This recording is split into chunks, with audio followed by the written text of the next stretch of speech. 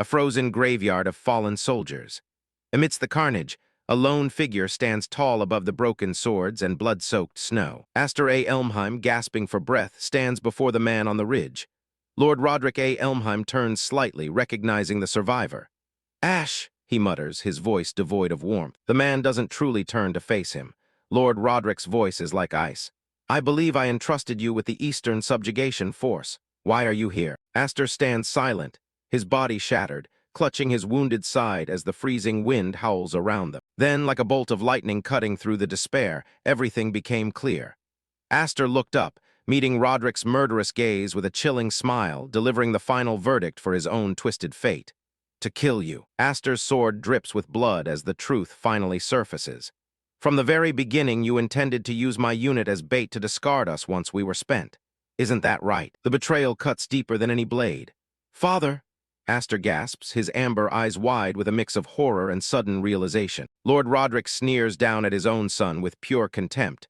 "That is the purpose of a wingless one, isn't it, my foolish son?" This is the story of Aster A. Elmheim, a man whose life was built on a lie of duty to a family that viewed him as trash. The House of Elmheim, the most powerful martial house on the continent and the source of Aster's lifelong misery. At its head sits Lord Roderick A. Elmheim, a man sworn to protect the crown, yet capable of the most cold-blooded treachery. Aster remembers the beginning. Years ago, on a whim, Roderick saved him from a deadly snowstorm, leaving him on the brink of death but choosing to let him live. To repay that life debt, Aster became the perfect soldier. He did everything asked of him, drowning his hands in the blood of his family's enemies. But no matter how hard he fought, he was never truly accepted. He was just a failure left to rot in the mud. His siblings and peers never let him forget his place. "Don't get cocky just because you're standing here, you wingless," they would sneer. In this world, the wing crest is everything, a physical mark on the back that proves one's magical power. The more wings, the greater the mana. But Aster was an anomaly. He was the only one in the entire ducal house born completely unable to wield magic. His birthright was stolen by a cruel fate, and his family branded him with the title, wingless. Yet he refused to surrender.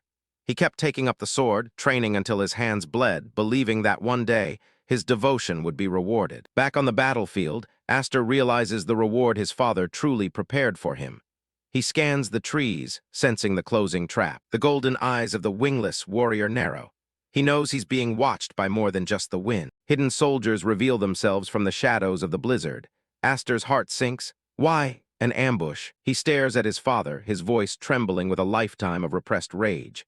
"Father, I believed in you and followed you all this time, and this is your answer." Lord Roderick doesn't even flinch, his gaze as cold as the surrounding blizzard. "What expectations could a mere tool possibly have? Your role is finished. Leave." The betrayal is absolute. Discarded like trash, Aster feels his loyalty crumble, replaced by a searing, murderous rage that ignites for one final, desperate stand. Aster A. Elmheim lunges forward with a final, desperate roar. "Father!" he yells, pouring all his remaining strength into a strike meant for the man who betrayed him. The realization of his wasted loyalty burns hotter than the cold.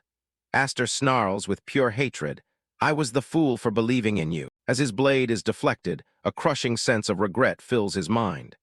Aster realizes the depth of his naivety, thinking, "What a pathetic idiot I am." He manages to draw blood, a shallow cut opening on Lord Roderick A. Elmheim's neck. But the Duke doesn't flinch. He simply smiles, a terrifying, cold expression of amusement. The trap snaps shut as magical red chains erupt from the air, binding Aster mid-motion. "GGH!" he groans, paralyzed as Roderick's men close in. The execution is brutal and precise. Mana slashes tear through the space around the bound warrior, leaving a trail of blood in the freezing air. Bound by the glowing red chains, Aster lets out a scream of pure agony as his strength fails him. A noble standing over him sneers with absolute disdain. "You really don't get it, do you, brother-in-law?" the man mocks. "A wingless one will always be wingless." Shadows loom over the fallen Aster as the noble continues his mockery. "Crawling on the ground like that suits you perfectly." Face down in the blood-stained snow, Aster's internal voice is a whisper of broken trust. "If you were just going to throw me away, then why did you ever pick me up?" Lord Roderick crouches over his discarded son, his voice like a glacier. "Don't flatter yourself. I never had any use for you." The Duke reaches down and grabs Aster by the hair, forcing him to face the cold truth of his existence. Lord Roderick's eyes glow with a sinister red light. What I needed was the power of the 7 wings dwelling within you, he declares. Even as he dies, a new revelation shocks Aster to his core. 7 wings, he thinks, the name of the power echoing in his fatting mind. Roderick's indifference is absolute. Your mother was quite useful, he says, treating her life as nothing more than a statistic. Lord Roderick turns his back on his son, walking away as Aster lies dying. She bore the seed that would serve my purposes, the Duke adds coldly. Aster reaches out with a trembling hand, his voice a desperate plea for answers. W8, what are you even talking about? The final strike is coming. Answer me, Roderick, Aster screams, his final act of defiance before the world turns red. The freezing wind is the last thing he feels. Cold, Aster realizes as his consciousness slips away. His vision dims, the falling snow blurring the world. Is this where I die? He wonders. A distant church steeple is the last sight of his first life. Then what was I even living for all this time? He asks as the darkness takes him. Confusion returns with a flicker of light. Everything's white and faintly warm, Aster thinks. Is this the afterlife snow? He isn't in heaven. He's back in the storm, but his body is tiny. Beside him lies the frozen body of the woman who saved him. Aster's amber eyes snap open. A warrior's soul suddenly awakened in the body of an infant. No, this is reality, he realizes, the biting frost of the snow proving his rebirth is no dream. A second chance has been thrust upon him amidst the wreckage of his first life. Stranded in the blizzard, the newborn Aster stares into the void and asks the question that will ignite his vengeance. Where am I? Aster stares at his tiny infant feet, the shock of his rebirth finally setting in. This small body, he thinks, his warrior's soul trapped in a form that can barely move. He raises a pudgy, trembling hand toward the winter sky. Is it really mine? The realization of his regression becoming undeniable. Aster looks down, seeing himself wrapped in thin cloth amidst the freezing blizzard. Like an infant. No, this is an infant body. He turns his gaze to the woman lying motionless beside him. And this woman, she's dead. A sacrifice he barely remembers from his first life. Harsh voices suddenly pierce through the howling wind. Search everywhere, a commander bellows, the search party closing in. Knights of the Tyrant family thunder through the snow on horseback. No matter what, find that woman, the leader orders. The soldier's command is absolute. In a blizzard like this, she can't have gone far. For Lord Roderick's sake, recover the baby she abducted. Aster's yellow eyes snap open in recognition. He knows that name all too well. The dark silhouette of Lord Roderick A. Elmheim looms in his mind like a curse. What was that just now? Did they say Lord Roderick? The reality of his situation is a cold slap to the face. He's searching for an infant. Me. Memory and reality collide in the freezing dark. I was told I was found on a night just like this, during a blizzard. Don't tell me. I've returned to the past. The glowing lanterns of the Elmheim search party flicker through the swirling whiteout. They are hunting him like a prize. Aster forces himself to focus through the panic. That's ridiculous. I'll confirm it later. Survival comes first. He looks at the dead woman and then at the path ahead. If I stay here, I'll end up in the Duke's hands again. He refuses to be a tool for another lifetime. With a warrior's willpower, the infant begins his desperate crawl across the frozen waste. He drags himself through the ice, his tiny heart pounding against his ribs. I have to get away as far as I can. Each push off the frozen earth is an agonizing struggle against death itself. The sub-zero air burns his throat with every gasp. Damn it, I can't breathe. Heat flares in his tiny hands as they sink into the frost. My limbs feel like they're burning. The 7 wings' power is stirring. Aster drags his body forward, leaving a solitary track in the deep snow. A life spent crawling, but never again for the Duke. His yellow eyes burn with an unnatural fire through the snow. But I will survive. A memory of Lord Roderick's cold, retreating back fuels his rage. Roderick, I swear I'll... The promise of vengeance is his only warmth. Teeth gritted, the infant refuses to let the cold claim him. He has to change everything. Defying the limits of his tiny form, Aster drags himself further away from the Duke's cold shadow.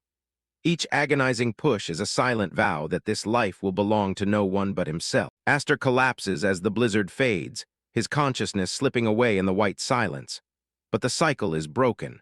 Footsteps crunch nearby as Viscount Hifrid stands over him, staring at the small miracle that just rewrote the laws of fate. Over here, father, a young, silver-haired girl calls out, her voice breaking the silence of the mountains. Behind her, a massive silhouette emerges from the morning light. Viscount Hifrid stands frozen, staring at the small life at his feet. What in the world? he mutters, disbelief washing over his face. The Viscount lifts the infant into his warm arms as the Hifrid girl looks on. "Why is there a baby in a place like this?" he asks, his voice trembling with concern for the child's impossible survival. Aster rests his exhausted head against the Viscount's chest. For the first time, he isn't being held like a tool, but like a human being. Viscount Hifrid stares intently at the child's features. "A baby," he whispers, the gravity of the situation settling in. He looks back at the long, grueling trail of blood and effort left in the snow. Covering this distance, the Viscount wonders, unable to fathom how an infant could move a single inch in this frost. A path of sheer willpower stretches for miles across the mountainside. Aster didn't just crawl, he fought for every centimeter of his freedom. Viscount Hifrid gazes at the mystery in his arms, oblivious to the fact that he has just stolen the Duke's greatest prize. "Who is this child?" he asks. As the warmth of the Hifrid family envelops him, Aster drifts into a deep sleep. The pawn of the Tyrant family is dead, and the rebellion has finally found its true beginning. Floating in a void of consciousness, Aster wonders, "Where am I?" His soul drifts, untethered from the death he just embraced. "This child," he notes, watching a small, spectral form in the darkness. The lights of fate swirl around him like glowing feathers. Aster senses a new beginning as the child came to welcome me. The transition from the battlefield to the unknown starts now. Consciousness snaps back with a countdown. 10, don't use it, he warns himself. Aster groans, ugh, feeling the overwhelming weight of a body that no longer obeys a general's command. His eyes snap open to a blindingly bright reality. He is immediately swarmed. "Sister, this little one woke up," a girl shouts. Viscount Hifrid's daughters lean in, poking and prodding the confused infant. "Now don't be naughty, you'll break your cute little nose," one warns playfully. To Aster, they are just noise and annoyance. The sensory overload is too much. Being squeezed and cuddled by these strangers, Aster is horrified. "This situation is, what the heck?" he screams internally. The great general is being treated like a plush toy. One of the Viscount Hifrid's daughters pulls him closer, her grip firm and suffocatingly affectionate. Aster struggles, his pride wounded more than his tiny body. This wasn't the rebirth he expected. "HMPH," Aster huffs, finally breaking free. He rolls away, intent on escaping this chaotic nursery. The girls cry out in surprise, "Ah!" as their toy makes a sudden break for it. He crawls with the precision of a trained soldier. His goal, any exit. His tiny limbs move with desperate speed across the polished floor. Escape is the only priority. One of the sisters stares in shock. "Damn it, what's going on?" she mutters, watching the baby move like a man possessed. "Hey," she shouts, trying to reclaim the fugitive infant. "The chase is on. Stop right there," they scream, chasing him down the hallway. Aster pushes himself harder, fuming. "Why are you chasing me?" he cries in his mind, his baby legs failing to match his spirit's pace. Cornered, his primal instincts take over. His hand begins to glow with an intense, golden aura. The seven wings magic, the power that doomed him in his first life, is awakening within his fragile vessel. Aster grits his teeth, trying to suppress the surge. His golden eye burns with power. The mark is active. The raw magic of the Elmheim bloodline is no longer a secret. It's a beacon. The eruption is violent. A pillar of golden light blasts him off the floor and into the sky. This is magic," he realizes in terror. He is no longer crawling. He is a projectile of pure energy. He hovers for a brief, weightless moment, bathed in the glow of his own power. The world below looks small, but the reality of physics quickly returns. The mana surge is ending. Gravity claims its prize. Aster plunges toward the roof of the manor. "I can't control it. I'm falling," he screams, the wind rushing past his ears as the ground rushes to meet him. Aster shuts his eyes tight, bracing for a second death before his second life even truly began. This body can't survive a fall from this height. It's over. Impact, but no pain. Powerful arms catch him midair. "To think he'd fall from the sky this time, he's a truly mysterious child," a deep voice says. Aster opens one eye, staring up at his savior. Aster's heart stops for a different reason. He recognizes the face peering down at him. This man is, he realizes, frozen in shock. The history books in his head are turning rapidly. The man holding him is revealed. Viscount Hifrid of the Lodric domain, a name Aster hasn't heard in years, a man who shouldn't be here. He looks at the grand estate surrounding him. No way. Could this possibly be another Elmheim house? Aster wonders. The opulence is familiar, but the atmosphere is entirely different from Roderick's cold dungeon. The portrait in the hall confirms it. Viscount Hifrid Mu Elmheim. He is the head of the Viscount family, a branch of the main Elmheim house, the younger brother of Astor's murderer. History says he was once a legend. Alongside his brother Lodric, he was one of the two wings entrusted with protecting the royal family, the pride of the Elmheim name. But Astor's memories are darker. The Viscount Hifrid I know should have died in some civil war, along with the collapse of the Viscount family, he thinks, looking at a cracked portrait of a lost era. The timeline is broken. He is in the past. The evidence is undeniable. This confirms it. I've gone back to the past. Astor stares at his small, clumsy hand, feeling the seven wings magic still vibrating in his veins. The regression isn't a dream. It's a second chance to burn his father's legacy to the ground. The irony is almost laughable. I was desperate to escape the Duke's reach, only to be caught by his own brother. I'm still in Elmheim, but the pieces on the board have changed. As Hyfried carries him into the heart of the manor, Astor prepares to face the family he once thought lost to time. Viscountess Elmheim, a gentle noblewoman with a gaze full of warmth, cradles the boy. "So this child's magic went out of control and sent him flying?" she asks, her voice steady but curious. Beside her, Viscount Hifrid looks on, the weight of the moment pressing down. "It seems so," he replies. "I thought he was more than just a baby." Astor remains silent, his golden eyes observing everything. The Viscountess looks down at the child with a smile that could melt the winter frost. To her, he is a miracle. To Astor, this kindness is a foreign weapon he doesn't know how to defend against. She pulls him into her chest, the scent of lavender and comfort surrounding him. "You were scared, weren't you? It's okay now," she whispers. For the first time in 2 lives, Astor feels the touch of a mother, and it's almost enough to break his resolve. Astor stares into the void of his own thoughts. He isn't just a child. He is a general who was betrayed, slaughtered, and reborn. His small fists clench as he navigates the sudden warmth of this new home. Viscount Hifrid watches them, his eyes sharp and analytical. He isn't fooled by the infant facade. He saw the light. He saw the power. And he knows what it signifies. "This child possesses tremendous power," Viscount Hifrid declares, his hand reaching out like a predator toward a prize. The air in the room grows heavy with the realization that Astor is no ordinary orphan found in the snow. He pulls back the cloth, revealing the brand of destiny. "This crest is proof of that," Hifrid says. Astor's breath hitches. The secret he hoped to hide is laid bare before the brother of his murderer. The mirror reflects the shock on the Viscountess's face. "7 wings," she gasps.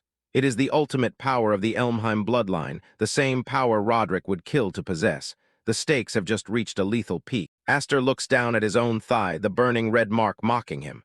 "Why is it on my body?" he wonders, his mind racing through the horrors of his previous life. He was supposed to be wingless. This is a total deviation from the history he knew. His golden eyes ignite with a terrifying brilliance. The memory of betrayal surfaces, dark and cold like the grave he was thrown into. The power is back, and this time it won't be taken. The scene shifts to a nightmare of white snow and red blood.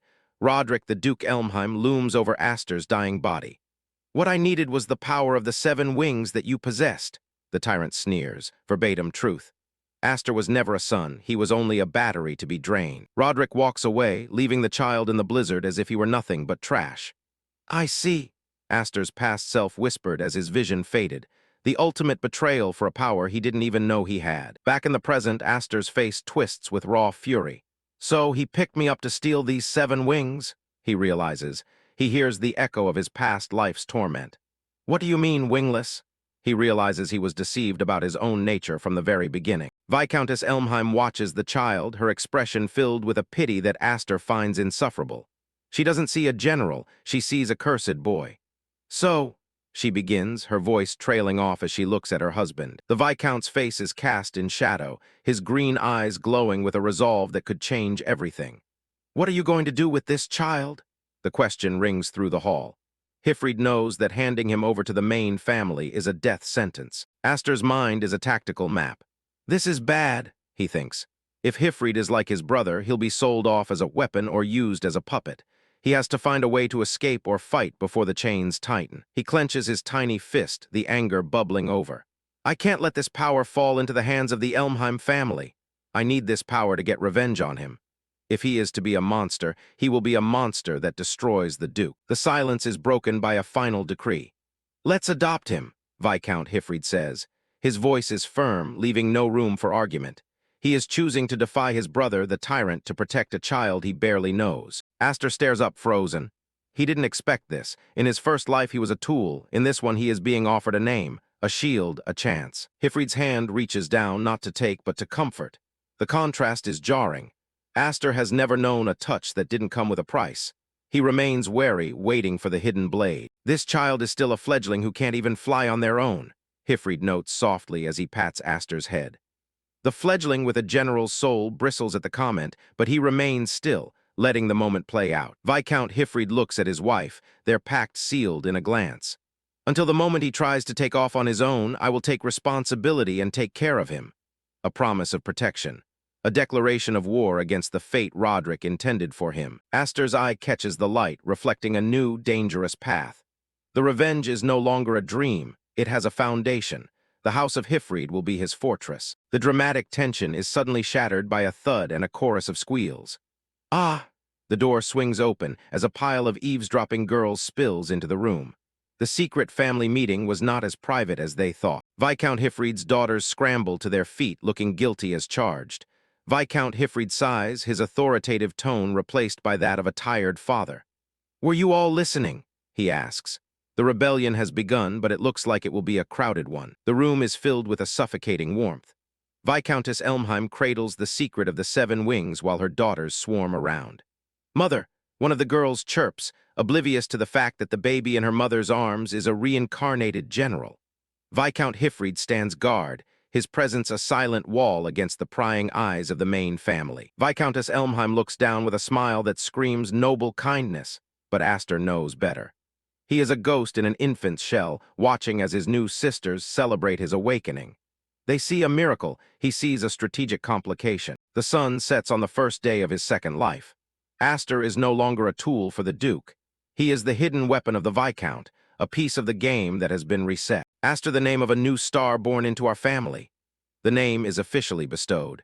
A name meant to symbolize hope, but to Aster, it is the banner under which he will march for blood.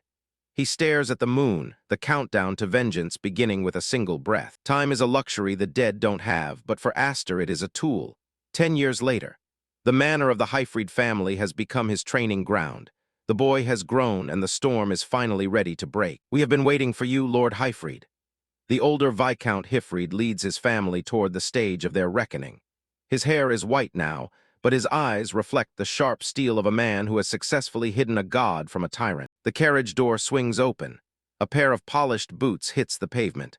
The world is about to meet the shame of the Elmheim family, and they have no idea what's coming. Aster steps into the light.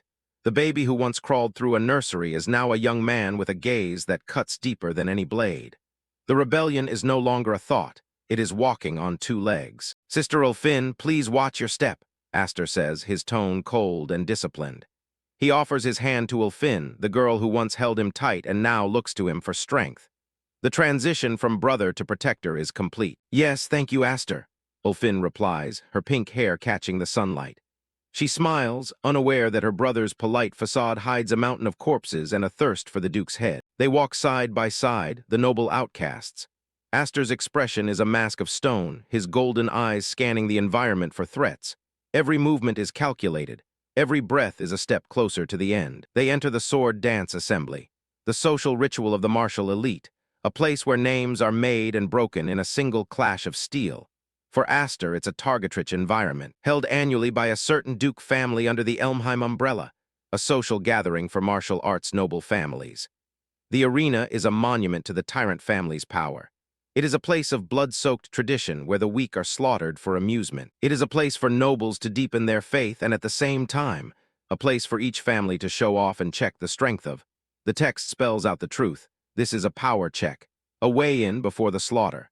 The Elmheim families are here to mark their territory. The candidates for the title of swordsman line up, their resolve visible in their stance. They are all chasing glory.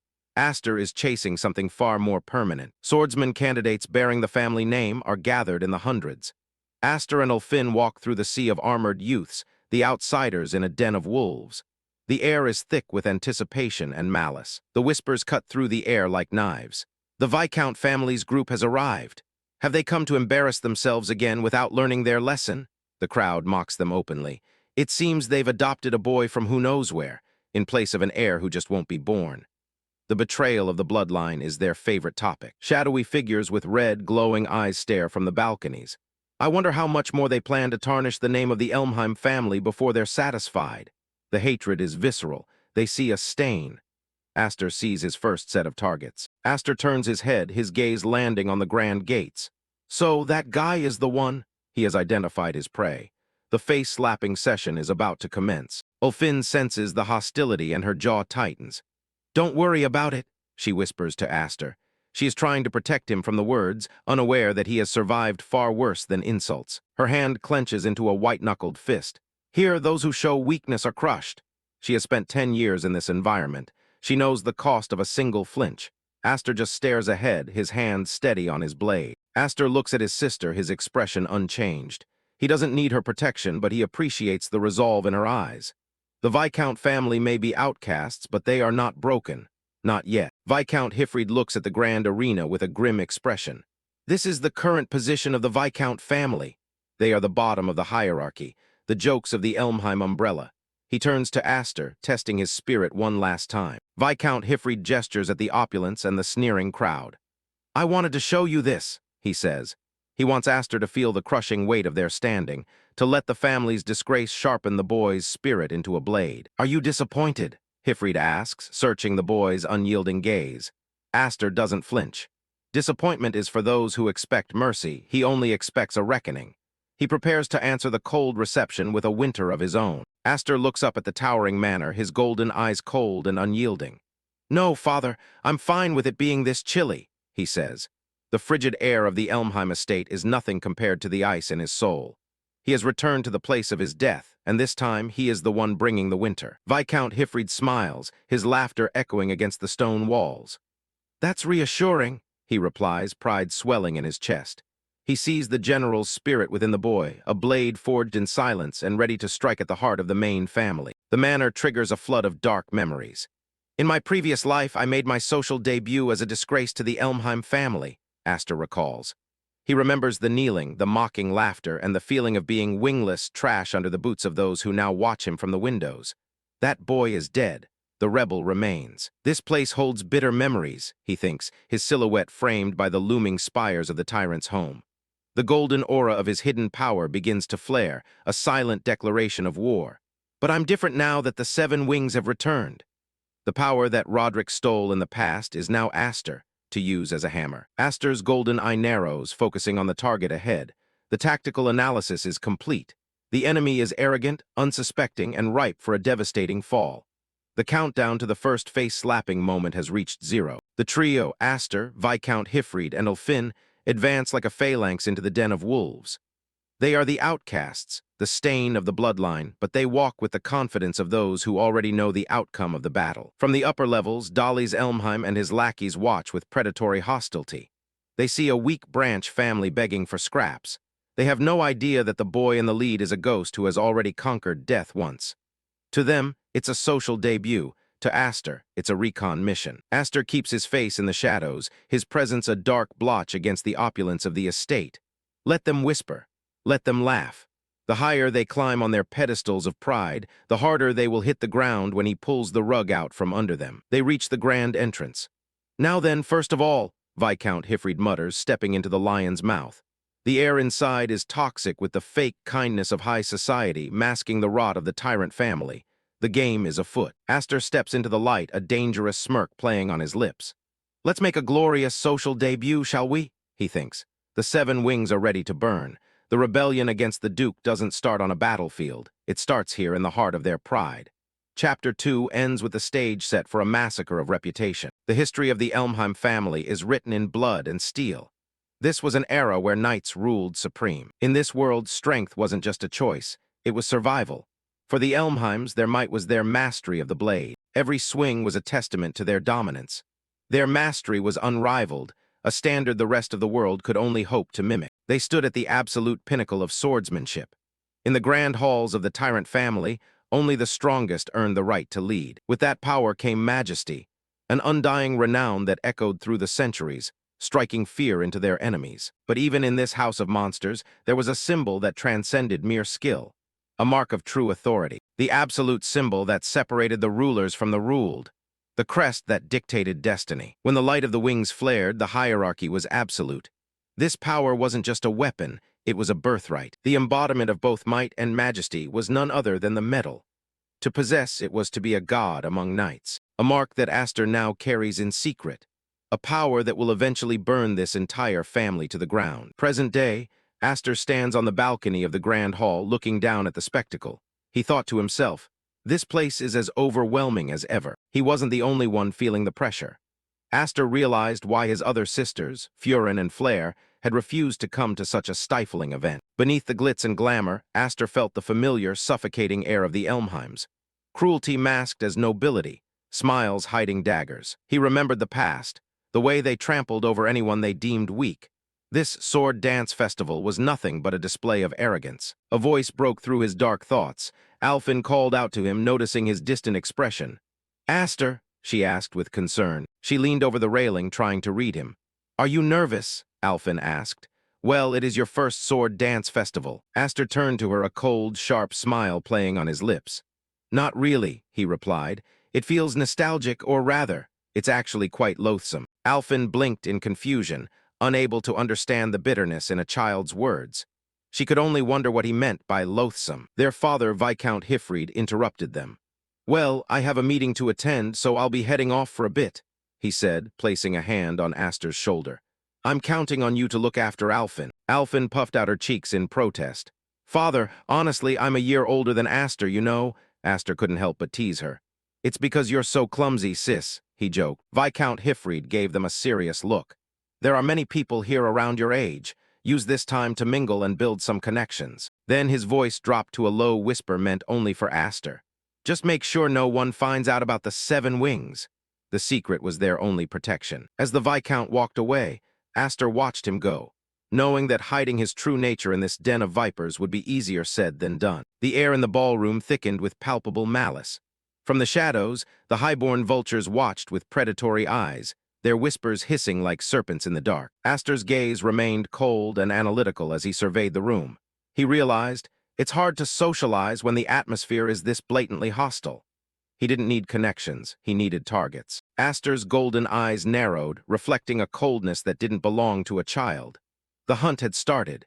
He wasn't here to play nice. He was here to measure the weight of his enemies' lives. Alfin's voice cut through the air, sharp with concern as she watched him move toward the den of vipers. "Aster, where are you going?" she called out, but his resolve was already set. He didn't stop, he didn't even look back. With a casual stride that masked his lethal intent, Aster replied, "To make some friends." The word tasted like ash in his mouth. Friends, no targets. The laughter of the highborn rang through the hall, a grating sound of unearned arrogance. At the center of the clique sat Dolly's Elmheim, lounging like a king on a throne of stolen prestige. They were the masters of this world, or so they believed. Dolly's Elmheim didn't even bother to stand. He looked up, his expression a mask of bored contempt. "Huh," he grunted, his eyes scanning Aster like he was a stray dog. "Who the hell are you?" Aster stood his ground, a polite but hollow smile on his face. He was playing the part of the dutiful younger brother, a wolf in sheep's clothing. "Nice to meet you, Brother Dollies," he said, the greeting a calculated insult to the man's pride. Aster introduced himself with a confidence that unnerved the gathered nobles. "Aster F. Elmheim, I'm your younger brother," he declared. The name hung in the air, a challenge wrapped in a formal introduction.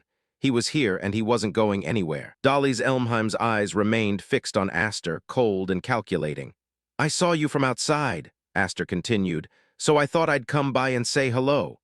The simplicity of the lie was perfect. He wasn't greeting them, he was marking them. One of Dolly's lackeys leaned in, a sneer twisting his face. He didn't see a threat, he saw a joke.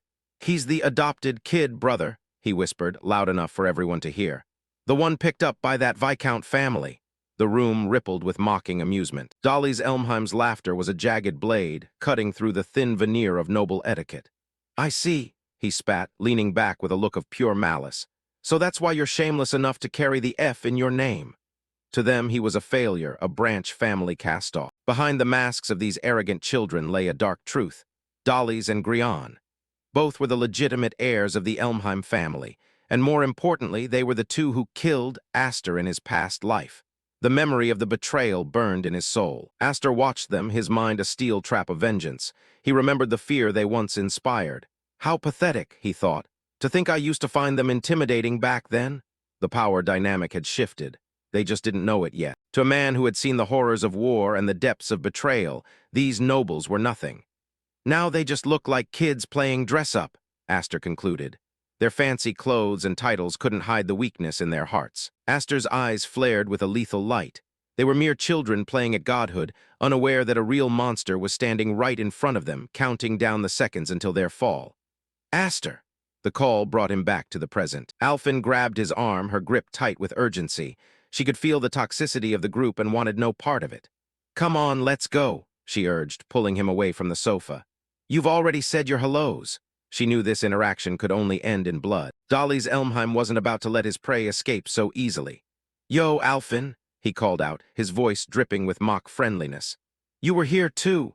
He looked at her with the eyes of a wolf watching a lamb, enjoying the power he held over her family. Dolly's leaned forward, his grin widening as he pressed his advantage. "Don't tell me you're still hiding behind your father's back," he mocked. "Why don't you come over here and keep us company? This is an order from the main house, you know." He was using their status to crush her spirit. Alphen stopped, her back tensing as the weight of the insult hit home. She was trapped between her pride and the crushing authority of the main house. The silence in the hall was heavy, every eye on her, waiting for her to break. But Alphen didn't break. She turned back, her eyes blazing with a defiance that surprised even the nobles. "I refuse," she stated, her voice steady and loud. "There is no master-servant relationship between the main and branch families." It was a declaration of war. To prevent the tension from boiling over, Alphen grabbed Aster's arm and pulled him away to avoid those villainous faces. But he stopped her, saying, "Wait, sis." His voice acting as a calm anchor amidst the rising storm, because he wasn't done with Dolly's yet, not by a long shot. Alphen's hands began to tremble as Dolly's words rang out, his arrogance twisting into pure, unadulterated aggression as he hissed like a rattlesnake. "I'm not done talking yet." Aster's gaze turned ice cold. He watched the physical intimidation with a detached fury. This was the true face of the Elmheims: cruelty, violence, and the utter disregard for anyone they deemed beneath them. Dolly's was digging his own grave. Dolly's leaned in close, his red eyes glowing with a sickening malice. "You know something?" he asked, his smile wider and more deranged than before. He was relishing the moment, preparing to deliver a blow that would hurt more than any physical strike. Dolly's Elmheim turned his verbal venom toward their father. "This girl's father is a knight who couldn't even protect the king," he sneered, loud enough for the entire hall to hear. He was tearing down the only hero Alphen had ever known. Dolly's voice was a whip lashing out at Alphen's pride. "He took the fall and had his arm chopped off by his own brother," he laughed. The humiliation was absolute. Alphen's head bowed, her heart breaking under the weight of the cruel truth. Vengeance was no longer a choice, it was a necessity. Alphen's face contorted in a mix of rage and humiliation as Dolly's words cut deep. Dolly sneered, "I'm just glad I don't have the blood of a loser flowing through my veins." The cruelty was deliberate, a reminder of the Elmheim family's internal hierarchy. The insult to her father was the final straw. Alphen stepped forward, her voice trembling with fury. "Take that back," she screamed, demanding respect from a monster who didn't know the meaning of the word. Aster watched the confrontation, his silence masking a gathering storm. "I won't let you insult my father." Alphen's cry was cut short. Dolly's didn't just pour his wine, he spat it out with a look of pure, unadulterated contempt. The red liquid splashed across her, a physical manifestation of his disdain for the Branch family. Dolly's leaned back, his voice dripping with venom. "Born into a family of nothing but useless women who can't even inherit a title. Your father must be so disappointed." He was tearing down her very identity, mocking her existence as a member of the Hifrid house. Dolly's smile was sadistic. He looked at Alphen as if she were dirt beneath his boots. "This isn't a ballroom, you know. Next time you should wear some rags." He was relishing her public humiliation. "So it won't matter when you get drenched." Alphen stood frozen, wine dripping from her clothes, her dignity under siege. In the background, Aster's presence grew heavier.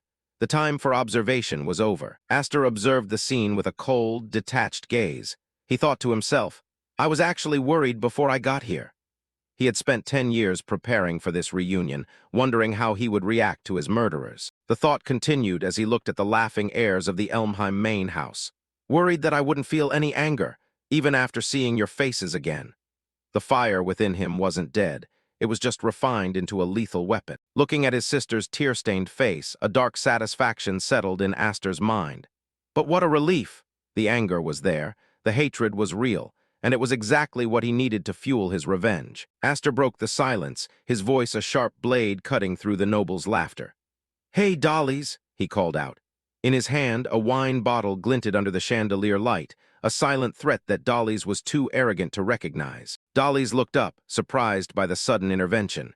He was used to being the one in control, never expecting a branch family kid to dare challenge him. Aster stood before him, the bottle held with a chilling casualness. Aster didn't hold back. "It's good to see you're both still pieces of *T. The fake, noble mask was discarded. The direct insult hung in the air, a declaration of war against the legitimate heirs of the Tyrant family. The bottle shattered, or rather, the contents were violently emptied over Dolly's head. "WH?" Dolly sputtered, his carefully groomed appearance ruined in an instant. The hunter had become the prey, humiliated in front of his own lackeys. Aster stood over the drenched air, his expression one of bored contempt. One of the other nobles cried out in disbelief, "Brother!" Dolly's was speechless, his unearned pride shattered by a single, bold act of rebellion. Aster casually wiped a drop of the liquid from his lip. "Oh, it's just grape juice," he mused, his voice devoid of any warmth. He was mocking Dolly's own behavior from moments before, turning the humiliation back on its source. Aster flashed a dark, predatory grin at the air he once found intimidating. "Fits a bratty noble like you perfectly, don't you think?" The strategic shift was complete. Aster was no longer hiding. He was striking at the heart of their arrogance. The scene shifted back in time. 3 years ago, a massive eruption of golden energy tore through the training grounds. A desperate voice shouted, "Hold it back, Aster!"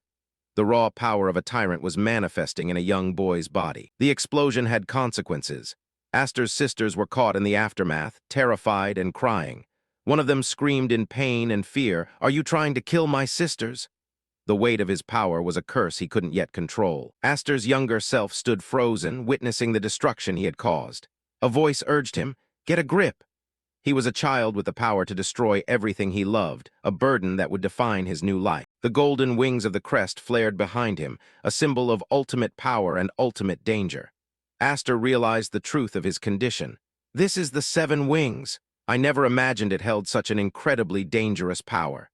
It was a legacy of blood and fire. Viscount Hifrid stood amidst the wreckage, his expression grim as he looked at the boy. He questioned the nature of the power they were harboring. Can it truly be controlled? By me. The stakes were higher than he ever imagined. Young Aster's eyes glowed with an ancient, terrifying intensity. And by you as well, the thought echoed. The 7 wings weren't just a gift. They were a countdown to a destiny that would reshape the Elmheim family. Back in the present, the calm of the noble conference was shattered. A guard burst through the doors, breathless and panicked.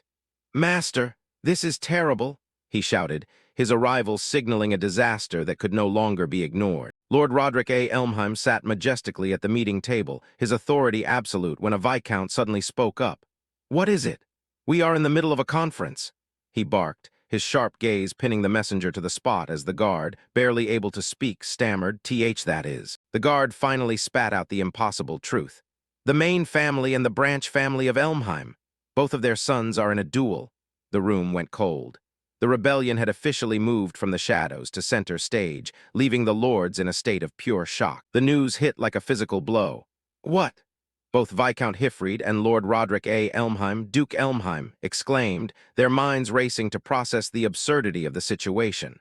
The peaceful conference had just turned into a battlefield. Viscount Hifrid didn't waste a second. He bolted toward the hall, his cape billowing as a frantic cry of "Father!" rang out through the grand corridors. He knew Aster's secret, and he knew what was at stake. He nearly collided with Alfin, who was running toward him with a face full of terror. "Alfin, what on earth happened?" he demanded, his voice tight with a father's desperation. The calm he had urged on Aster was already shattered. Behind them, the bearded Viscount appeared, seemingly thrilled by the spectacle, while other nobles watched with predatory curiosity as whispered questions of "Look, is that?" filled the air. The view from the balcony revealed the arena below. A brotherly quarrel in the prestigious House Elmheim. This isn't something you get to see often, the observers noted, relishing the unexpected entertainment. The opulence of the hall now served as a backdrop for violence. Viscount Hifrid and Alfin watched from the railing with bated breath. They knew that the world was about to see what Aster had been hiding for 10 years. Depending on the outcome, the tension was thick enough to choke on. The surrounding nobles were on edge. Sweat beaded on their brows as they realized this duel was more than just a spat. In the shadows, a blue-haired observer watched with silent calculation, sensing the shift in power. The bearded Viscount stroked his chin, a dark, amused glint in his red eyes. This sword dance gathering could turn chaotic, he mused, enjoying the potential for destruction. To him, the lives of his children were mere variables in a grander game. Down in the arena, Dolly's Elmheim raised his blade, the four-wing crest on his hand glowing with a menacing red light. Picking a fight with our ducal house? What a fool, he sneered. In the end, you are just a mongrel born in the wild. Do you not even understand the difference in power? The crowd was in awe as red aura flared from Dolly's hand. That's a four-wing crest, someone shouted. As expected, a ducal heir is on a different level. They only saw the symbol, unaware of the monster standing before it. Dolly's leaned in, his eyes wide with a manic arrogance. Come on, show us yours, your wing crest. He was desperate to prove his superiority, to crush the branch family cur under the weight of his birthright. Or are you too embarrassed to show it in public after seeing mine? Dolly's mocked. Aster stood calmly, his back to the audience. He thought to himself, yeah, flaunting a mere pattern with pride like that. Aster's golden eyes held nothing but cold contempt. It's a shameful thing I don't think I could ever do, he concluded. To a man who possessed the 7 wings, Dolly's display was like a child bragging about a toy. Dolly's expression shifted from arrogance to a twitching rage. Indifference was the one thing he couldn't handle. The silence from Aster was louder than any insult. Aster set the stakes with a lethal calm.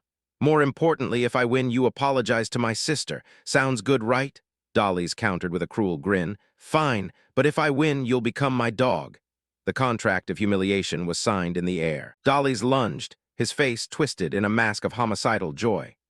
I'll work you to the bone for the rest of your life, he screamed, the red mana exploding from his blade as he aimed to end the duel in a single strike. The air screamed as the swords collided. Sparks showered the arena floor, the raw power of the main house clashing against a phantom. Dolly's manic grin met Aster's unshakable focus. Dolly's recent strike pushed him back, sending the dust behind him swirling into the air, yet he wasn't just fighting. He was dancing through a storm of steel. Through that last defense, he could feel that the power of Dolly's attack was truly extraordinary, its sheer force making his arms tremble. Dolly's surged forward, red mana swirling into a vortex. This is the power of the four-wing crest, he roared, believing his lineage alone would carry the day. He mistook the lack of a visible crest for a lack of power. The exchange was a blur of steel and light. Dolly's swung with the strength of his crest, but Aster parried every blow, the sound of clashing metal echoing through the hall like a funeral bell. High above, Alphen gripped the railing, her face pale. Aster, she screamed, her voice lost in the roar of the combat. She saw the danger, but she didn't yet see the predator. The bearded Viscount watched with a critic's eye. Dolly's boy's swordsmanship is still immature, he observed, his voice devoid of paternal warmth. He was more interested in the technique than the life of his son. The bearded Viscount watched with a critic's eye. No matter how clumsy one's blade may be, the overwhelming magical power compensates for it, he mused. That is the advantage of those who bear a wing crest. He knew this raw, unearned force was the very foundation of their absolute tyranny. The scale of power was being laid bare, a hierarchy etched in fire.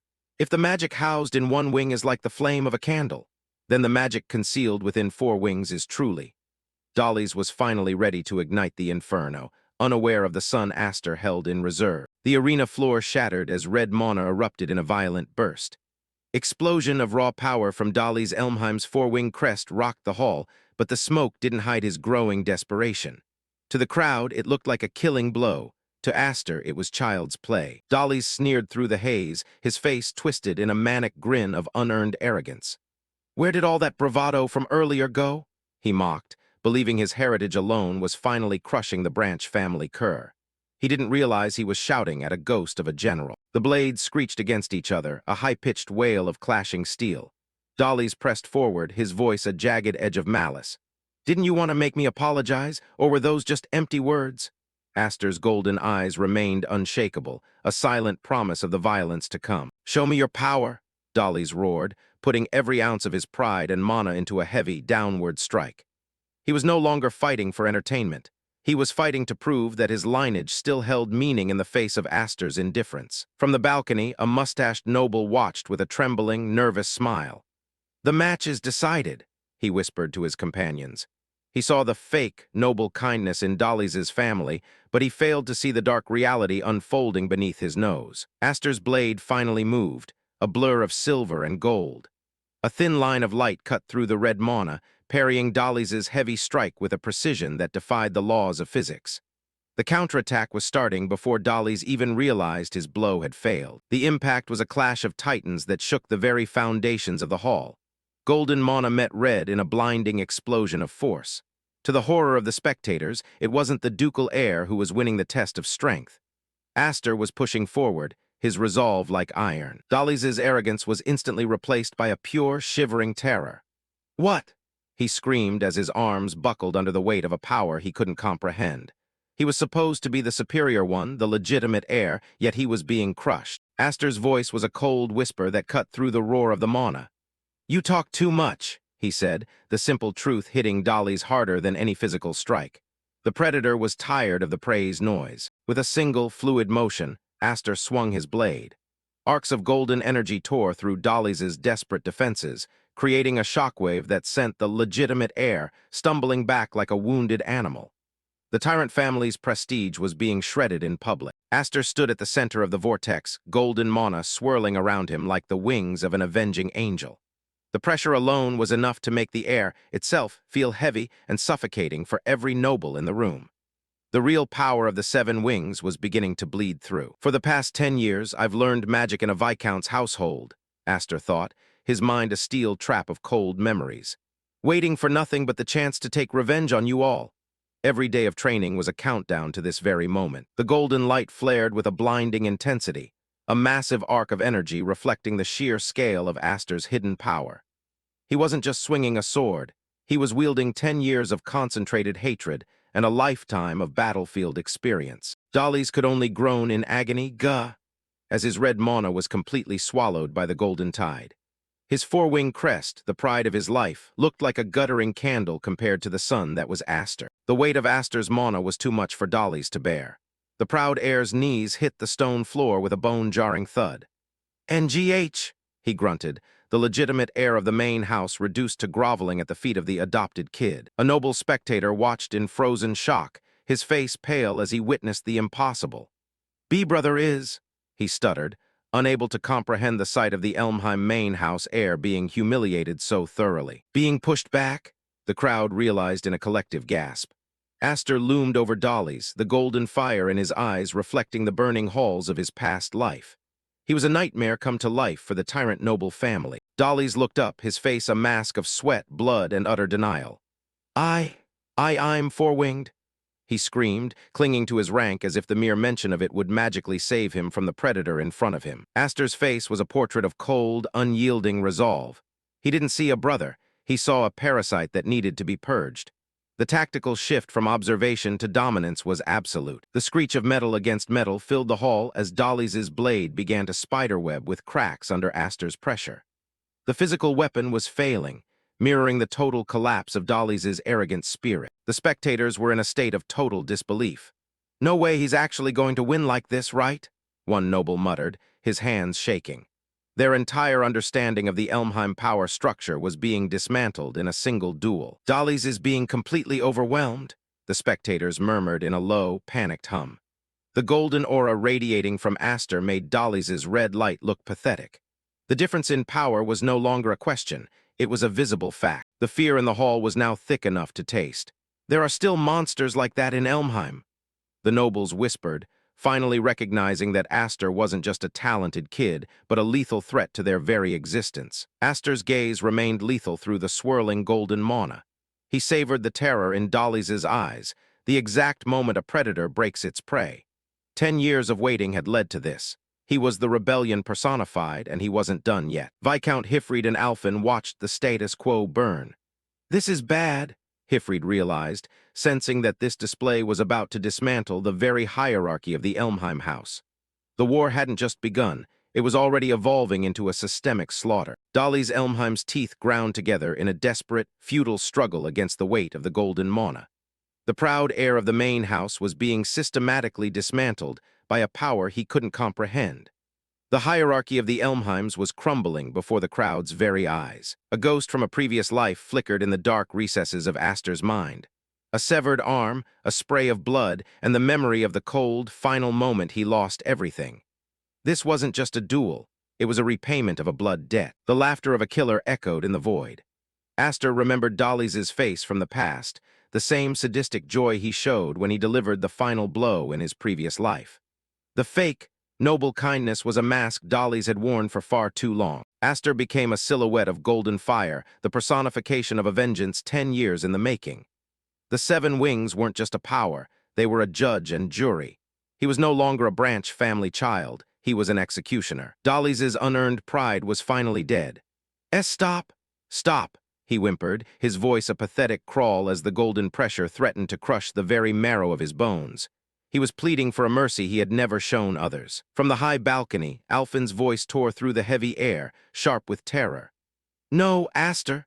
she screamed, realizing that her brother was moments away from crossing a line that would change their lives forever. She saw the darkness in him that no one else dared to notice. The golden blade descended like a final sentence. With the sound of shattering glass, Dolly's sword exploded into useless shards. The physical weapon was gone, and the spirit of the air was broken along with it. Astor had won more than just a fight. High above the wreckage of the arena, the bearded Viscount watched. His arms were crossed, his expression a mask of cold, analytical interest. The tyrant was no longer ignoring the Branch family. He was seeing a threat that needed his personal attention. Astor stood in the center of the sudden, ringing silence, his chest heaving as the golden aura slowly receded. A single shard of Dolly's broken blade stood buried in the stone floor, a jagged tombstone for the main house's arrogance. Astor looked down at the shivering, drenched wreck of the ducal heir. "Next time you should come wrapped in some rags," he said, throwing Dolly's own cruel words back in his face. "That way you won't mind getting soaked, cousin." The humiliation was absolute. The protagonist's golden eyes glowed with a new, dangerous understanding. The strategic shift was complete. He had revealed his teeth to the monsters of the world, and there was no going back to the shadows now. Alphen and Viscount Hifrid looked down from the balcony, their relief fighting against the cold realization of what Astor truly was. The boy they had raised had become the most dangerous person in the room. The internal declaration was final and absolute. "I'm no longer Ash the Wingless." The name they used to mock him was now a testament to their own blindness. The wingless boy had grown talons. "Just realizing that has already cleared my mind." A soft, lethal smile touched Astor's lips. The fear of his past life was finally dying, replaced by the cold clarity of a rebellion that would soon consume the entire noble family. Suddenly, the very air in the hall turned to ice. A sharp, piercing intent cut through the lingering mana, signaling the arrival of a predator that made Dolly's look like an insect. Astor's senses screamed a warning he knew all too well. A wave of dark, blood-red mana crashed through the room, an oppressive weight that silenced the noble crowd instantly. The dark reality of the Tyrant family's power was no longer a whisper. It was a physical force. Astor snapped his head around, his eyes widening as he located the source of the lethal pressure. "That is," he thought, his blood turning to liquid fire. The man he had spent 10 years hatting was no longer just a memory. Lord Roderick A. Elmheim, Duke Elmheim, stood bathed in a sinister, pulsating red aura. His presence was absolute majesty, a cold, terrifying beauty that demanded total obedience from all who looked upon him. The tyrant was no longer just a spectator. The Grand Duke stood at the peak of the stairs, looking down into the arena at the broken Dolly's and the defiant Astor. The master of the house had entered the stage, and his gaze was fixed solely on the boy from the Branch family. Astor's golden eyes burned with a decade of concentrated, unadulterated hatred. He stared up at the man who had murdered him in his past life and abandoned him in this one, the biological father, the ultimate enemy. "Roderick!" The real war had just begun. Shock ripples through the ballroom. The impossible has happened. Astor, the youngest son of a mere Viscount family, has laid low the third son of the main house. The whispers are venomous. "But this has put us in a bad spot," they mutter. "There is no coming back once your reputation is dragged through the mud like this." Enter the storm. Lord Roderick A. Elmheim, head of the Elmheim main family, 8th generation. His presence alone suffocates the room. Dolly's Elmheim sprawls on the floor, a pathetic sight. He sees his father and smiles, the desperate grin of a loser expecting a rescue. Lord Roderick A. Elmheim doesn't look like a savior. He looks like a judge. Aster stands his ground as the tyrant approaches, the air crackling with pressure. Lord Roderick A. Elmheim's face is a mask of stone. No fatherly warmth, only the cold evaluation of a man who despises weakness. Lord Roderick A. Elmheim, the man who rules with an iron fist and treats his own blood like tools. Dolly's Elmheim crawls forward, his arrogance replaced by a frantic need for mercy. He doesn't realize the beast he's approaching. "Father," Dolly's Elmheim cries out, clutching Lord Roderick A. Elmheim's leg. He's begging for a protection he hasn't earned. Pointing a trembling finger, Dolly's Elmheim spews his final insults. He's the one. This is the bastard who dared to defy the main family despite being a filthy half-breed. Lord Roderick A. Elmheim's eyes flare with a murderous red. "Please, use your power to show this guy his place." Dolly's Elmheim's plea is met with a chilling silence. Crack, silence is broken by the sound of bone shattering. Lord Roderick A. Elmheim's foot descends without mercy on his own son's hand. Dolly's Elmheim's scream is cut short by sheer agony. His hand is crushed beneath his father's heel. The cruelty is absolute. The onlookers freeze in terror. This is the true nature of the Tyrant family. Even their own blood is sacrificed if they show weakness. Lord Roderick A. Elmheim's thoughts are cold as ice. Why is a loser grinning? Dolly's Elmheim hasn't just lost, he's dragged the family name through the dirt. To those who cannot even avenge themselves, Lord Roderick A. Elmheim stands over his broken son. In this house, weakness is the only unforgivable sin. "Roderick, stop, don't do it," the bearded Viscount yells, but the Duke's rage is already in motion. The ballroom holds its breath. "You have no right to hold a sword." Lord Roderick A. Elmheim raises his hand. He is prepared to cast his own blood aside without a second thought. The tension in the hall reaches a breaking point. A tyrant's judgment is final, and the execution is imminent. Dolly's Elmheim's world is ending in terror. Lord Roderick A. Elmheim's eyes are devoid of anything but cold contempt. "What the hell do you think you're doing?" Roderick's voice rang out with absolute authority as Aster cut across the Duke's blade. Standing directly in front of the edge, steadfast, and without a flicker of fear, Aster replied without flinching. "Cousin Dolly's Elmheim still hasn't apologized to Sister O'Finn. Could you wait until after he does that to punish him? Uncle." Aster's words are a direct challenge to the man everyone else is too afraid to look at. Lord Roderick A. Elmheim sneers at the boy, blinded by his own arrogance. He sees only an orphan, a half-breed, sheltered by Hyfried, unaware that the monster before him is already measuring the weight of his sins. "I am the son of the Viscount." Aster's declaration rings clear, his gaze cold and unyielding. He carries the true pride of a knight and the honor of his house, a challenge that leaves the Duke no choice but to respond with his own brand of cold authority. Lord Roderick A. Elmheim watches with a cold stare as the nobles on the balcony look on in silence. The atmosphere in the hall is suffocatingly heavy. Lord Roderick A. Elmheim draws his blade, his voice dripping with venom. "Then, as a member of the Viscount's house, you have needlessly tarnished the reputation of the main family."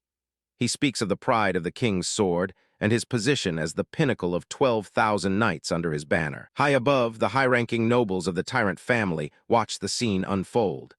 A muscular man with a dark beard observes the confrontation with a neutral, yet intense expression. Beside him, a stout noble in formal attire leans against the railing. He remarks, "Surely you understand that this is not a matter that can be settled as a mere childhood squabble." The weight of the situation is clear to everyone in the hall. On the other side, a slim noble with long, light blue hair watches with an amused smirk.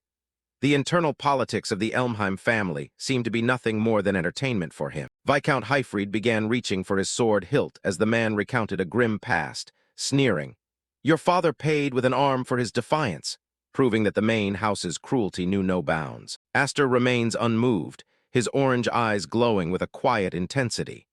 As the Duke's blade hovers near, Roderick demands, "What exactly are you prepared to sacrifice?" Aster speaks, his voice steady despite the overwhelming pressure of the Duke's presence.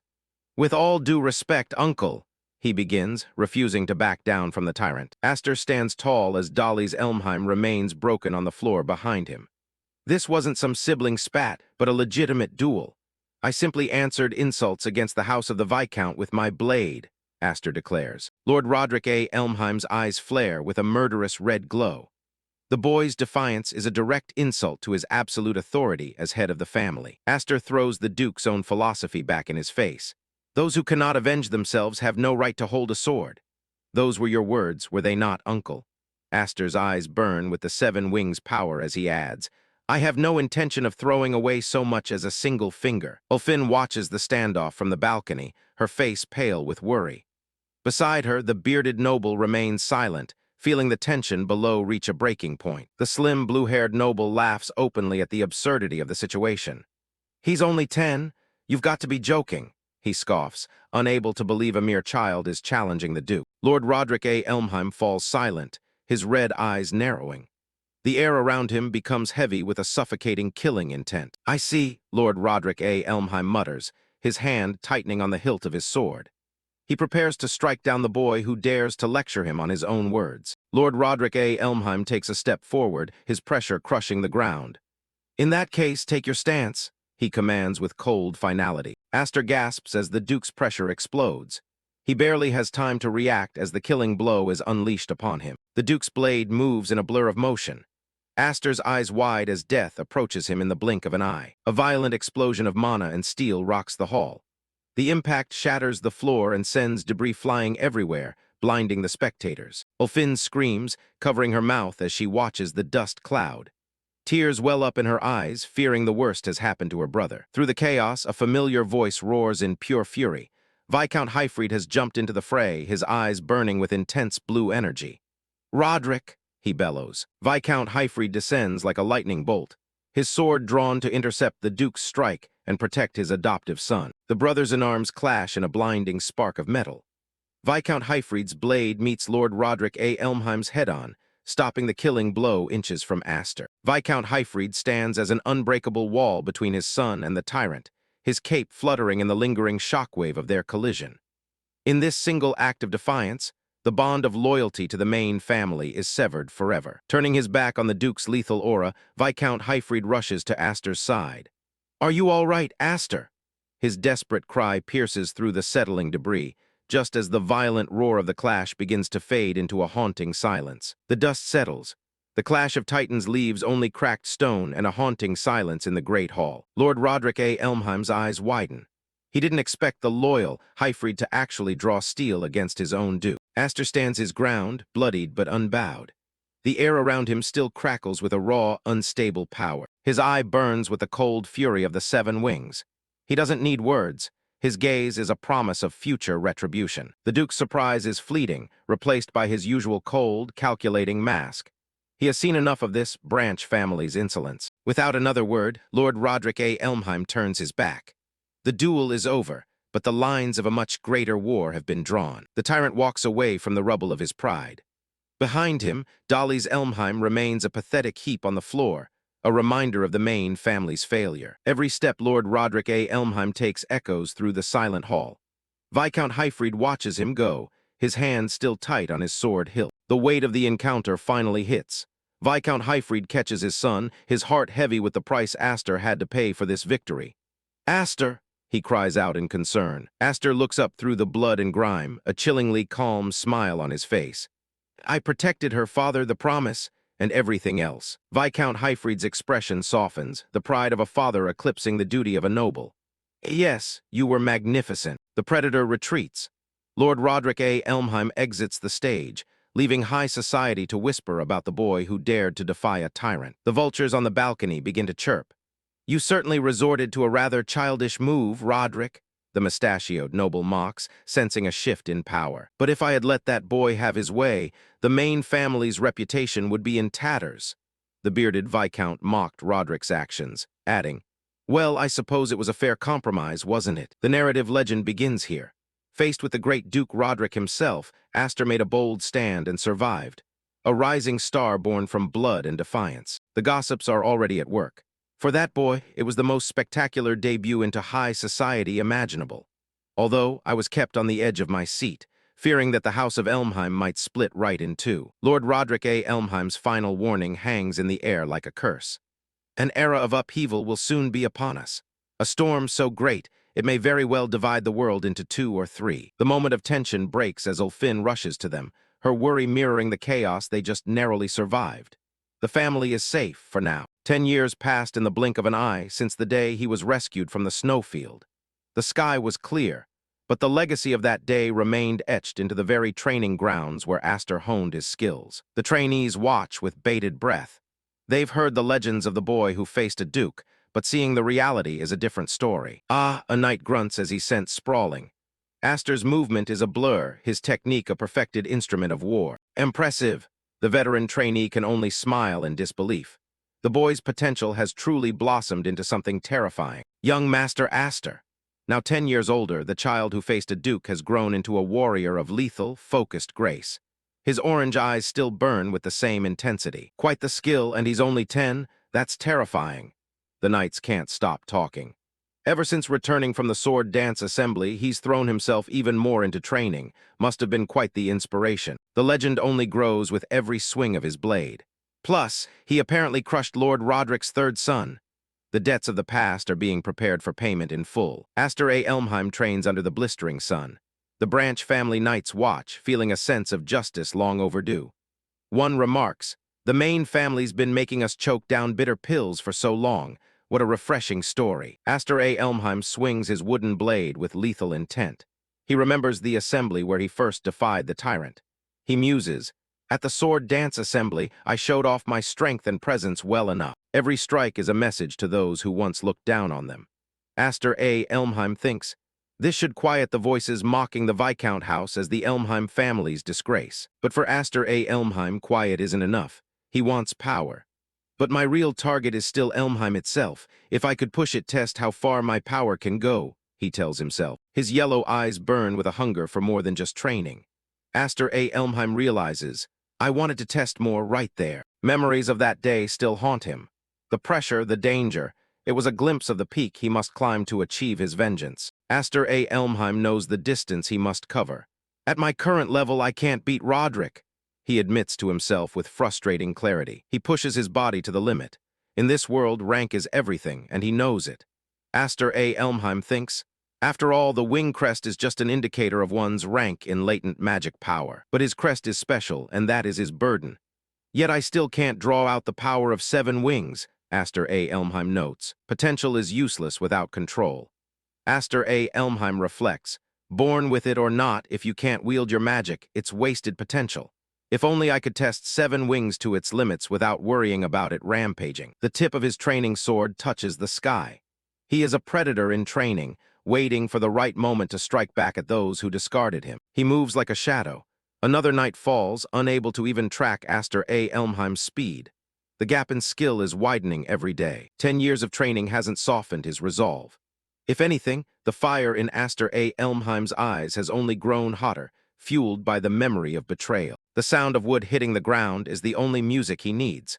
Total victory over his sparring partners. Aster A. Elmheim stands among the defeated knights.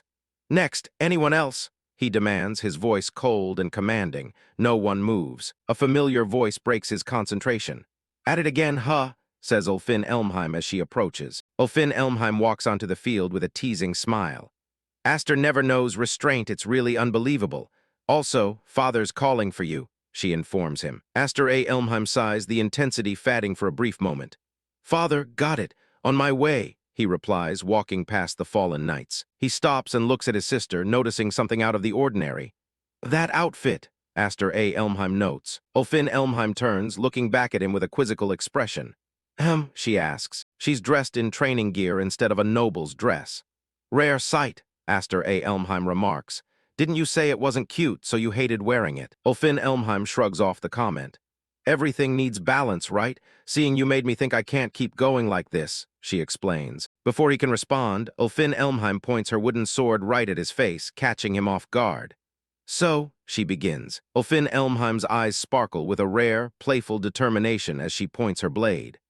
When I get back, you're spending plenty of time with me, she declares, making sure he understands it's not a request but a promise. Aster A. Elmheim watches her go, the fleeting smile on his face already fatting back into cold resolve. The reprieve is over.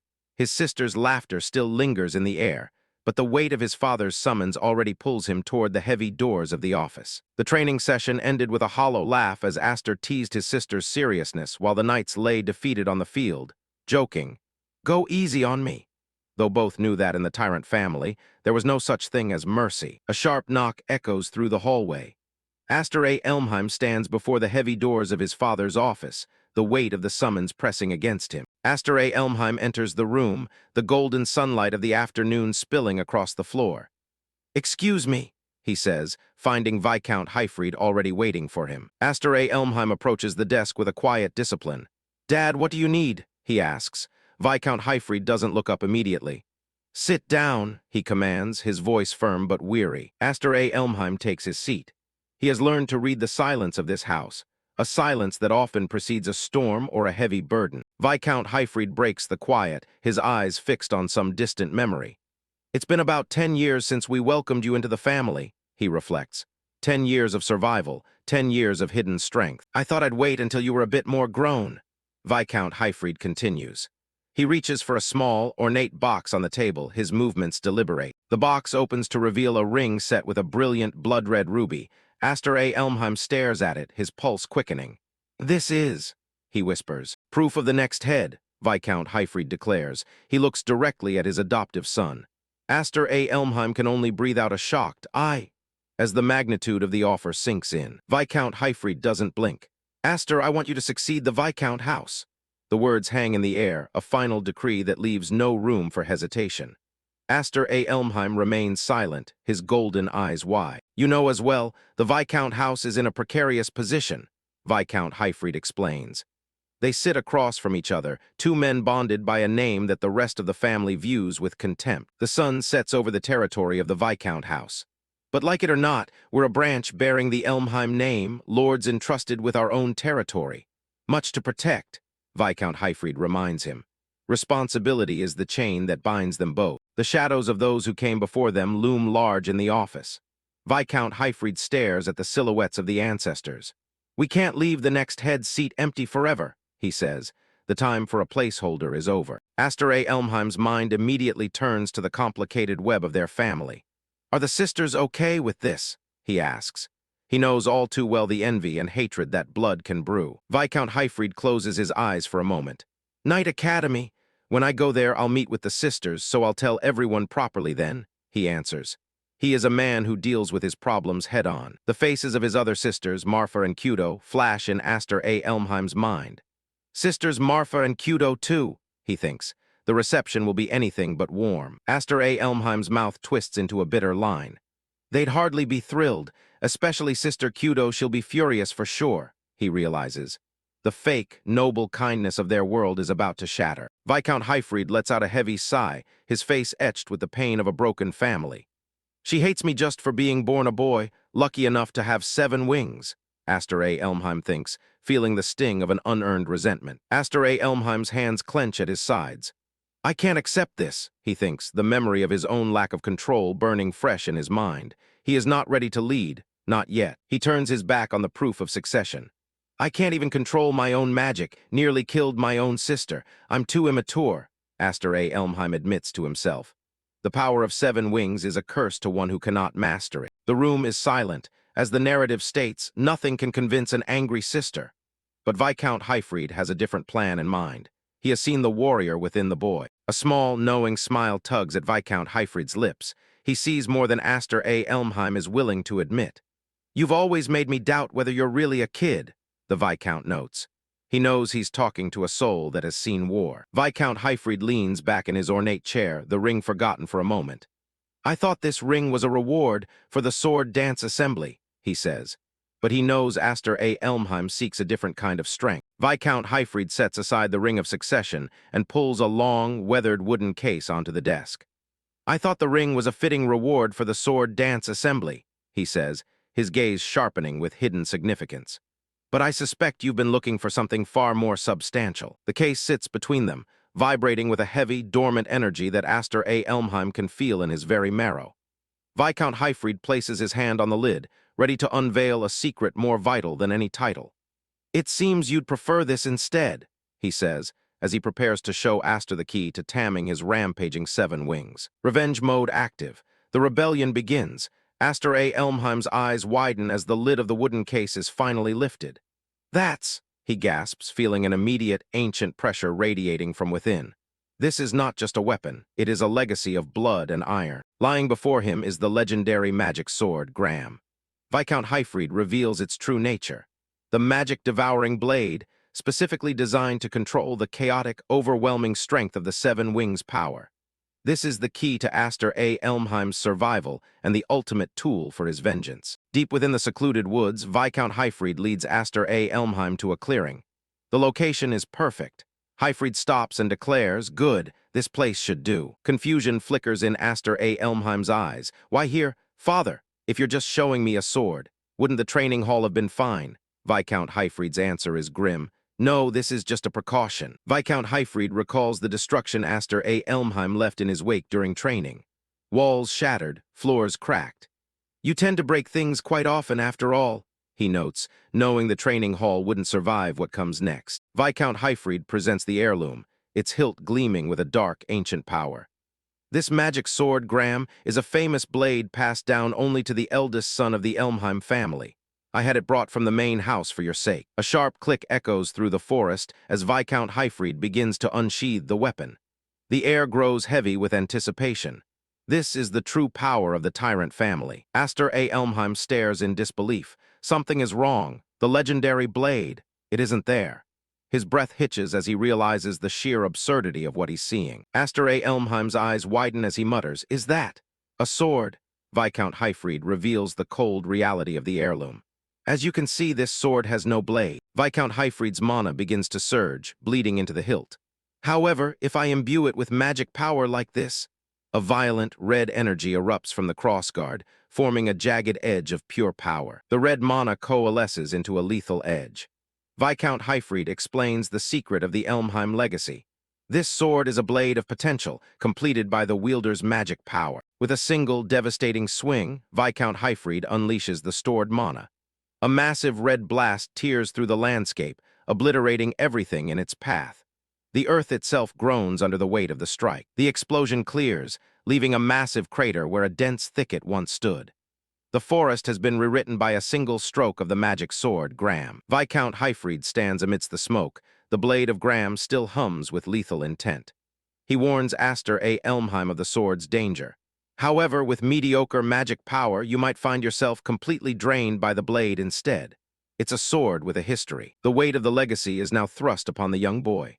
Viscount Hyfried offers the hilt to Aster A. Elmheim with a challenging gaze. "So, do you want to give it a try?" Aster A. Elmheim grips the cold hilt. He can feel the ancient metal hunger for his energy. He prepares himself, ready to prove he is more than just a discarded noble. "My mana, into this sword," Aster A. Elmheim whispers. He closes his eyes and focuses on the power swirling within his soul, the dormant potential of the Seven Wings finally awakening. The ground trembles. Aster A. Elmheim grunts in pain as the sword begins to drain him. "Gah, this is..." Suddenly, a pillar of blinding golden light erupts from the hilt, dwarfing the power shown by Hyfried. The energy is uncontrollable. Aster A. Elmheim realizes with horror, "My mana is flowing into the sword on its own." The golden torrent pierces the clouds, a beacon of raw, untamed power. Miles away, the spectacle is impossible to ignore. A beam of radiant light stabs the sky, visible to all in the surrounding territories. The rebellion has just announced its arrival. In the distance, confused guards stare at the horizon. What was that light just now? Did a comet fall or something?" One guard snaps back, "Idiot, it's the opposite. Something flew up into the sky." A lone figure watches the light from the manor. Ulfin Elmheim's gaze is fixed on the distant explosion of mana. Her expression is unreadable, but she knows exactly who is responsible. "It must be Aster," Ulfin Elmheim mutters, her green eyes reflecting the fading glow.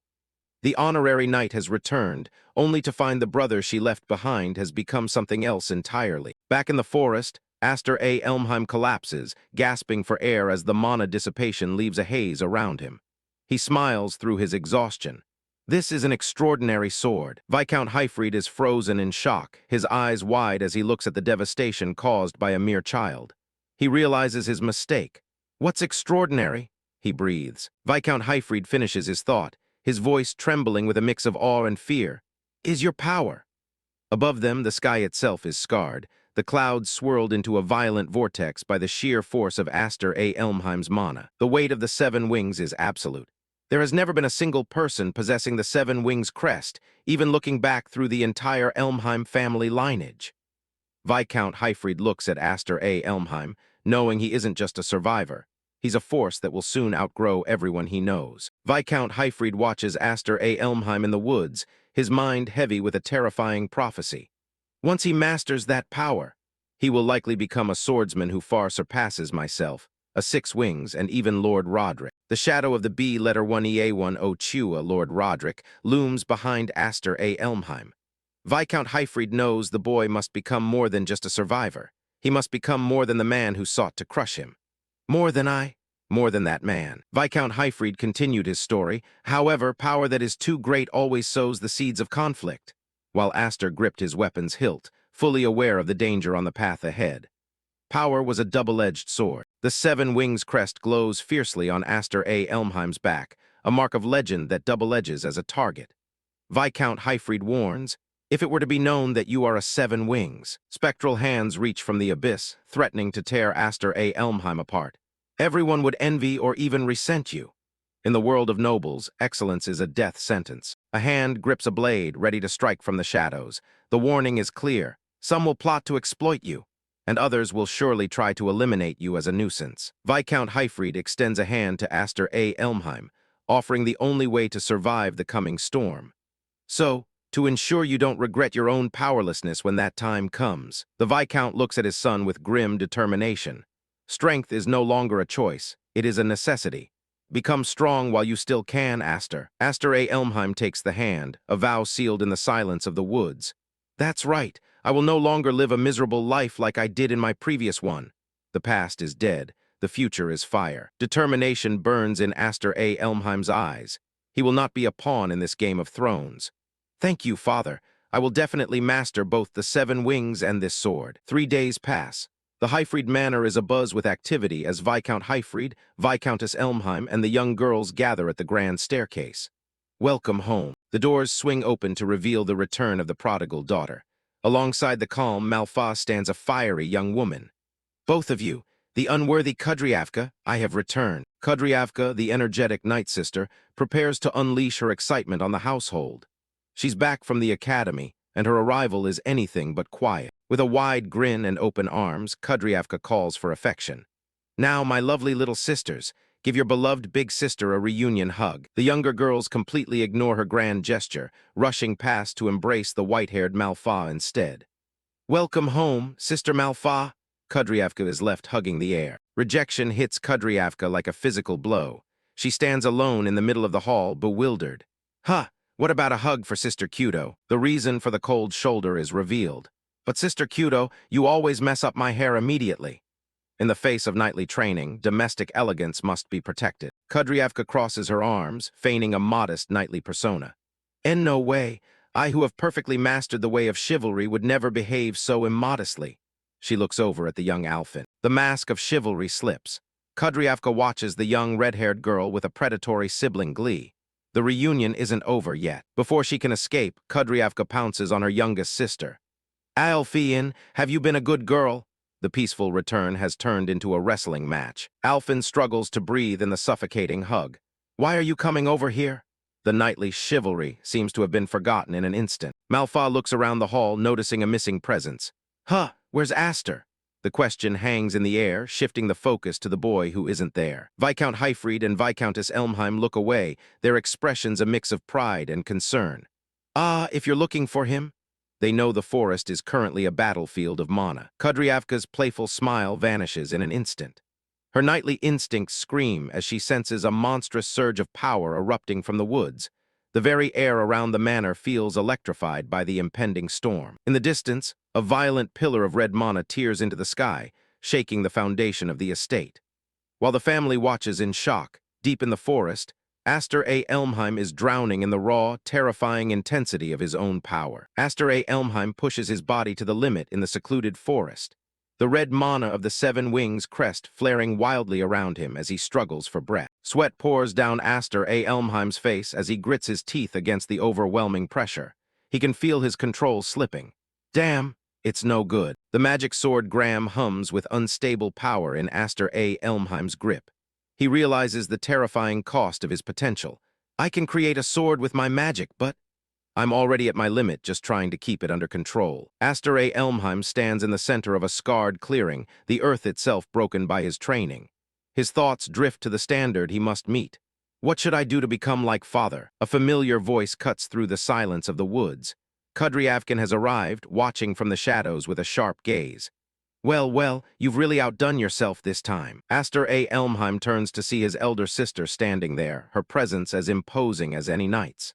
Sister Kudo, were you back already? Kudryavka retorts coldly. To think you didn't even show up to welcome your sister back. Kudryavka's smile is anything but warm. She mocks Aster A. Elmheim's lack of courtesy. Isn't that rather cold of you? Walking towards him with measured steps, Alphen lets her resentment show. Or is it because you think you're special and don't even bother to notice us? Kudryavka mentions the prestige Aster A. Elmheim has inadvertently gained. I heard all about what happened at the Sword Dance Assembly. The Knight Academy was buzzing with rumors about you, after all. I'm sure father must be very proud. Aster A. Elmheim maintains his composure, reciprocating the observation. The same goes for you, sister. I heard that even as a trainee, you've already been active in numerous missions. The honorary knight medal gleams on Kudryavka's uniform, a testament to her lethal skill. Aster A. Elmheim notes, and that Sister Kudo was the only knight to be awarded the honorary knight medal this year. Kudryavka's tone is sharp, her ambition clear as she looks at the hilt in Aster A. Elmheim's hand. Well, if I couldn't at least do that, I'd never be able to succeed father. The air between them grows heavy. Kudryavka confronts him directly. I heard you turned down the offer to be the successor. Did you do it for my sake? Aster A. Elmheim is momentarily stunned by her knowledge. So father told her. He really went and caused a lot of unnecessary trouble. He thinks to himself, that wasn't my intention, I just didn't think I was worthy yet. Kudryavka's lips thin, her playful mask beginning to crumble. She sees right through the noble family's kindness. Kudryavka continues her relentless stroll, her eyes burning with a dark intensity. Honestly, both father and you, Aster. With a fluid, lethal motion, Kudryavka draws her blade. Knowing what my dream is, you're being so spiteful. The reunion is over. The training has become an execution. Shock ripples through Aster A. Elmheim as he senses the shift in atmosphere. Alphen's killing intent is undeniable. A massive blast of blue mana erupts as Kudryavka strikes. The force is cataclysmic, tearing through the trees like they were paper. The forest floor explodes in a hail of dirt and splinters. Kudryavka's swing is broad and devastating, leaving Aster A. Elmheim no choice but to move. Aster A. Elmheim barely manages to evade the lethal arc, his heart hammering against his ribs. Ha! The ground where he stood an instant ago is gone. The debris is still falling when Aster A. Elmheim shouts in disbelief. What are you doing all of a sudden, sis? Kudryavka stands poised in the center of the destruction, her blade resting easily at her side. Now then, it's been a while, so Big Sister will give you a little test. A wild, battle-hungry grin spreads across Kudryavka's face. She isn't just testing him, she's ready to crush him. Next, she warns, I'm coming at you for real. Aster A. Elmheim's heart hammers. He's out of time and offers a desperate excuse. Wait, Sister Alphen, this sword is still incomplete. Kudryavka stares down Aster A. Elmheim with the cold, unyielding eyes of a veteran. Her voice is like a whip across his pride. Can you make the same excuse when you're facing an enemy on the battlefield? The word echoes in the clearing, chilling the air. Enemy? Aster A. Elmheim realizes that in this forest his sister is no longer a guardian, she is a predator. Kudryavka lunges forward, her blade a blur of lethal blue energy. She isn't holding back. The knight's code is to always be ready for battle. If you keep holding back, I might just crush you. The earth shatters under the weight of Kudryavka's assault. A massive shockwave tears through the forest floor, forcing Aster A. Elmheim to realize that survival is the only victory left. Aster A. Elmheim watches the destruction rain down, his desperation mounting as he struggles with his own volatile power. You've got to be kidding me. I already have my hands full just trying to control my magic power. Gold light ignites in Aster A. Elmheim's eyes. He stops suppressing the red mana, letting it flare into a violent shield. But I have no choice. If I don't, my sister is seriously. Kudryavka's glowing blade descends like a falling star, a strike meant to end the duel. Aster A. Elmheim grits his teeth, the cold reality of the moment finally sinking in. Going to kill me. Red and blue mana collide in a cataclysmic explosion of raw potential. The clash between brother and sister shakes the very foundation of the Elmheim lands. The rebellion has truly begun. To be continued. Deep in the forest, The sounds of a fierce battle echo as two powerful forces collide. A fiery knight named Kudryavka, or Kudo for short, charges forward. She compliments her opponent's sharp skills but confidently states that she has grown much stronger since her time at the academy. But her compliment quickly turns into a taunt. As Aster struggles to block her powerful strike, she mocks his weapon, calling it a pathetic excuse for a sword. She presses her attack, criticizing his magic control as completely non-existent, sending him stumbling backward. Aster digs his heel into the ground, desperately trying to regain his footing against the onslaught. With a glare, Aster grits his teeth and calls out his sister's name, remarking on how relentless she's always been. He thinks to himself that she's been this way ever since they were children. The scene shifts to a memory of the past. In the flashback, a younger Kudo angrily questions if Aster's right to succession is only because he's the sole male heir, while a young Aster looks on with a stoic expression. Aster wonders if her resentment stems from the fact that he possesses a wing sigil superior to anyone else in the family. He remembers her as a living storm, constantly challenging him over every little thing and crying that the world was unfair. Back in the present, Aster comes to a firm conclusion as another attack lands. To put it bluntly, she is his natural enemy. In a sudden blur, Kudo leaped and vanished from Aster's sight in an instant. A glint of realization appears in Aster's eye. He seems to have figured something out during their fight. With renewed focus, their blades clash again in a massive explosion of magical energy that tears through the forest. Kudo's frustration boils over as she unleashes her power, yelling that Aster is not fit to be the next head of the house. Meanwhile, inside the mansion, a woman with long silver hair named Manhwa watches them from a window, worriedly asking her father if it was truly wise to leave those two alone. She voices her concern that at this rate, their sibling spat might actually result in a casualty. Their father, Viscount Hyfried, calmly reassures her. He says they are good rivals in their own way, and while they can be reckless, things won't escalate that far. Manhwa remains unconvinced, her expression filled with doubt as she can only hope that he's right. Changing the subject, Manhwa asks her father for the real reason he summoned them back from the Night Academy, doubting it was just to discuss the succession. The Viscount simply replies no.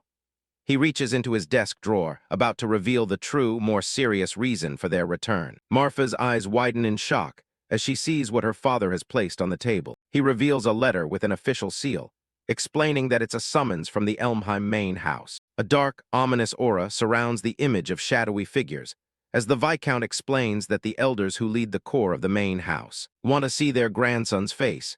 It's not a request, but a demand for Aster to appear before them. Manhwa looks away, her hand to her mouth, fully understanding the gravity of the situation. This is a major development. Viscount Hyfried's expression turns grim as he considers the possible outcomes.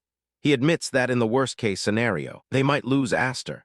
His words hang in the air as the scene cuts back to the furious duel outside. Aster, completely unaware of the summons, angrily yells that he already turned down the talk of succession and that the Viscount heard him. But Kudo retorts that the head of the main house finds his refusal itself disagreeable, implying he has no choice in the matter. She brings her blade down with incredible force.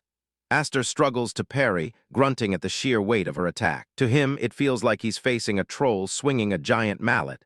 Her physical power is monstrous. His hands tremble, and his sword glows with unstable red energy as he struggles to maintain control. He's pushed back, barely defending against her relentless assault. Desperate, Aster tries to get a word in, telling her to stop and listen to him for a moment. But Kudo cuts him off with a cold stare, accusing him of trying to run away from the fight. Before he can respond, she unleashes another devastating wave of energy, blasting him away. Aster is thrown backward, coughing up blood. He can't believe her brute strength. Kudo begins her lecture, slamming her sword into the ground.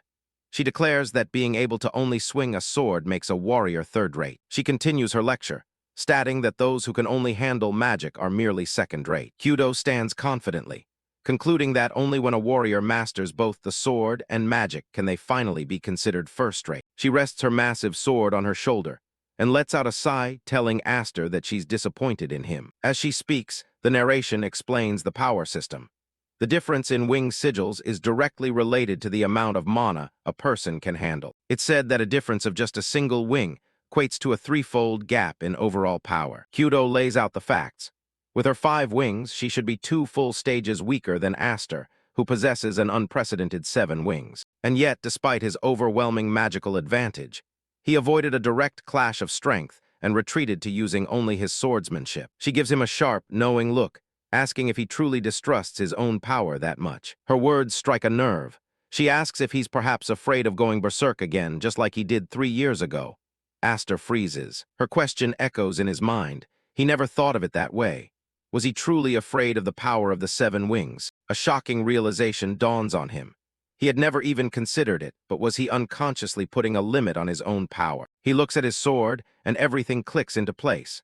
The blade felt unstable because he had been forcibly suppressing his own magic all this time. While Aster is lost in thought, Kyudo begins to gather her magic, telling him that he possesses everything she ever wanted. She accuses him of being arrogant, letting his incredible gift rot away without even realizing how lucky he is. With a final, desperate roar, she unleashes all of her power, demanding that if he won't use it, he should give it all to her. But this time, Aster doesn't flinch. His expression is calm, resolute.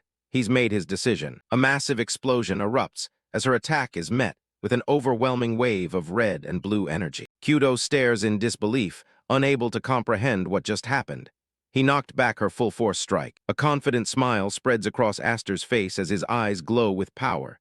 He thanks his sister, telling her that his eyes are finally open. He charges forward with just the hilt of his sword, and Kyudo can only watch in shock, wondering why he isn't even manifesting a blade. Gritting her teeth, Kyudo tries to rally her remaining energy, refusing to believe she's already run out of mana. But it's too late.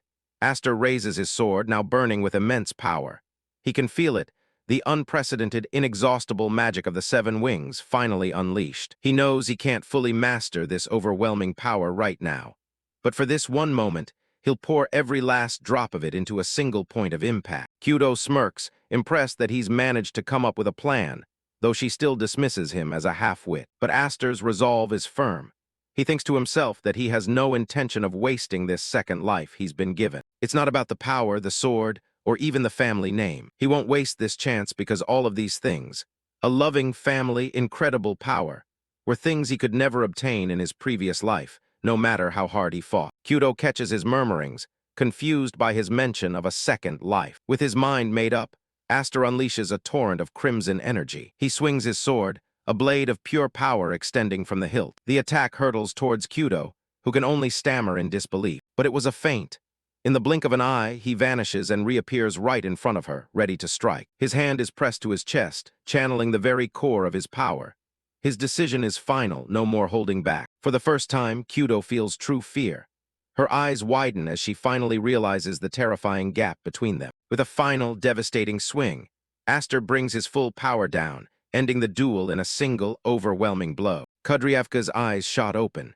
She was alive, but the last thing she remembered was the heat of battle. Sunlight streamed into the room, a place that felt all too familiar. She wondered how she could have been in the heat of battle just moments ago, only to wake up now in her own bed. Just then, a calm voice called out to her, nodding that she was finally awake. Standing by the window was a graceful woman with long, silver hair. It was her older sister, Marfa, who commented on how long she'd been asleep. Suddenly, the memory of her duel came flooding back. Kudryavka sat bolt upright, panicking as she remembered her fight against Aster. Marfa smiled gently, reassuring her. She explained that it was Aster himself who had carried the unconscious Kudryavka all the way here. She relayed Aster's cover story, that Kudryavka had simply fallen asleep during the match due to exhaustion from her journey. But Kudryavka knew that wasn't true. She stared blankly, understanding what had really happened. The scene of the final moment replayed in her mind. She had been certain, absolutely certain, that Aster was about to cut her down. But just before impact, he had skillfully dispelled the blade of magic power, neutralizing the attack. Only the faint remnants of that power had passed through her body, knocking her out. It dawned on her that there was no way Aster would ever seriously try to kill his own sister. And yet, the memory of his face at that moment sent a chill down her spine. She remembered the look in his eyes, the terrifying pressure. For just a split second, she truly believed she was going to die. A small smile crept onto her face. He was much smaller than her, but he was a thoroughly disagreeable younger brother indeed. Her expression hardened with resolve. She grabbed her sword, demanding to know if Aster was going to try and pull the same trick again. Wielding her massive blade, she declared that she refused to accept the result of their match. She wanted a do-over. This time, she would go all out from the very beginning. But Marfa calmly interrupted her, informing her that Aster had already left. Kudryevka froze, completely caught off guard by the news. Marfa explained that a summons had arrived for Aster from the main house, and he'd just left with their father. Seeing her sister's confusion, she asked, "Huh, you didn't know." The casual question confirmed her fears. Kudryevka's face went pale as the reality of the situation sank in. They had left without her. Panic set in as she realized what was happening. She screamed out that no one had told her anything about this. Meanwhile, a carriage was already making its way down the cobbled streets, carrying Aster and his father away from the estate. Inside, Aster stared out the window with a quiet, unreadable expression, contemplating the journey ahead. His father, Viscount Heifried, began to explain the gravity of their situation. The people they were about to meet were the elders of House Elmheim, a powerful group that operated from the shadows. They were former heads of the main and branch houses, who still held immense influence despite being retired. They were known as the rulers of the shadows. The Viscount sighed, filled with worry.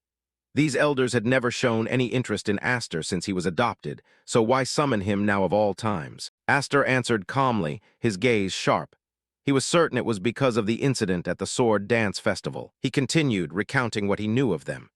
The old men of Elmheim valued one thing above all else, the family's reputation, more than money, honor, or even their own lives. And the punishment for anyone who sullied that reputation was horrifying. It was rumored they were thrown into a cage and fed to monstrous beasts. Viscount Heifried turned to him, alarmed, asking where on earth he had heard such a dreadful rumor. Aster just smiled nonchalantly, giving a vague answer before stating that he was fully prepared for either execution or banishment. His casual acceptance of his potential fate was unnerving. The Viscount's concern only deepened. He questioned Aster's decision to travel without any escorts, highlighting the immense danger they were heading into. But Aster simply brushed it off, saying it was fine. He revealed that he had originally planned to leave just as his sisters were arriving anyway. He explained that it would be better for Kudo if he, the person she hated, wasn't around, allowing her to relax and stretch her wings. The Viscount could only watch his son, a complicated expression on his face. Looking down at his sword, Aster added that his duel with Kudo had been a blessing in disguise. Thanks to her, he was finally starting to understand how to handle the mysterious blade, Graham. He now felt he could draw out the power of the 7 wings more than ever before. With this newfound confidence, he made a startling request to his father. If something were to happen, he was not to be saved. Aster declared that he was prepared to survive on his own. His father could only stare back, stunned by his son's grim determination. Suddenly, the Viscount's composure broke. He began shouting at Aster, scolding him for acting so high and mighty when he was still the youngest child of the family. His lecture was cut short as Aster's eyes shot wide, startled by a sudden noise from outside the carriage. It was Kudryevka. She was running at full speed alongside the moving carriage, banging on the window and demanding to know why she was here. Viscount Heifried stared in disbelief, asking if she had truly run all this way on foot, clinging to the side of the carriage as it sped along. Still gasping for breath, Kudryevka snapped back, asking her father if it wasn't far too heartless to leave without saying a single word to his own daughter. She clambered inside, mentioning the summons from the Grand Elders, an honor that even she and Marfa had never received. Her father tried to protest, saying she couldn't just come along, but Kudryevka sat right down beside a stunned Aster, claiming she understood perfectly that their father had tasked them with looking after things in his absence. Her expression then turned serious. She reasoned that this summons must be a crisis, something that required them to be extremely cautious. She revealed what Marfa had told her before she left, that there was a very real chance that Aster might not come back from this trip. Aster tried to laugh it off, saying it was an exaggeration. He was just going to meet and talk with them. Though he admitted whether he could return safely asterisk after the talk was a different story. Kudryevka's patience snapped. She got right in his face and declared bluntly, "Listen, Aster, I hate you very much." She began listing all the reasons.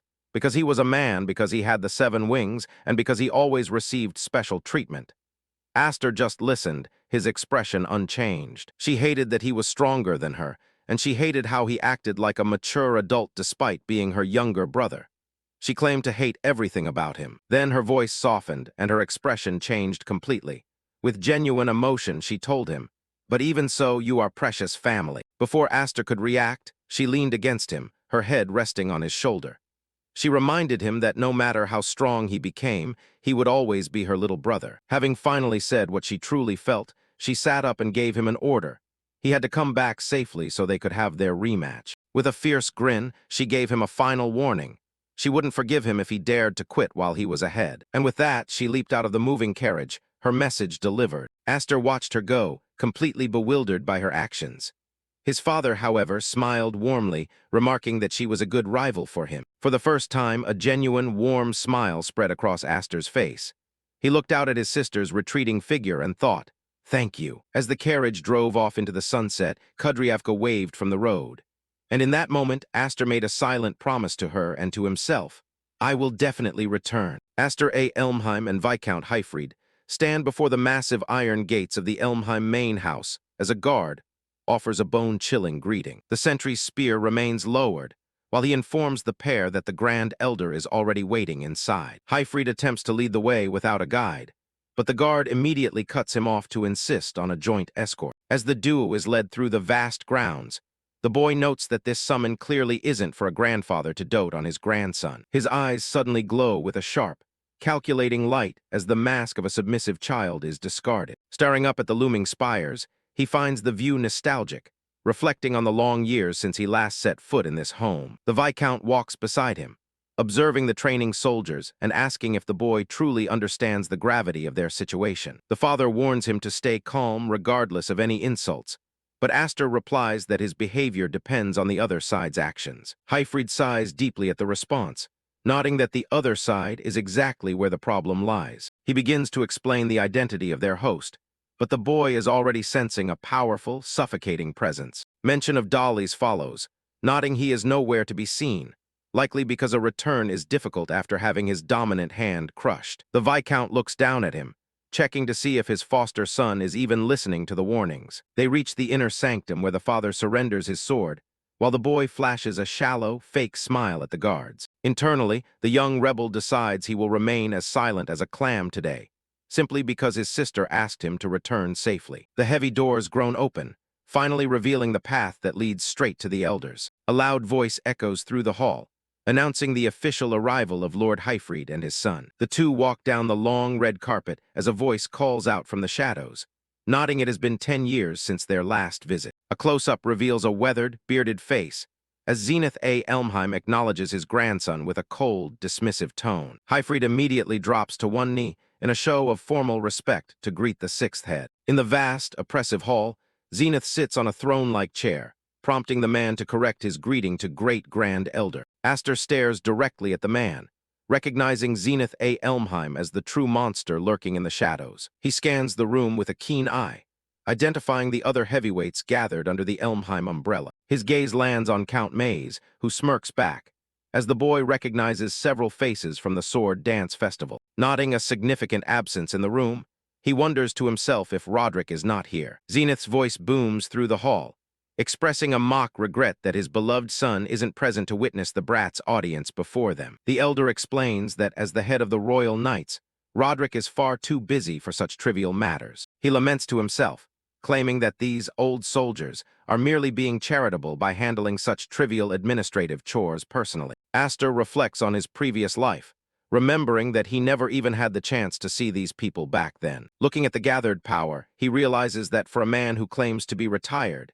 Zenith still holds an immense amount of influence. Heifried demands to know the truth behind what is being dismissed as trivial matters, seeking the real motive for this sudden summons. The tyrant lets out a dry, mocking laugh, asking if the Viscount hasn't already guessed the reason for the summons. He mentions that word reached the house about Heifried's pet dog making a mess at the Sword Dance Festival. The boy's expression hardens at the insult, knowing that this confrontation was always inevitable. Heifried quickly defends his foster son, stating that Roderick had already settled the matter and closed the case. An executive scoffs, calling it a mere performance for the public that failed to clean the tarnished Elmheim reputation. The elders begin to mutter amongst themselves, declaring the adoption of a child with such obscure origins a mistake from the start, as voices rise to demand Aster's banishment and warn that Heifried will not escape retribution either. The boy snaps, standing up abruptly and shouting that he did everything himself. He defends Heifried with all his might,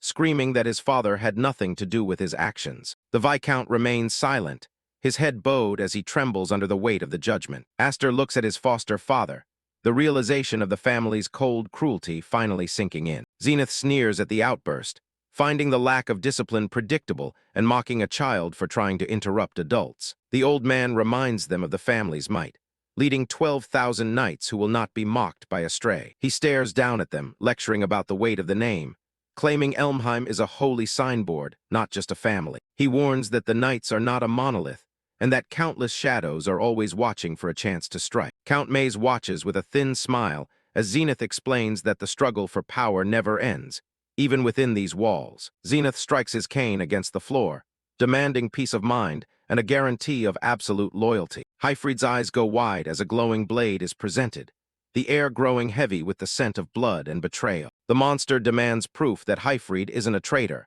mocking him for failing to protect his liege in the past. He reminds the man of the price already paid, mentioning how they forced Roderick to maim dollies in this very hall. A face contorted into a mask of pure malice issues a final, lethal command.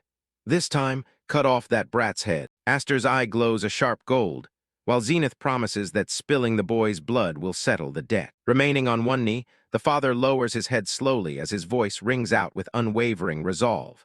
I refuse. The man declares that if he must cut down his own child, he would gladly take his own life instead. Zenith lets out a cold HMPH, his expression unreadable as he absorbs the defiance. The Grand Elder slams his cane down again, the sound echoing through the hall like a death knell. His aura explodes in a wave of terrifying pressure, declaring that if that is the choice, then everyone must die. He laughs as he formally dissolves the Viscount house, ordering the guards to draw their steel and surround them. Hyfried is trapped with swords leveled at his throat, and the execution is imminent. Aster breaks the tension with a chillingly calm voice, asking, "Why are you so frightened, Grand Elder?" Zenith freezes in place, his one good eye widening in shock at the boy's sheer audacity. The boy mocks them all, calling it unsightly for grown adults to huddle together and tremble in fear. He tells them to do whatever they like with banishment or execution, but his voice drops to a deadly whisper. "But if you intend to lay a hand on my family." The Viscount watches with a stunned expression, sensing the sudden and terrifying shift in his son's demeanor. Aster apologizes to his father, admitting he was never good at staying silent, before violently shredding his shirt. The guards stagger back in fear, their faces turning pale with pure disbelief. The legendary mark is revealed, a glowing crimson emblem of 7 wings burning onto Aster's skin. He delivers his final ultimatum, warning that at this moment, these 7 wings will become Elmheim's enemy. His eyes burn with the fire of a god, as he tells the elders to think it over very carefully. The Elmheim elders stare in utter disbelief, a few of them stammering, "Impossible! Could that be?" The 7 wings emblem. One elder strained his eyes wide, peering intently as he stammered in disbelief. "Is it not a fake? For hundreds of years, that thing appearing on a human body has been." Beside him, another noble stammered, his gaze locked onto the boy. "However, that crest is unmistakably." The Grand Elder hissed the word, "brat," his mask of calculated indifference slipping for a moment. He then demanded to know if Aster truly grasped the magnitude of what he was revealing. "Do you understand the meaning of that which you are showing us now? Do you understand?" The boy offered a cold smirk in return. "Yeah, like the more wings there are, the more surprised people get." Count Maze suddenly erupted into laughter, the sound sharp and jarring against the suffocating tension of the hall. "Ha ha ha." Count Maze waved his hand dismissively, telling the others to ignore him and carry on. "No, excuse me, please continue." Beside him, the others sat frozen in shock, cold sweat pouring down their faces. The old man began to explain that the wing emblem was originally an organ for magic generation. In the first place, the wing emblem is an organ for generating magic power that spirits shared with humans long ago. He detailed the lineage, explaining how that primordial power was meticulously passed down. By passing that power down from parent to child, over the ages, humans had refined and deepened that inherent power. Humans deepened that power further. Zenith noted that reaching 7 wings was a feat no human had ever achieved. However, there has yet to be anyone who reached 7 wings, with the sole exception of the winged clan, the ancestors of spirits. Aster narrowed his eyes at the elder. "Are you saying I am of that spirit clan?" The old man turned his back on the boy. "If your 7 wings are real, perhaps." Indeed. Viscount Hyfried remained motionless, the weight of the revelation pressing down on him in the silence. Glancing at his discarded shirt on the floor, the boy spoke. "I am a child of the Viscount house. At this point, my birth doesn't matter." He then glared through the circle of blades. "What I want to ask right now is, just whether or not you all have the resolve to make an enemy of me. Aster mused that if he were driven out, many other noble houses would kill for the chance to welcome him. Suppose I were driven out of Elmheim. There are likely many among the martial nobility who would want to welcome the Seven Wings. He warned that he would become a catastrophic threat to those already paralyzed by fear. If that happens, for you people who already fear rebellion, it would become a major threat. Rather, you should want to keep me close at hand, surpassing even that Duke Roderick. The signboard known as Seven Wings. An elder gasped in shock at the boy's sheer audacity. The boy thought to himself that the Elmheim family was far from a unified front. Just as this old man said earlier, even Elmheim is not a monolith. In fact, a rebellion will occur. A vision of a future he once lived flickered in his mind. A brutal civil war that would consume the entire nation. A massive civil war involving the whole country. I have seen that future once before. To survive the coming storm, he needed to draw the line between friend and foe right now. For me and the Viscount house to survive in the future, I want to at least determine right here who is an enemy and who is an ally, even if I have to take some risks. Zenith let out a jagged laugh. Kaka, you think you have that much worth? He pointed out that they still lacked any concrete proof. There isn't even proof that those seven wings are real. The boy met his gaze with chilling defiance. If you think there isn't, just kill me quickly. The elder's eye glowed with a predatory light. At that time, it will be a war between me and you all. Aster clenched his teeth, wondering if they would finally take his bait. Killing someone like me right now would be easy, but, well, if Elmheim got serious. Now, what will they do? Will they take the bait? Count Maze watched the standoff with pure amusement, clapping his hands a few times to shatter the suffocating tension. Then he stood up, cutting through the silence. This conversation seems to be going in circles. He turned to the Grand Elder with a calculated suggestion. Grand Elder, for now, how about we try imposing a trial on him? An elder barked at Maze, questioning his interference. Count Maze, what are you? But the silver-haired noble simply smiled, nodding the curiosity in the room. Because you want to see it, don't you? The power of the seven wings. Maze's smile turned razor-sharp. It won't be too late to decide his treatment after that. Gesturing broadly, he remarked that a clan as renowned as Elmheim must have a suitable trial. How about it? Being the mansion of the world's renowned martial clan, surely there are one or two suitable trials. Aster studied the silver-haired noble carefully. There's no mistake, this man. He decided that for the moment, the Count was a useful asset. Is an ally. Zenith laughed harshly, conceding to the idea. Kaka, very well, follow me. The old man declared it was his burden to teach a lesson to a disrespectful grandson. Teaching a lesson to a grandson who doesn't know how to speak properly is also an old man's duty. The boy stared down into the pitch-black depths of the trial grounds. This is the trial grounds? It's quite dark. Zenith explained that the darkness led to an underground bunker linked to the city's sewers. Beyond this darkness lies an underground bunker connected to the waterways. He revealed the bunker housed a single magic beast. It was an evacuation shelter for emergencies, but we are keeping a single magic beast there. The trial is to defeat that magic beast. That is all. Hyfried looked at Aster with a mix of frustration and worry. Good grief, he was a troublesome fellow who just cried and screamed, even though I told you so many times to keep the existence of the seven wings hidden. The boy realized he couldn't keep the mark hidden forever, and this was the perfect opportunity. I can't keep such a conspicuous thing hidden forever. It was a perfect opportunity. The Viscount watched with concern as the boy prepared for the trial.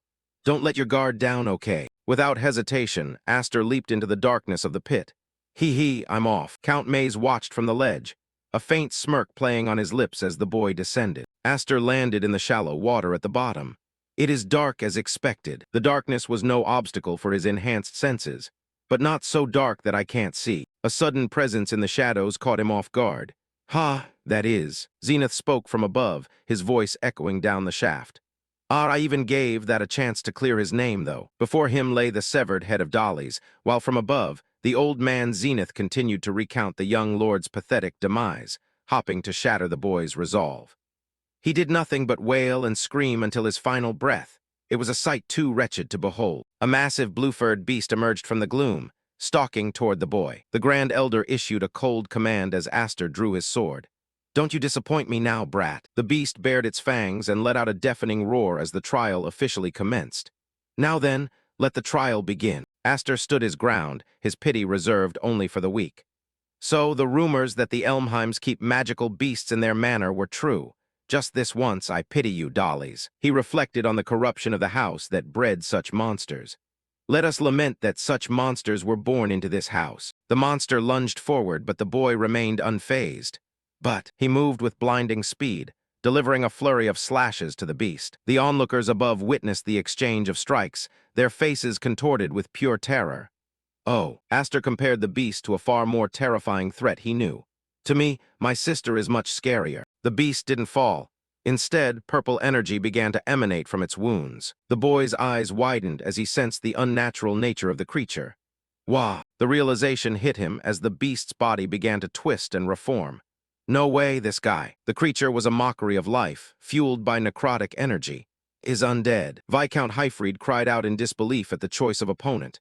An undead. Zenith explained the creature's origin with a callous tone. That thing is drawn to the scent of death. I suppose it thought it could find its fill of carrion here, so it came crawling into the basement. He revealed that the beast was a permanent fixture used for the family's dark purposes. Since it won't die no matter if you slash it or burn it. I had it captured, thinking it would be the perfect opponent to test one's strength. The old man's admission of how they disposed of corpses left Hyfried speechless. Thanks to that, we no longer have trouble disposing of corpses. A portly viscount protested the blatant unfairness of the task. An undead is too much for even a seasoned knight to handle, and yet you order him to kill it. He questioned whether the elders were truly willing to sacrifice the prodigy they had just discovered. Do you intend to just stand by and watch a child of the seven wings die? Zenith dismissed the boy's potential if he couldn't survive this. If that happens, it just means he was nothing more than a blowhard. A wing crest without power is worth less than a mere decoration. The Grand Elder didn't care for Aster's survival, seeing other paths forward. Don't worry, even if he dies, there are ways. In fact, that might actually be more convenient for us. The Count watched the battle unfold, a cold amusement in his eyes. Heh, he noted the discrepancy between the boy's words and his current struggle. He talked so big. Maze silently urged Aster to prove his worth. Don't go dying on us so easily, Aster. The boy's blade bit into the beast, but the lack of impact was unsettling. No matter how much I slash, there's just no feedback at all. The creature's unnatural vitality was far beyond anything he had ever faced. Plus, its regenerative power is phenomenal compared to a normal undead. He realized conventional methods were useless against a creature that was already dead. To begin with, an undead is already dead. The only known ways to destroy such a horror were through extreme heat or divine intervention. To kill it completely, you either burn it to death with sunlight. Purification through holy weapons was the standard practice for dealing with such things. Or you must purify it with a weapon imbued with holiness. Lacking those means, standard protocol dictated avoidance rather than confrontation. And if you can do neither, then not engaging is the standard protocol, the common sense of fighting undead. Aster rejected the idea of retreat, determined to prove the power of his mark. But of course, there's no path for retreat. If I just use superficial, standard methods, there's no meaning in being a seven wings. He channeled his immense mana into the blade, the air crackling with power. With a single, overwhelming strike, he prepared to crush the immortal creature. To prove my worth, I'll show them I can crush a mere undead with sheer force. The strike landed with devastating force, shattering the stone floor and sending dust into the air. The portly Viscount reeled back from the shockwave, his eyes wide with utter disbelief.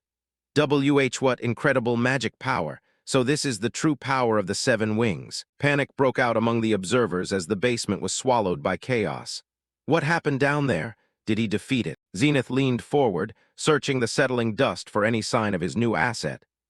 Aster stood in the center of the crater, his breath steady despite the massive output. The Grand Elder's disappointment was palpable as he sensed the beast's lingering presence.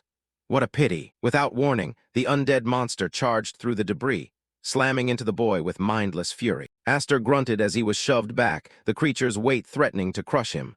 Gah! The beast loomed over him, its purple necrotic energy surging as it prepared to tear him apart. Hyfried's heart hammered in his chest as he screamed out for his son. Aster. Count Maze placed a restraining hand on the Viscount, his voice cold and devoid of empathy. Don't do something as gauche as trying to save him, all right? Lord Hyfried. The Viscount turned on the Count, his voice trembling with fear and fury. You're telling me to just stand by and watch him die. Maze offered a patronizing smile, his confidence in the boy's potential unshaken. Now, calm down. The Count gestured toward the pit, where the real battle was only just beginning. Look, the boy's lips curled into a predatory grin as he faced the monstrosity. Maze noted with satisfaction. It seems he still has a trump card. I'm glad it seems to be working properly. He analyzed the beast's condition, nodding his brute force approach was finally taking a toll. It's gotten quite a bit slimmer than before. Aster ignited his mana once more, his weapon pulsing with a fierce crimson radiance. He drove his blade into the creature's maw, meeting the undead's roar with a strike of pure destruction. Dark energy erupted from the beast's head as the attack tore through its necrotic core. Aster's voice rang out with absolute conviction as he prepared to grind the monster into dust. In that case, I'll just keep doing the same thing until you die. The basement was filled with the rhythmic flash of steel as the boy methodically dismantled the beast. Hyfried watched the savage display, haunted by a memory of a power he had seen long ago. I showed that once before, but the images of the past clashed with the reality before him, revealing a terrifying truth. The Viscount realized that the boy's power had transcended all expectations. No, it's something else, something different. The structural integrity of the manor basement groaned under the strain. Hey, this place is going to collapse. Servants rushed to protect the Grand Elder as the floor began to give way. Great Elder, this way. Zenith stared into the swirling red vortex, witnessing the true awakening of a legend.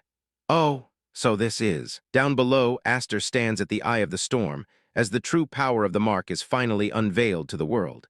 The power of the 7 wings. The dust finally starts to settle, leaving the Elmheim elders in complete shock. One of them is even trembling on the ground, unable to process what just happened. Zenith Elmheim stands at the edge of the pit, looking down at the wreckage. There's no sign of the beast anymore, it's just gone. The great Grand Elder's eyes narrow as he realizes the undead creature was completely pulverized. Even for someone as powerful as him, seeing a nearly immortal beast crushed so easily is unsettling. He notes that it wasn't even a matter of technique. It was just a massive surge of brute force that swallowed everything in a vortex of magic. Down in the center of the crater, Aster Elmheim stares up, his glowing blade still pulsing with energy. To Zenith, the boy doesn't look like a student. He looks like a threat. Zenith turns to Viscount Hyfried, asking if this destructive display was actually part of the plan. The foster father looks back, seemingly just as stunned by the result. Hyfried admits that even he's constantly amazed by how fast his son is growing. He's clearly proud, even if the situation is getting out of hand. Count Maze leans in with a smirk, cutting right to the chase. He wants to know if Aster officially passed the exam after that mess. Zenith huffs, but he has to admit the truth. With that level of power, nobody in the room is going to dare raise an objection. Maze calls down to the pit, letting Aster know that the trial is officially over and he passed. Aster stands in the middle of the cracked arena, the residual wind still whipping around him. The heavy chains that were supposed to hold the beast are now nothing but scrap metal. He looks up at them with a calm face, asking for a rope to be dropped down since he destroyed the exit. Later, Zenith watches through a window as the boy prepares to leave the estate. He's clearly keeping a very close eye on the wingless failure. Inside his study, Zenith offers Aster a place in the main family's inner circle. He warns the boy that if he passes this up, there won't be another invitation. Aster turns his back without hesitation. He explains that he has no interest in getting involved in a succession war that would just make his cousins restless. Zenith lets out a sharp laugh, finding the boy's humility almost offensive. He can tell Aster is hiding his true intentions behind a polite mask. He leans forward, his gaze piercing. He tells Aster that he can see the raw ambition burning in his eyes, no matter how hard he tries to hide it. The elder doesn't hold back, flat out accusing Aster of planning to turn his blade against the Elmheim family one day. He asks point-blank if Roderick's head is what he's really after. Aster freezes for a second, caught off guard by the old man's bluntness. Zenith tells him not to be so guarded, claiming he isn't interested in probing for motives right now. He seems strangely relaxed about the whole thing. Aster is genuinely confused by the reaction. He asks why a rebel like him wouldn't be considered an immediate enemy to the head of the house. Zenith explains that the Elmheim family isn't a unified front. Even at the top, there's internal conflict and shifting alliances. He admits that Roderick has become a bit too arrogant for his liking. If Aster's existence serves as a deterrent to the man, then the elder is happy to let him run free. But it comes with a lethal warning. He makes it clear that if Aster ever bares his fangs at him, the conversation will end very differently. Aster steps out of the room, thinking that the monster geezer of Elmheim is just as dangerous as the rumors say. He's relieved to finally be out of there. Hyfried and Maze are waiting in the hallway. Aster casually mentions that the elder wanted to welcome him into the main family, but he refused the offer. Hyfried is stunned, wondering why his son would walk away from such a massive opportunity for power and status. Maze just thinks the whole situation is hilarious, calling it a total shame. He seems to enjoy the chaos Aster is causing. The flamboyant Count explains that Aster could have lived a much sweeter life with the main family's backing. Aster stops and asks him why he proposed to help earlier. Maze laughs it off, claiming he has no idea what Aster is talking about. He's clearly playing some kind of game. He claims he just felt like teasing a cheeky brat, and that was all. Aster just gives him a flat, unimpressed look. Maze drops the act for a moment and puts a hand on Aster's shoulder. He declares that from this day forward, Aster is officially a child of the Seven Wings in both name and reality. All around them, the other nobles and attendants are staring. They can sense the shift in the air, and they know Aster is the center of it. The onlookers are already whispering. Some want to use him, others want him dead, but everyone agrees that he's a piece on the board they can't ignore. Maze warns him that the wing crest on his back carries tremendous prestige. From now on, the number of people coming after him is only going to increase. Aster looks him right in the eyes, asking if Maze is planning to be one of those people coming after him. Maze meets his gaze with a calm, unreadable expression. He's clearly more than just a playful noble. He reveals that he's actually a director for the Knight Academy. Staking a claim on promising young talents early is just part of his job. He points out that the old man in the room is doing the exact same thing. Everyone is trying to get a piece of Aster's future. Maze waves goodbye, telling Aster he's looking forward to seeing him enroll at their academy. He walks away with a confident stride. Aster watches him go, thinking that the man is incredibly hard to read. He wonders if it's too early to consider someone like that an ally. Hyfried places a reassuring hand on Aster's shoulder, ready to head back now that the intense day is finally over. Viscount Hyfried tells Aster that he needs to tell his sisters all about his grand performance during the trial today. He seems a bit more relaxed now that the danger is over. Aster Elmheim laughs and adjusts his collar, joking that his mother is definitely going to faint when she sees the state of his clothes and all his new injuries. Meanwhile, deep within the main house, a knight in full plate armor kneels before the Kingdom Knight General Commander. He reports that Master Dariz didn't survive the trial Lord Zenith summoned him for the other day. Roderick A. Elmheim listens to the report with a cold, detached expression. He immediately asks what happened to Hyfried's son, who was also summoned. The knight confirms the boy survived, and Roderick thinks to himself that Hyfried doesn't seem to care about his own child's life at all. He finds the man's lack of concern interesting. He clasps his hands together as the weight of the news sinks in. It's clear now that the rumors were true. The power of the Seven Wings really does dwell within the boy. The subordinate waits in silence, sensing the gravity of the situation. The atmosphere in the massive hall is thick with tension. There's a growing fear that at this rate, the long-maintained power balance within the Elmheim family could completely collapse.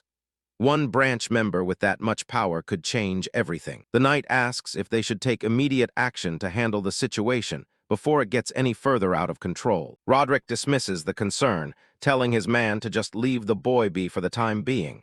He doesn't see a need for a preemptive strike. He leans back on his throne, surrounded by the family's trophies.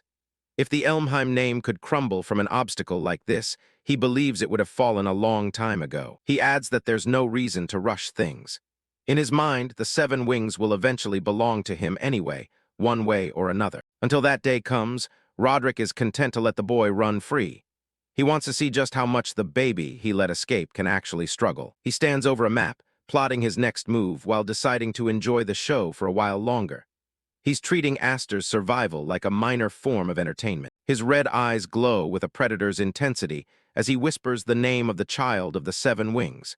He's already decided how this story will end. 4 years pass by in a flash. The Dorusel Knight Academy is finally holding its entrance exams, and the gates are swarming with hopeful applicants. The staff at the registration desk are working overtime, processing a mountain of paperwork. They're constantly shouting for the applicants to move forward as soon as they're done. A young man walks through the crowd, drawing hushed whispers and surprised looks from the people around him. Word of his arrival is already spreading. Some of the other students are skeptical, claiming they heard rumors that he was a lot bulkier and more imposing than he looks in person. The academy makes every applicant sign a waiver, stating they won't take responsibility for any injuries or accidents that happened during the grueling exam. The examiner at the desk demands to see a wing crest. He makes it clear that they can't let anyone through who doesn't possess magic. The official looks at the name on the form, Aster Elmheim. The Elmheim surname immediately causes him to stop and take a second look. He looks up at Aster with a skeptical, almost annoyed expression, waiting for proof of his lineage. Aster is a lot taller and more muscular now, standing with a confident posture.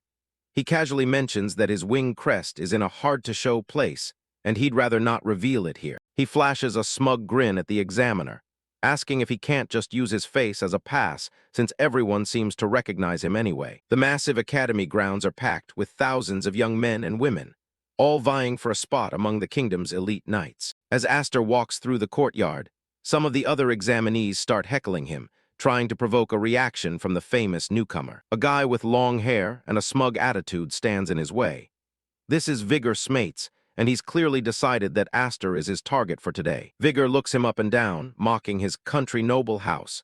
He asks if Aster didn't come to the wrong place, suggesting the elite academy is out of his league. He gestures toward the academy's grand entrance, bragging about how this place is only for the absolute elite among knights. Aster just tells him there's no problem then, which only makes Vigor more irritated. The bully was clearly expecting him to be intimidated. Vigor starts yelling at the surrounding crowd about how they've all gone through strict and grueling work to get here. He thinks Aster is just dreaming of a glorious path he hasn't earned. He points a mocking finger at the small sword on Aster's hip, calling it child-sized. He tells him that this isn't a place for a fledgling swordsman who can't even carry a real weapon. Vigor continues his rant, telling Aster to pack up and go home if he's just here to sightsee. He's putting on a real performance for the other students. The other applicants just watch from a distance. They've seen Vigor bully the new guys every year, and they know he never gets tired of trying to assert his dominance. A few of the more observant students recognize the name. They whisper among themselves, wondering if he's really the Elmheim from the rumors they've heard so much about. Aster stays calm, barely reacting to the insults as he prepares for the start of the exam. He's clearly heard it all before. Suddenly, a new voice cuts through the courtyard, calling out to Cousin Aster. A young man with orange hair approaches with a very different energy. Aster turns around, his eyes sharpening as he recognizes the newcomer. The atmosphere shifts instantly from simple bullying to something much more dangerous. The newcomer is Gurion Elmheim, and he's wearing a wide, polite-looking smile that doesn't reach his eyes. He welcomes Aster with a fake warmth. Gurion mentions that since nobody really knows the details of Aster's birth, he's taken the liberty of calling him cousin. He seems to be relishing the chance to mock Aster's ambiguous origins. Aster doesn't back down for a second. He just looks Gurion in the eye and mentions that it's a real shame about what happened to Dariz, immediately killing the polite move. Gurion Elmheim shrugs off the mention of Dariz, claiming that a disgrace like him deserved to die. He admits with a casual smile that he actually feels refreshed now that his relative is gone. He continues his cold assessment, explaining that even though Dariz was only a year older, he was always bossy and threw his weight around. To Gurion, Dariz was nothing more than a constant nuisance. Gurion warns Aster not to underestimate the power and ruthlessness of the people from the main house. He doesn't care about the rumors of the Seven Wings. He believes the main family still holds the upper hand. As he walks past, Gurion whispers a final, chilling reminder that there's no one left to protect Aster here. He maintains a smug, superior expression as he heads toward the exam hall. The other examinees watch the exchange in stunned silence, realizing they're caught between two powerful members of the Elmheim family. They feel like they have rotten luck to be testing in the same year as these two monsters. While Vigor wipes the sweat from his face, the other examinees begin to mourn his fate for provoking the Elmheims, terrified by the prospect of being dragged into the centuries-old feud between the main and branch houses. The tension between the two Elmheims is something everyone can feel. Vigor realizes how much he screwed up by bullying a member of the Elmheim family earlier. He approaches Aster with a mix of anxiety and fear, rubbing his hands together. He starts brown-nosing, claiming he's heard all the legendary rumors and can't believe he's actually standing in front of the famous branch family member. Aster stares back with a calm, steady gaze, his golden eyes filled with an intensity that matches his reputation. The senior is momentarily paralyzed by the weight of the Elmheim presence. After a tense second, Aster's face breaks into a small, knowing smile. He seems much more composed and in control of his power than he was 4 years ago. Aster tells the older student that just Aster is fine, dropping the heavy weight of his family title for a moment. He carries himself with a quiet confidence as he steps forward to begin his new life at the academy. 4 years have passed, and the first venue for the entrance exam is finally open. High up on a balcony, a military official addresses the crowd, welcoming them with a speech about patriotism and courage. He doesn't hold back on the elitism either. He makes it clear that Kingdom Knights are a different breed entirely, far above the provincial ones crawling around the countryside. With a clenched fist and a booming voice, he reminds everyone of their primary duty. Their sole purpose is to serve and protect the king. The examinees listen intently, knowing that only the sharpest blades will make the cut. The official warns them that there's no room for blunt swords in their ranks. Looking down at the sea of hopefuls, he tells them to treat this exam exactly like a battlefield. He wants them to show their true worth from the very start. Standing among the crowd is Aster Elmheim, now a teenager with a much more powerful build. He listens to the official's ridiculous speech with a smirk, just happy to finally be back here. Becoming a Kingdom Knight was a dream he couldn't even reach for when he was wingless. Now, he's looking at a world of strength that was previously closed off to him. At the very top of that world sits Roderick A. Elmheim, the Kingdom Knight General Commander.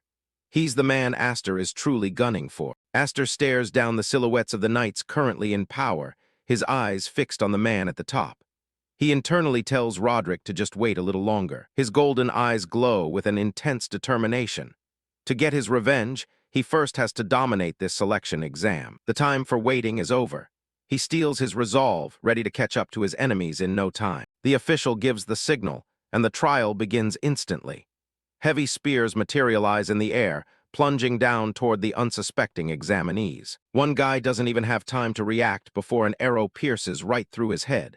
Blood sprays as he collapses in the middle of the arena. Panic erupts as the examinees realize the scale of the danger. The proctor announces that the first trial is the trial of the Arrow Tower. It's a complete bloodbath from above. A massive rain of arrows fills the sky, and the rule is simple: be the last one standing to win. People are getting skewered left and right, screaming in confusion. They have no idea how to handle a literal storm of projectiles. Someone yells to run, realizing they'll all be killed if they just stay out in the open.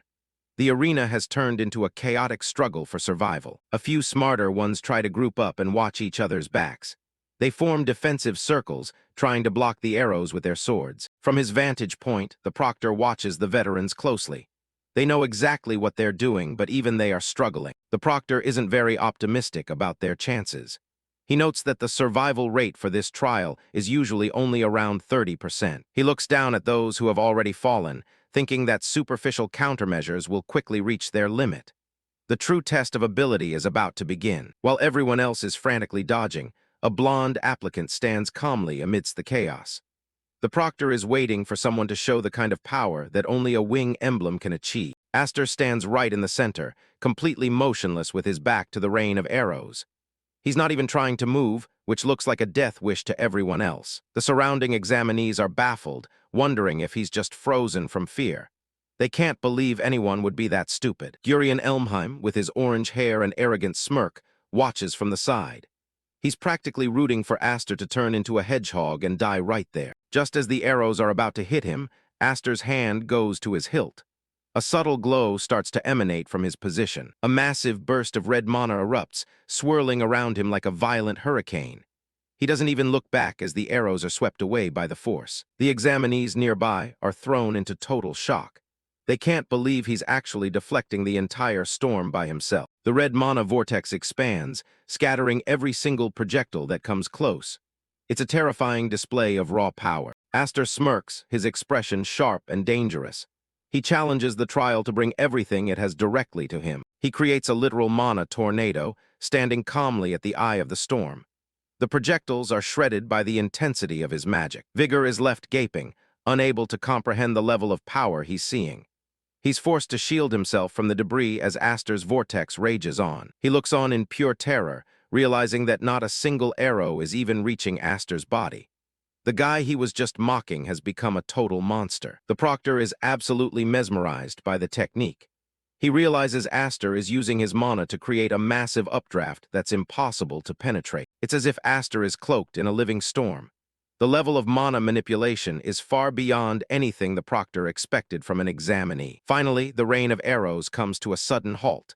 The examinees who survived look around, confused and wondering if the nightmare is finally over. The proctor ponders the results, noting that more people survived than he anticipated. He doesn't seem too bothered by it, though. He addresses the survivors, telling them they've shown some guts. He coldly points to the corpses littering the ground as proof of their success. Those who are still standing are officially declared to have passed the first trial. Gurion and the others catch their breath, still shaken by what just happened. But there's no time for anyone to rest. The proctor immediately starts leading the group toward the next trial grounds. Vigor grumble, calling the proctor a drill sergeant from hell. Aster just walks ahead, completely unfazed by the ordeal. Aster spots Vigor's mates panting heavily and can't help but mess with him. He asks if the senior is exhausted already, despite only having to endure a simple rain of arrows. Vigor Smates is sweating buckets, looking at the guy next to him with pure confusion. He can't wrap his head around why Aster is acting so completely unfazed after such a chaotic trial. Up on the balcony, the proctor watches Aster closely, his eyes narrowed in suspicion. He's genuinely impressed that the boy doesn't show a single hint of fatigue after releasing that much mana. The proctor thinks about the name, Aster of the Seven Wings, and decides he's eager to see how the kid fights in the next round. Aster just stands there, his presence alone command attention. As the examinees gather in the courtyard, Gurion Elmheim, with his bright orange hair and smug expression, starts walking away with his own clique. Aster watches his cousins back, knowing there's more to this than a simple exam. A dark memory or an orders from the main house flashes through the air. Gurion was told he must absolutely prevent Aster from becoming a royal knight for the sake of the family's future. Gurion looks determined, even a bit stressed, as he processes his instructions. He knows he can't afford to let a failure like Aster succeed on such a public stage. The proctor's voice booms across the yard again, announcing a new rule. To keep things fair for the next trial, everyone has to hand over their personal weapons and use identical standard swords. Vigor is already complaining about the change, thinking it's a huge pain. He watches as the guards start handing out the new blades to the line of students. He tries to downplay it, though, muttering that the swords mid-ranking knights carry aren't that different from what they're used to anyway. It's clear he's just trying to act tough. Aster examines the standard blade since his personal sword has been confiscated. Vigor, standing nearby, guesses that the officials are likely on guard because of Aster's strange sword. Everyone saw what he did in the first round. Aster just stares at the plain hilt in his hand, looking totally unimpressed. He doesn't need a legendary blade to deal with the people in this courtyard. Gurion doesn't miss a chance to twist the knife, mocking Aster for already being tamed like a lackey.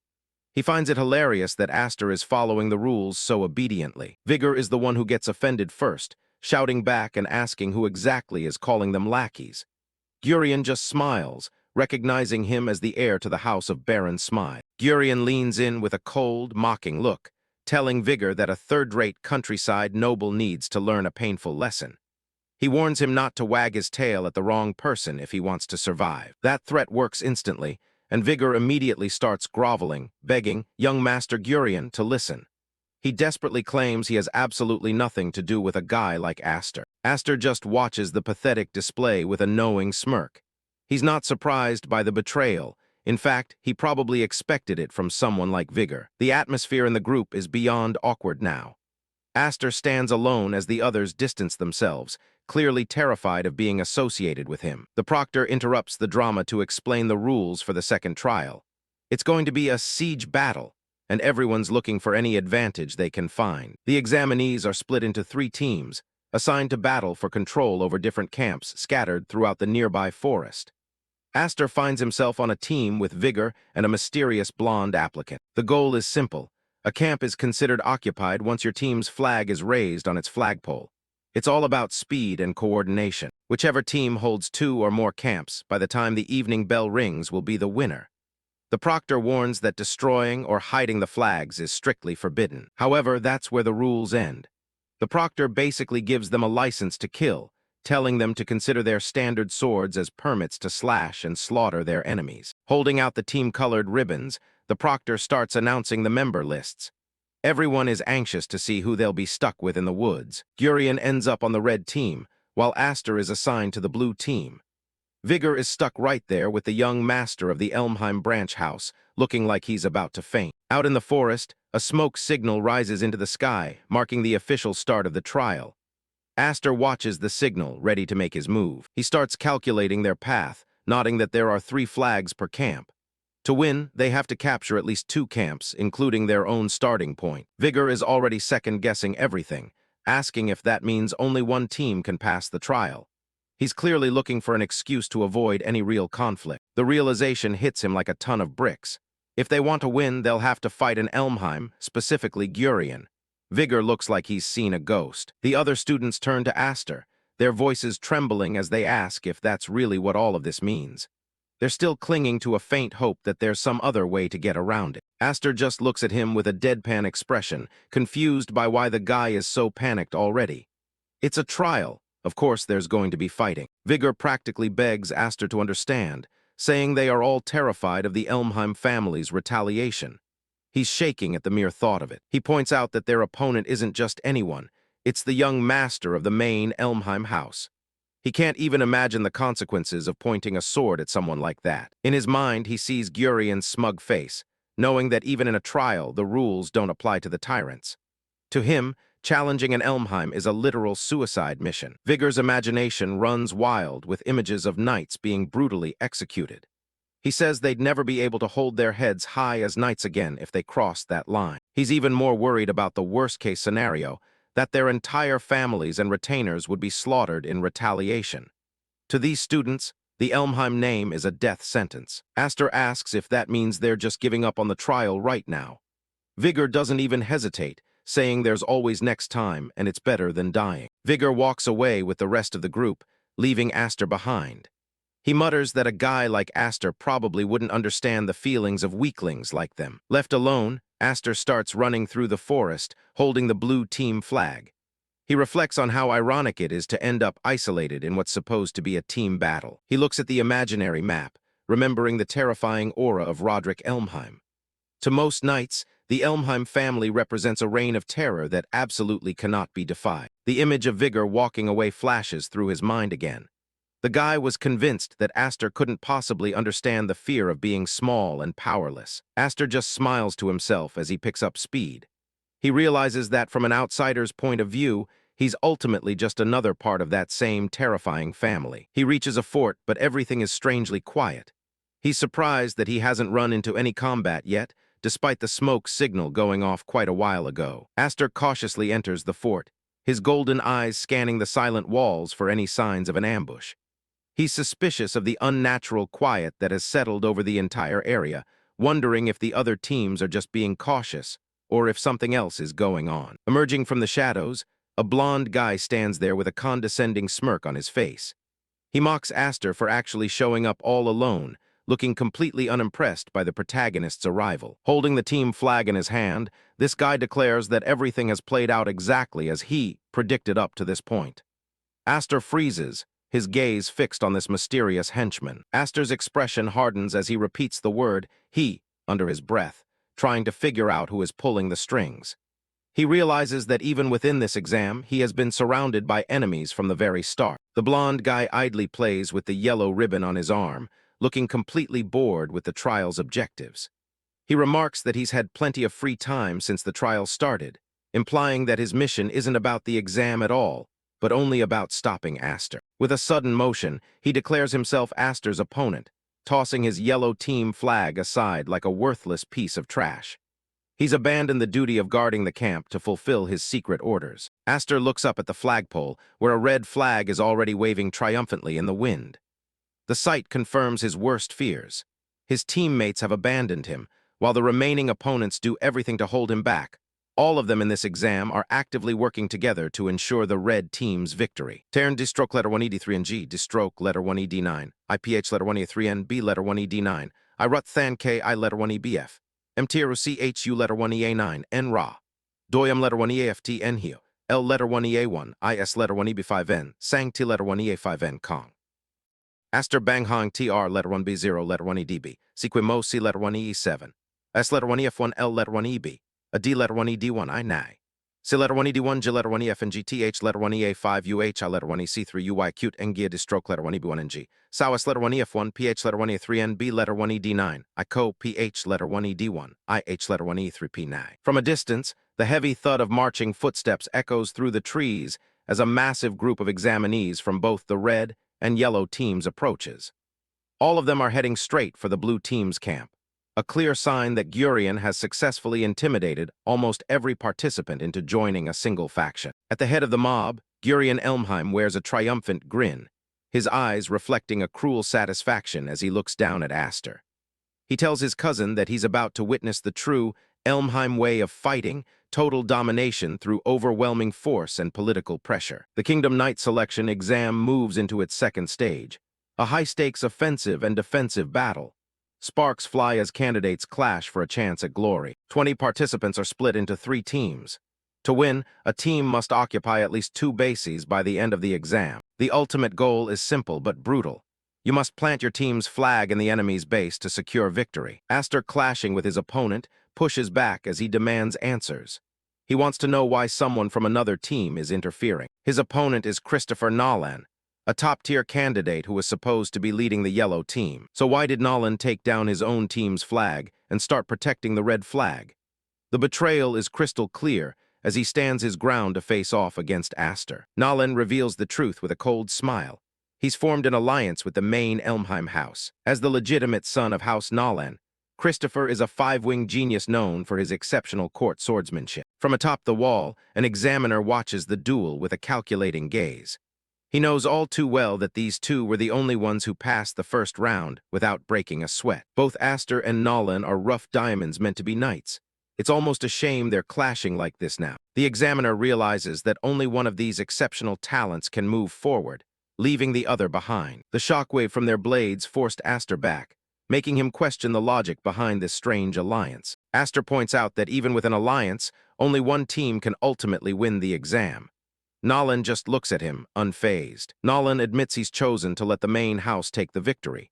He reveals that even now, his allies are heading to Aster's base. A vision of his teammates being threatened flashes through Aster's mind. He realizes Gurion has leveraged fear to turn everyone against him. Aster breaks out in a cold sweat. He knows Gurion is behind the intimidation, forcing the other students into submission. Nolan looks down on him, remarking that no one is foolish enough to stand in the way of a moving carriage if they don't want to get crushed. To Nolan, this hierarchy is the natural order of noble birth. He sees Aster's resistance as a futile struggle against destiny. The duel resumes with a heavy clash of steel. Aster grinds his teeth, refusing to back down from the overwhelming pressure. Something is wrong. Aster notices a crack forming on his blade. In a brief flash, Aster remembers the examiner handing him the sword. He begins to suspect that he was intentionally given a defective product. Nolan maintains his focus, declaring this to be strictly a one-on-one duel. He confesses that he never liked that Elmheim bunch to begin with. Mana flares around Nolan's blade as he prepares for a decisive strike. Aster watches intently, sensing the weapon's instability. The blade shatters. Under the strain of the mana and Nolan's strike, Aster's sword explodes into useless fragments. Without stopping for even a single beat, Aster immediately snatches the shattered fragment of the blade. He flings that blade fragment straight at Nolan to prevent him from closing the distance. Nolan flinches and lets out a huff, pulling back his sword to parry Aster's throw. Aster doesn't stick around to finish the fight. He turns and sprints away, leaving a confused Nolan behind. Aster shouts back that their duel will have to wait. He has someone much more important to deal with right now. Nolan scoffs, dismissing Aster as a disgrace to knights everywhere for running away in the middle of a battle. His eyes fall on the broken tip of his sword lying in the dirt. Something about the break doesn't seem natural. Picking up the shard, Nolan examines it closely. Even for a standard-issue weapon, the quality is embarrassingly poor. The truth hits him like a physical blow. The Elmheims played dirty to ensure that Aster couldn't outperform their own heirs. Aster sprints toward his base, calling out for vigorous mates. He needs to know if his comrades are still safe. He reaches the camp only to see the walls already occupied. The enemy is already here, and they're waiting for him. Gurion sits perched on the wall like a vulture. He mocks Aster, unimpressed that Nolan couldn't even stall him for longer. Gurion brags about securing their third base, claiming the entire exam is now under his total domination. Aster's voice is thick with rage as he glares up at his arrogant cousin. He's had enough of these games. Looking around at the captured banners and empty camp, Aster demands to know what happened to the rest of his team. Gurian's expression turns cold. He doesn't even bother to answer, letting the silence fill the air as his trap closes in. A cold blade is suddenly pressed against Aster's back. He's been surrounded before he could even draw his own weapon. It's Vigor Smates. Looking conflicted but cornered, he tells Aster he warned him he wouldn't go along with his reckless plans from the start. Vigor Smates declares he won't follow anyone who defies the Elmheim family. He's sweating, clearly intimidated by the main house's power as he levels his sword at Aster. From atop the stone wall, the laughter of Gurian Elmheim rings out. He mocks the gathered students, nodding with a smug grin that they didn't even show a hint of resistance before switching sides. Smates and the other students surround Aster with their weapons drawn. Aster stands in the center of the circle, asking calmly if they really think they can win just by outnumbering him. Gurian waves off Aster's confidence with a dismissive gesture. He tells his cousin that the fight is already over and the result has been set since the beginning. He points to the red flags already planted firmly along the battlements of the captured base. The conditions for victory in this battle have already been met by his alliance. Looking down from his high perch, Gurian mocks Aster's late arrival.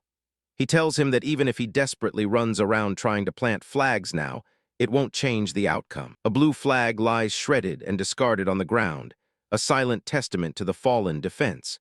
Gurian points out that Aster simply doesn't have the manpower left to hold his ground. Gurian explains his strategy with a simple diagram, looking down at his cousin's head.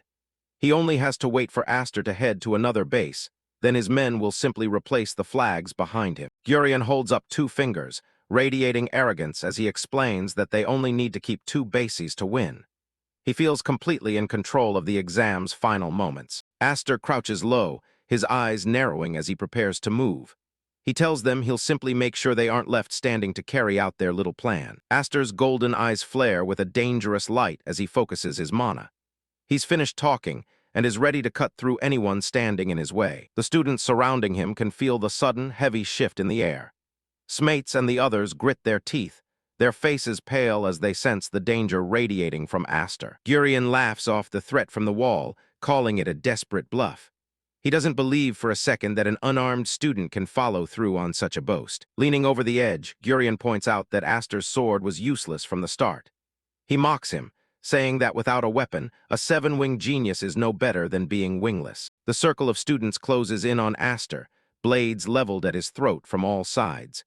Gurian dares him to try and take on everyone gathered here by himself. Aster looks down at the broken hilt in his hand, a small, dark smile playing on his lips. He admits that Gurian actually managed to impress him with how he set this up. He holds up the shattered remnant of his weapon, almost as if he's admiring Gurian's handiwork. The irony of being called wingless while holding a broken blade isn't lost on him. The students watch in confusion as Aster seems to accept his situation. Smates looks on from the side, his brow furrowed as he waits for Aster's next move. Aster acknowledges that Gurian thought through this ambush much better than he had anticipated. He stands casually despite the circle of steel surrounding him. Gurian's eyes glow with a malicious light as he watches from above. He's convinced he has already secured his total victory over his cousin. The broken hilt falls from Aster's hand, clattering against the dry earth and sending up a small cloud of dust. He's completely unarmed now, at least in the traditional sense. A close-up of Aster's glowing yellow eyes shows a predatory focus.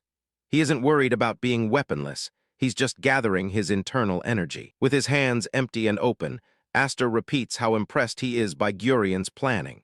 His calm demeanor is starting to unnerve the surrounding attackers. Gurian just smiles wider, his ego blinded by the apparent advantage he holds over his unarmed opponent.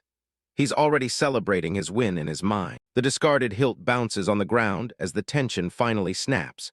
The air itself seems to vibrate with the pressure of Aster's building mana. Aster moves like a blur, ducking low under a sword swing from one of the students. His speed is far beyond what any of them were prepared for. A powerful kick connects, sending one of the attackers flying backward into the dust. Aster isn't holding back his physical strength as he breaks the encirclement. Aster weaves through the crowd of students, dodging strikes with minimal, precise movement. He's moving with a clarity that makes the group's numbers irrelevant. He snatches Vigor's sword as it falls.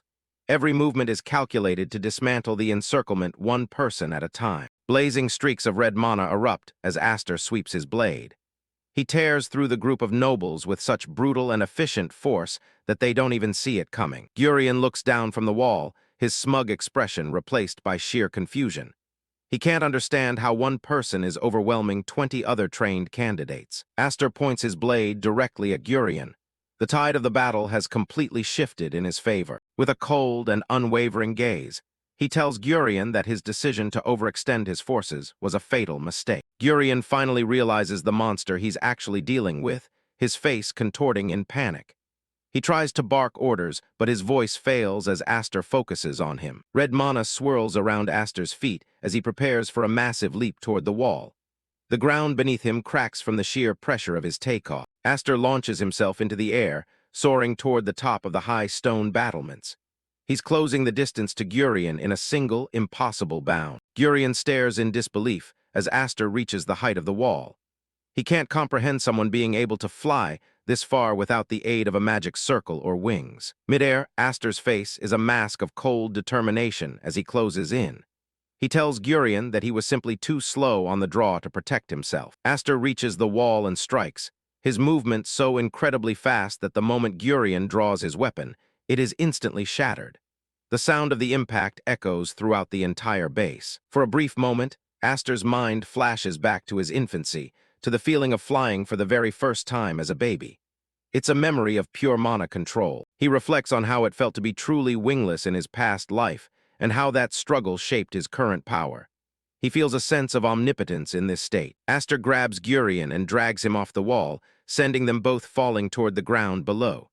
He notes that the wall, which once seemed so high, is now trivial to him. Gurion shouts for Aster to stop as he's pinned down. His face is pale, sweat beading on his forehead as he looks up from the dirt. Aster stands over the fallen noble, his boot firmly pinning Gurion to the ground.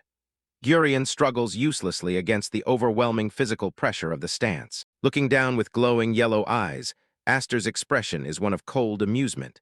He remarks that the wall he once thought high now seems incredibly low. A massive plume of dust and mana-infused smoke erupts from the impact site. The force of the descent has left a literal crater in the earth. Thick clouds of debris billow outward, obscuring the battlefield. The sound of the crash still echoes through the captured base. Vigor Smates and the other defecting students stand frozen. They stare at the center of the impact, their bodies tense and faces pale. Smates' jaw drops as he stares at the settling dust. He's completely speechless, his eyes wide as he realizes the sheer gap in their abilities. As the air clears, the silhouette of Aster standing over the defeated Gurion is revealed. He holds a stolen blade casually by his side. Aster turns his gaze toward the remaining group of students. His golden eyes pierce through the gloom, demanding their full attention. Below, he is grabbing Gurion by the back of his collar. He hauls the noble across the ground like a discarded sack. With a careless shove, Aster tosses Gurion onto the ground in front of the others. Gurion groans in pain, unable to even lift his head from the dirt. He groans, his voice cracking as he orders the other students to stop waiting around and take Aster down. But that powerless voice, stripped of all authority, fails to move the frozen feet of the defecting students. Lying in the dirt, Gurion gasps for air and tries to reclaim his position. He frantically orders the other students to hurry up and kill Aster. The students look on from the shadows of the gateway, torn between their instincts and their orders. Gurion's voice cracks as he reminds them that this is an official order from House Elmheim. Smates looks around frantically, his hand gripping the hilt of his sword. He curses under his breath, caught in a situation he never anticipated. Aster stares directly at them, questioning if they are truly that afraid of the main family's retaliation. He seems genuinely curious about their lack of resolve. Smates shouts back that of course they are. He explains that his family is merely a third-rate noble house that could be erased in an instant. A flashback shows the Smates family kneeling in a grand hall, surrounded by luxury they don't truly own. Smates notes that if Elmheim wills it, they will be crushed like insects. The image of the submissive nobles continues as Smates explains their plight. They have no choice but to act submissively to avoid offending the powers that be. Smates' face is contorted with frustration as he yells at Aster. He claims that for a blessed genius like Aster, their daily struggle for survival is incomprehensible. Aster listens in silence, his expression unreadable. He doesn't move, keeping his eyes fixed on the shouting boy. A small, knowing smile touches Aster's lips as he considers Smates' words. He isn't mocking the boy's pain, but the irony of the situation. Smates recoils slightly, demanding to know what Aster finds so funny. His voice is trembling with a mix of fear and indignation. Aster recalls his sister telling him something very similar. An image of a woman with reddish hair appears, her expression stern as she lectures him. Turning back to the present, Aster admits that it is an undeniable fact that he is currently blessed with power. He accepts his position without any false humility. He lowers the stolen sword until the tip rests just inches from Gurion's throat. Gurion winces, his face covered in grime and cold sweat. Aster declares that if the current, arrogant Elmheim family is the problem, he has a simple solution. If they can't do anything about the corruption, then he will be the one to change it. His eyes burn with an intense, golden fire as he makes his final declaration. He vows to crush the current establishment of the Elmheim family. The students are stunned into a deafening silence. The magnitude of Aster's words, committing open treason, is almost too much for them to process. Even Gurion looks up in wide-eyed disbelief, wondering if Aster has lost his mind. The word crush hangs heavily in the air. Smates trembles, asking if Aster even understands the consequences of what he's saying. To declare war on the main house is a death sentence. Close up on Aster's face as he confirms it with absolute certainty.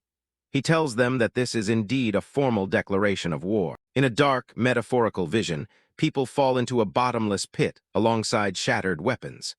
Aster warns them that fawning over the current family leads only to betrayal and a miserable end. He looks at the group and tells them that if they want to avoid that fate, they have no choice but to fight. Standing with the captured base behind him, Aster holds the sword ready. He believes the 7 wings on his back were given to him specifically for this purpose. He presents a choice to the gathered students, his voice echoing through the courtyard. He asks them which Elmheim they will follow, the noble on the ground or him. Gurion screams from the dirt, telling the others not to listen to Aster's insane talk. He insists that such a rebellion would never be allowed. He turns his threats toward the students, his eyes wide and bloodshot. He warns them that betraying him now will have dire consequences for their families. Gurion continues his desperate rant, claiming he remembers every single one of their faces. He promises they will suffer if they don't obey him immediately. Smate stares down at the ground, his face pale and covered in cold sweat. He is paralyzed by the impossible choice before him. He opens his mouth and lets out a primal roar of frustration. The sound is raw and filled with the pressure of a lifetime of submission. Smate stands alone in the middle of the field, his sword stabbed into the dirt before him. He curses his situation one last time as he makes his final decision. Vigor Smate sprints desperately toward the team's blue flag, his boots kicking up dust from the dry ground. He screams out a question, desperate to know if Aster will truly follow through and take down Gurion for the sake of the minor families. Looking over his shoulder at the other students, Smates' voice carries a heavy warning. He tells Aster that giving them false hope for change would be an unforgivable betrayal that he would truly resent. Aster's gaze remains fixed and steady, his golden eyes reflecting a cold resolve. He gives a simple, verbal vow to uphold his end of the bargain and fulfill his promise. Smates stands still for a moment, sweat slicking his brow as the weight of his decision sinks in. He looks like a man who has just stepped off a ledge, waiting for the impact of his choice. Smates thrusts his arm into the air, a blue cloth clutched tightly in his fist. He shouts his full name and lineage, making his stand official before the entire gathered group. The declaration echoes across the field as Smates publicly sides with Aster A. Elmheim. The gesture marks a clear turning point in the battle for control over the base. The other students stand paralyzed, their faces pale with shock. They murmur in low voices, acknowledging that Gurion's authority and plan have completely disintegrated. Gurion lies in the dirt, the tip of a sword hovering dangerously close to his temple. His eyes burn with a dark, reddish light as he seethes, spitting out a final insult at his captor. Aster stands at the center of the training grounds while Bigger Smates yells at the crowd. The other candidates are just standing around, stunned after the chaos. Bigger isn't about to waste this opportunity. He shouts for everyone to bet it all on the 7 wings and show the Elmheim family what they're actually made of. The other students look at each other, murmuring in confusion. They've spent the whole exam being pawns, and now the power dynamic has completely shifted. Aster watches the scene unfold with a cold, steady gaze. He's already got one major player on his side, which means he won't have to do all the heavy lifting himself. He surveys the crowd, calculating his next move. Winning the exam is one thing, but to actually take down the Elmheim family, he's going to need a lot more than just a few followers. Nearby, Grian Elmheim is slumped on the ground, his pride in tatters. The guy is fuming, unable to process how everything went so wrong. One of the lackeys rushes over to check on him. He looks genuinely worried as he asks if the noble is all right. Grian doesn't want sympathy. He snaps at the guy and shoves him away, calling him useless trash as he struggles to get back up. The obsession with the main family is eating him alive. He knows if he doesn't stop Aster here, he'll never be able to show his face to the real Elmheims again. A dark memory of a bloody hand and a discarded blade flashes through his mind. He's terrified of failing like his brother did, knowing the main family won't show him any mercy. Grian clenches his wounded hand, his eyes wide with desperation. He's convinced himself that he can't let things end like this. A shadow falls over him as a pair of boots stops right in front of his face. Christopher Nalen looms over the fallen noble, his expression unreadable. Grian looks up, his face scratched and covered in dirt. He's pathetic and he knows it. Nalen stares down at him with pure disgust. The silence between them is heavy as the alliance they built on lies finally hits its breaking point. Grian immediately starts barking orders, pointing a finger at Aster. He demands to know what Nalen has been doing and tells him to finish the job he was supposed to do. He actually thinks he still has the upper hand. A twisted grin spreads across his face, believing Nalen is his last ticket to victory. Nalen doesn't even look at him. He admits that while Aster's rank might not be high, his skill with a sword is undeniably the best in the courtyard. Grian doesn't care about fair play. He screams at Nalen to hurry up and hack Aster to pieces, his voice cracking from the strain. Instead of drawing his sword, Nalen reaches for the Alliance badge on his arm. He rips it off with a sharp tug. He tosses the piece of fabric back at Grian. He didn't come over to help. He came to return the only thing tying him to this mess. Nalen's eyes go cold as he speaks his mind. He's realized that Grian's underhanded methods go against everything he stands for as a swordsman. He formally breaks the alliance right then and there. Grian can only stare in shock as his last hope walks away from him. The realization hits the remaining students like a physical blow. Even the honorable Nalen family is jumping ship, leaving them with no clear path forward. Nalen isn't done yet, though. He turns his attention to Aster, knowing they still have to settle their own score to finish the exam. Aster waits for him, his expression completely blank. He isn't surprised by the betrayal, he was just waiting for the inevitable. Nalen grips his sword hilt, preparing to fight for real. He's going to use the proud swordsmanship of his family to test the 7 wings. He tells Aster he needs to see how his skills stack up against that legendary power.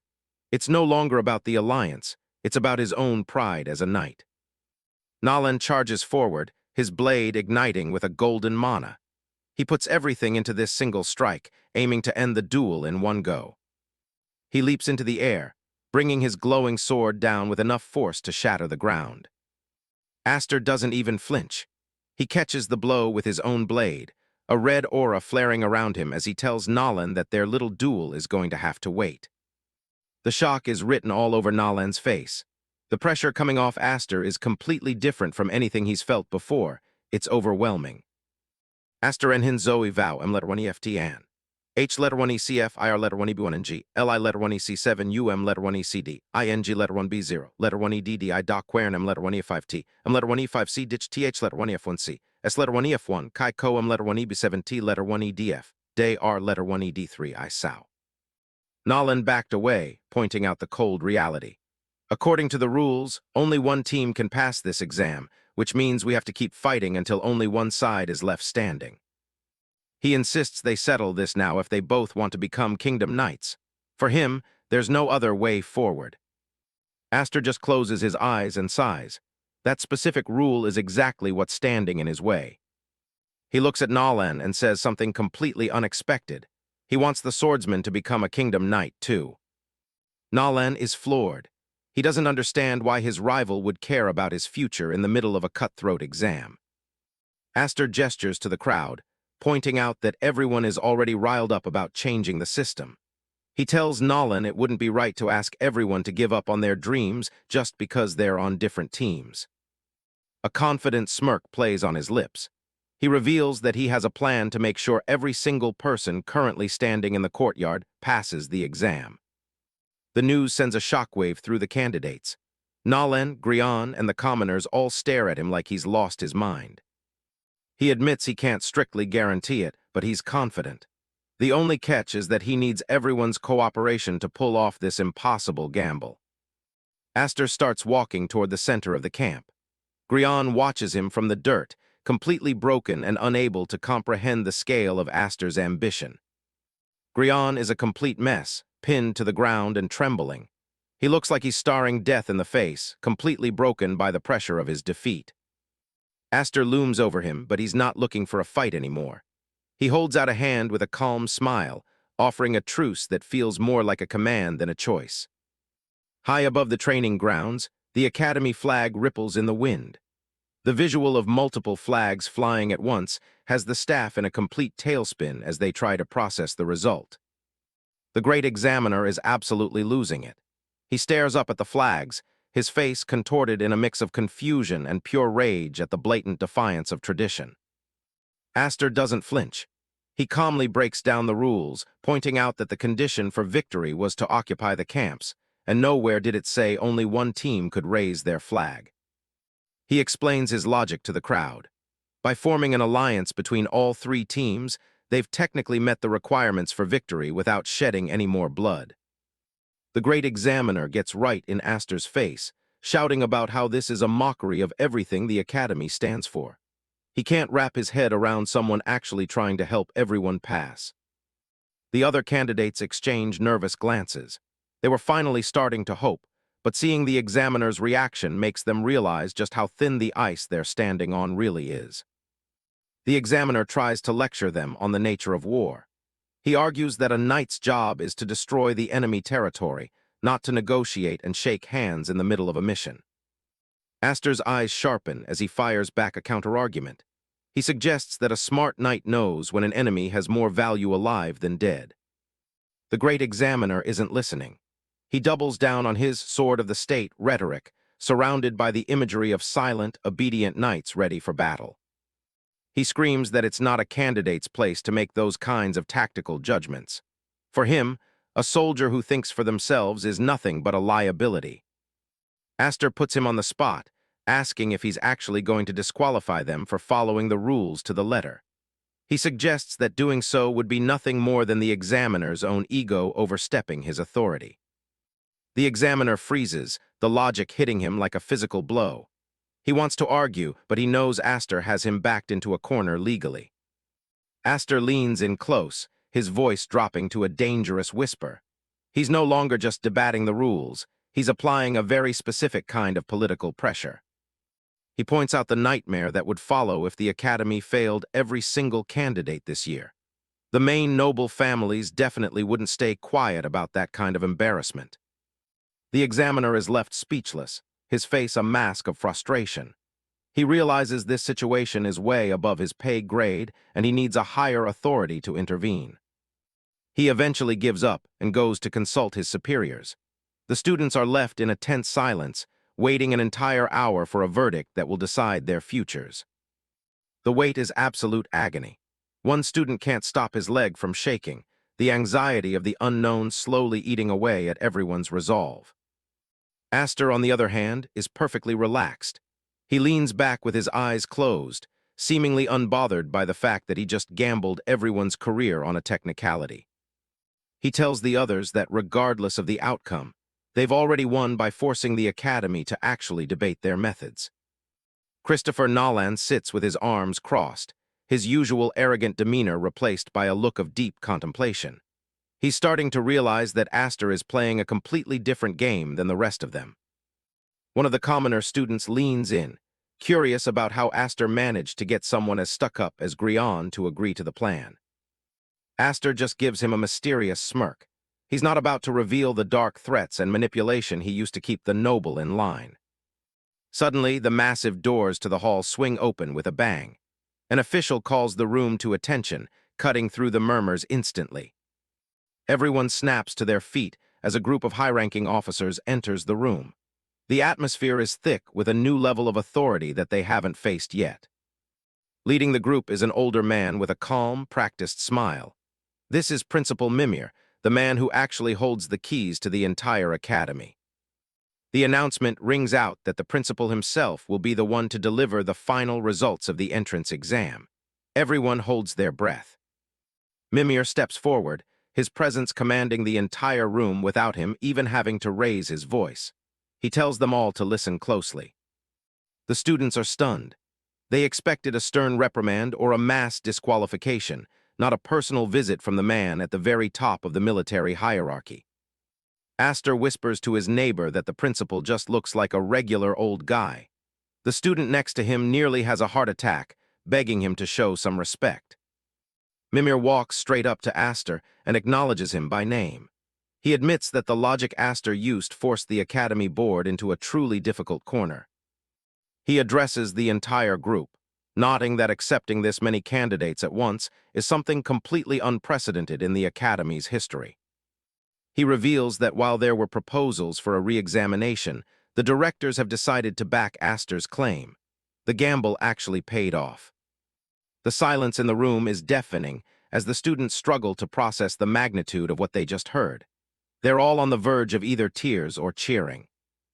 A small, knowing smile tugs at the corner of Mimir's mouth as he watches their reactions. He seems to enjoy the disruption Aster has caused. He finally says the words everyone was praying for. Everyone passes. It's a complete subversion of the academy's usual cutthroat traditions. The room erupts in a deafening cheer. The students who were enemies just hours ago are now celebrating together, their futures as knights finally secured. Mimir formally welcomes them to the Drassel Kingdom Knight Academy, officially ending the most chaotic and successful entrance exam in the school's history. Later that night, the academy sits peaceful under the moonlight. The sound of a long, satisfied sigh echoes from within the massive walls.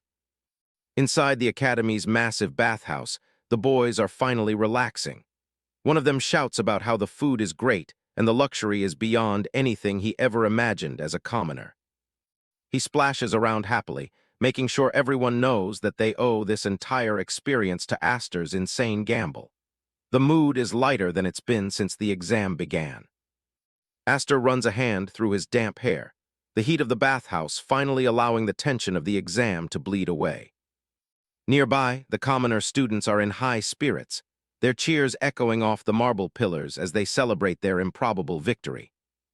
Nolan steps into the water with a heavy scowl, clearly finding the loud, rowdy celebration of the commoners to be beneath him. He snaps at another student who dares to tease him, insisting he only agreed to a draw and certainly didn't lose the fight to Aster. Aster leans back against the edge of the pool with a satisfied smirk, reflecting on his first successful blow against the Elmheim family name. His new allies share looks of determination. The group's newfound unity is a direct defiance of the divide-and-conquer philosophy he's fought his whole life. This is where our rebellion begins, he thinks, his golden eyes burning with a clarity that even the thick steam can't obscure. His thoughts drift to Ulfin Elmheim, his older sister who has already survived a year at the academy and might prove to be his most vital ally. He eventually rises from the water, steam rolling off his skin as he wraps a towel around his waist to prepare for the first day of training. He walks across the damp, tiled floor, his footsteps the only sound in the brief moments of silence between the students' rowdy songs. He pauses, catching a strange movement in his peripheral vision that immediately breaks his train of thought.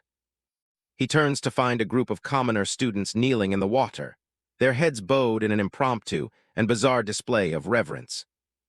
Aster's eyes go wide in total shock, his usual cool composure failing him as he stares at the surreal sight of his peers worshiping him. The students lean in close, their faces flush with excitement as they declare him a living good luck charm and a symbol of their hope for the future. Despite his frantic protests, they drop into full bows, treating him more like a divine savior than a fellow candidate.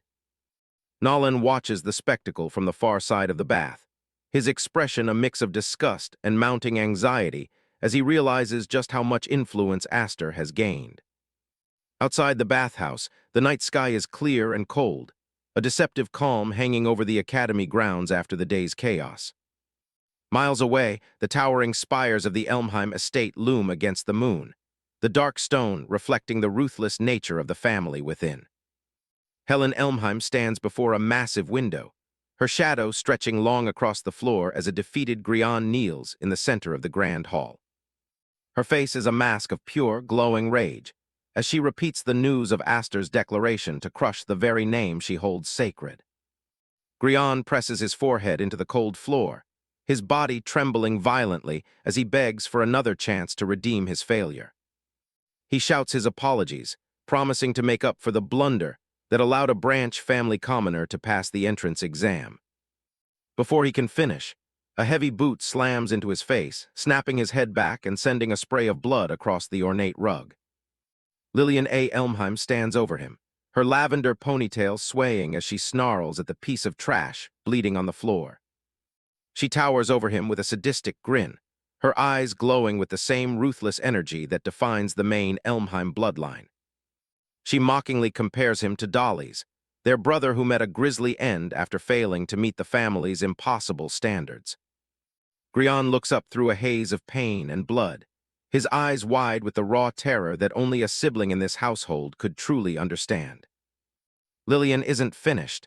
She winds up for another strike, her movements fluid and lethal as she continues her brutal correction of his behavior. She stomps down on him repeatedly, each blow punctuated by Grian's frantic thoughts of the man who put him in this position, Aster. His mind flashes back to the training grounds, where Aster had reached out a hand and offered him a terrifying choice between cooperation and death. He remembers the chilling calm in Aster's voice, as he explained exactly what the main family would do to him if word of his failure got out. Aster's eyes had been cold and predatory in that moment, a silent promise that the great lord would show absolutely no mercy to a loser. The memory of that gaze still haunts Grian, the sheer weight of Aster's presence feeling more dangerous than any kick from his sister. He vividly recalls the mental image of Dolly's final moments, a gruesome sight that served as Aster's final warning to him during their negotiation. During the exam, Aster had leaned in so close their shoulders touched, his whisper feeling like a death sentence wrapped in a survival deal. "All you have to do is stay quiet," Aster had said, his golden eye fixed on Grian like a hawk watching a cornered mouse. Under the combined weight of Aster's manipulation and his own fear, Grian had finally broken, choosing the path of survival Aster offered over certain execution. Back in the present, a strong hand catches Lillian's wrist mid-swing, stopping her assault with effortless, commanding strength. Grian collapses into a heap on the floor, tears of pain and sheer relief streaming down his face as he cowers in the shadow of his superiors. Julius A. Elmheim looks down with a mocking smile, his red eyes full of a terrifying amusement as he sits comfortably in a high-backed chair. He tells his sister to spare the boy, leaning back as he preaches about the importance of family getting along for the sake of their name. He punctuates his point by gripping the hair of Ulfin Elmheim, whose wide eyes and metal mask tell a story of silent, forced obedience under his thumb. Helen Elmheim trails her fingers across a heavy banner, the symbol of her family's absolute dominance catching the light. She reflects on the fear that has kept their knights in check for generations. Her pink eyes glow with a cold intensity as she looks over her shoulder, acknowledging that their authority is starting to crumble. The appearance of a 7 wings has created a crack in their facade of power. Helen stands tall in the center of the room, addressing Julius and Lillian, while Ulfin remains silent at Julius's feet. She orders her children to go out and remind their enemies why the Elmheim name is feared. Lillian A. Elmheim lets out a sharp, toothy grin, her lavender hair catching the light as she clenches a fist near her chest. She is more than ready to prove that the family's reputation for ruthlessness isn't just for show. Julius A. Elmheim's smirk widens into something predatory, his crimson eyes reflecting a deep-seated arrogance. He intends to follow his mother's orders by showing their detractors exactly what real, unbridled violence looks like. The Dorussel Knight Academy is the ultimate proving ground for the kingdom's elite. In the main training courtyard, rows of magical iron pillars stand ready to test the limits of the newest cadets. These hand-picked recruits must endure a grueling curriculum to earn their place. Each strike on the pillars is a step toward proving they have what it takes to join the glorious Kingdom Guard. To become a Kingdom Knight is to reach the pinnacle of combat and strategy. It's a title reserved for the few who can consistently overwhelm every opponent with absolute skill. Vigor puts every ounce of his strength into a swing, shouting as he strikes the pillar. He's desperate to leave even a single mark on the resilient magical iron. A heavy impact sends sparks and debris flying, but the pillar itself remains stubbornly intact. The resistance is far greater than anything these cadets have faced in their basic training. Vigor pulls back, sweat dripping from his face as he stares at the shallow scratch he managed to make. He clenches his teeth, clearly frustrated by how little his maximum effort has achieved. The Academy operates on a strict 6th grade hierarchy, with badges ranging from silver grade VI up to golden grade I. Your rank dictates the advanced techniques you're allowed to study. A blonde cadet swings his sword with everything he has. In this system, relying on raw physical strength alone will only ever mark you as a third-rate student. He stops to stare at the faint crack he created, realizing just how high the bar for success is set. The gap between his current level and the Academy's expectations is a harsh wake-up call. Nearby, a student channels mana into his weapon, delivering a series of magically infused strikes. Each hit generates a searing flash of energy against the dark metal. He finishes his set, the lingering mana dissipating into the air. While he's more advanced than those using pure muscle, the instructors are still looking for true mastery. True excellence requires the seamless integration of magic and swordsmanship. Only those who can command both are considered first-rate material for the kingdom's defense. An instructor's voice boomed across the field, hammering home to the cadets that proving their strength was the only freedom they had here. But just as he was mid-rant, a massive surge of crimson mana erupted right behind his back. The instructor and the cadets stared in stunned silence. The sheer, suffocating pressure of that display made them realize just how vast the power gap truly was. Aster A. Elmheim stands calmly amidst the training pillars, looking completely unbothered. While the others struggled to make a dent, the pillar in front of him has been reduced to rubble. The shards of pulverized magical iron scatter at Aster's feet. He's achieved a level of destruction that most thought was impossible for a new cadet. The instructor breaks the silence with a cheer, jokingly suggesting they should all aim for that level of power. The rest of the class looks much more skeptical about their chances of matching it. Aster remains composed, his gaze fixed on the distance. High above on the castle walls, the Academy's leadership watches the young man with intense interest. Principal Mimir observes the wreckage alongside another instructor, whispering about the rumored 7 Wings power. They recognize Aster as an incredible talent that can't be ignored. A magical iron pillar of this quality usually requires a golem to handle.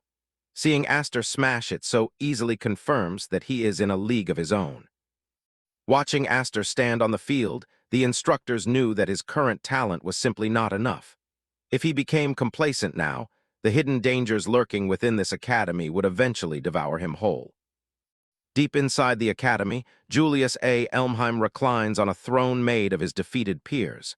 He is the dragon of this school, a sadistic force waiting for a new challenger to break. Later, Aster and Vigor walk past the large windows of the academy halls as the evaluation results are processed. The reality of the school's structure is starting to set in. Vigor looks at his silver badge, reflecting on how meritocratic the Kingdom Knights truly are. It's a harsh truth to face right after the high of passing the exam.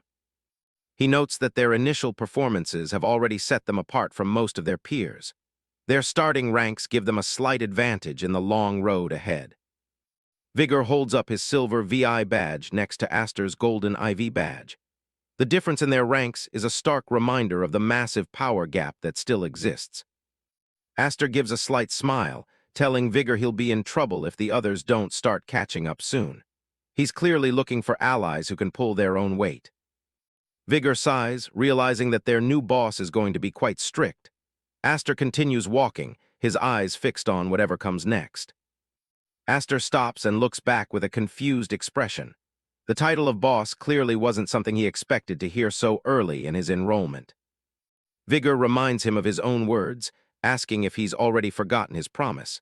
He points out that Astor's ambition is what inspired them all. Astor recalls standing over a defeated Grian, where he first declared his intent to crush House Elmheim. That one moment of rebellion drew the attention of everyone looking for a leader. Vigor explains that several students took those words to heart and are looking for someone to lead them. They want to believe that someone can actually change their current situation. The commoners are ready to back Astor up if he's willing to lead the charge. They've spent their lives being stepped on and see him as their best chance to fight back. Vigor throws an arm around Astor's shoulder, shouting a rallying cry to take down House Elmheim together. Astor looks a bit overwhelmed by the sudden camaraderie. A predatory grin spreads across Astor's face as he listens to Vigor's enthusiasm. If they want a leader to bring down the tyrants, he's more than ready for the job. He stares at his golden badge with a cold, determined intensity. To truly crush his former family, he knows he needs to unlock even more of his hidden strength. Suddenly, Astor's stomach lets out a loud, embarrassing growl. Even a legendary talent needs a meal after pulverizing magical iron training pillars. Vigor laughs, agreeing that they won't make it through the afternoon training on an empty stomach. The duo starts heading toward the academy's cafeteria. As they reach the dining hall, they find a large crowd of students standing nervously outside the entrance. It looks like their lunch break is about to be interrupted. Astor and Vigor push forward to see what's going on, but the others look terrified. They warn Astor that the Elmheims are already inside and the situation is bad. Inside, Julius A. Elmheim is already seated, casually biting into a piece of bread. He stares at Astor with a condescending smirk, having expected his arrival. Astor stares back with a hard, unwavering gaze. Julius mocks him for being late, welcoming him to a scene where the tyrants are already in total control. Julius A. Elmheim sits at the center of the cafeteria, his sister Lillian perched beside him like a vulture. He addresses Astor with a lazy arrogance, calling him brother, as if they were on friendly terms.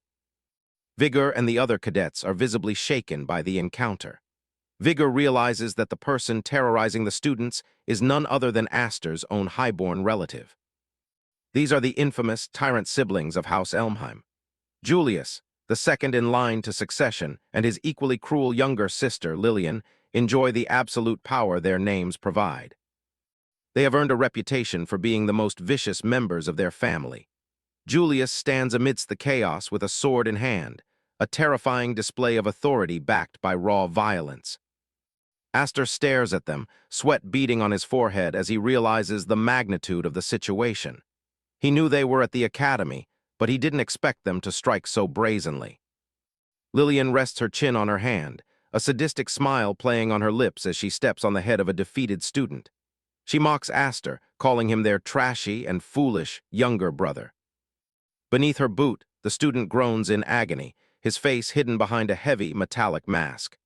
The iron shackle is a brutal device designed to break the spirit of anyone who fails the family's standards.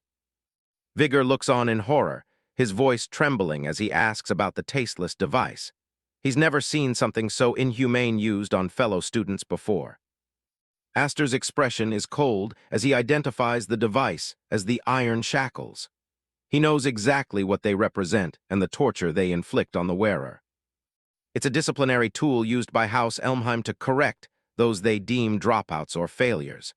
The mask forces the wearer into a state of desperate servitude, turning them into little more than beasts. Julius applies more pressure to the student beneath his foot, his red eyes glowing with malice. He mocks Astor for being so familiar with the family's dark traditions. He points out that despite the student's noble name, he ended up as a lowly grade VI during today's sorting. In Julius's world, weakness is the ultimate sin. The student's eyes, visible through the slits of the mask, are wide with terror and pain. It's a pathetic sight that Julius seems to take immense pleasure in. Julius grips the student's head, claiming the shackle is a present from a kind older brother to help him try harder. His words drip with a sickening irony that makes the air in the room feel heavy. A line of shackled students stands in the shadows, their identities erased by the uniform metal masks. They have been stripped of their humanity to serve as examples for the rest of the academy. Julius explains the simple, cruel logic. The masks turn basic needs like food and air into rewards. If the students can't earn their way out, they'll simply die in their chains. Vigor and his companions are paralyzed by the sight of so many people being treated like livestock. The scale of the cruelty is far beyond anything they expected at a night academy. Julius stands and gestures toward the shackled group, calling them Astor's seniors. He demands that the new cadets greet them properly, despite their beast-like state. With a cruel laugh, he tells one person in particular to step forward and show her face. He's been waiting for this moment of reunion. A pair of delicate feet in brown shoes steps into the light. The slow, rhythmic clicking of her heels against the stone floor is the only sound in the silent cafeteria. Astor's eyes widen as a familiar figure with long red hair approaches from the shadows. Vigor and the others can feel the sudden shift in the atmosphere. A cold sweat breaks out on Astor's face as the truth hits him. His pupils contract in shock, his mind racing to process the horrifying sight before him. Julius's grin only widens as he notes how much Astor's sister has changed since they last saw her. He relishes the look of absolute devastation on Astor's face. Ulfin Elmheim stands before them, her once vibrant eyes now vacant and glazed. Her lower face is encased in an iron shackle, a brutal metal muzzle that silences her voice. Astor shouts her name, his composure shattering as he starts to rush toward her. The sight of his sister in such a state has pushed him past his breaking point. Ulfin doesn't even react to his voice, her gaze remaining fixed on nothing.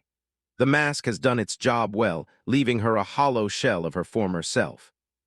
Astor's teeth grind together so hard they might crack, his face contorted with a rage that threatens to boil over.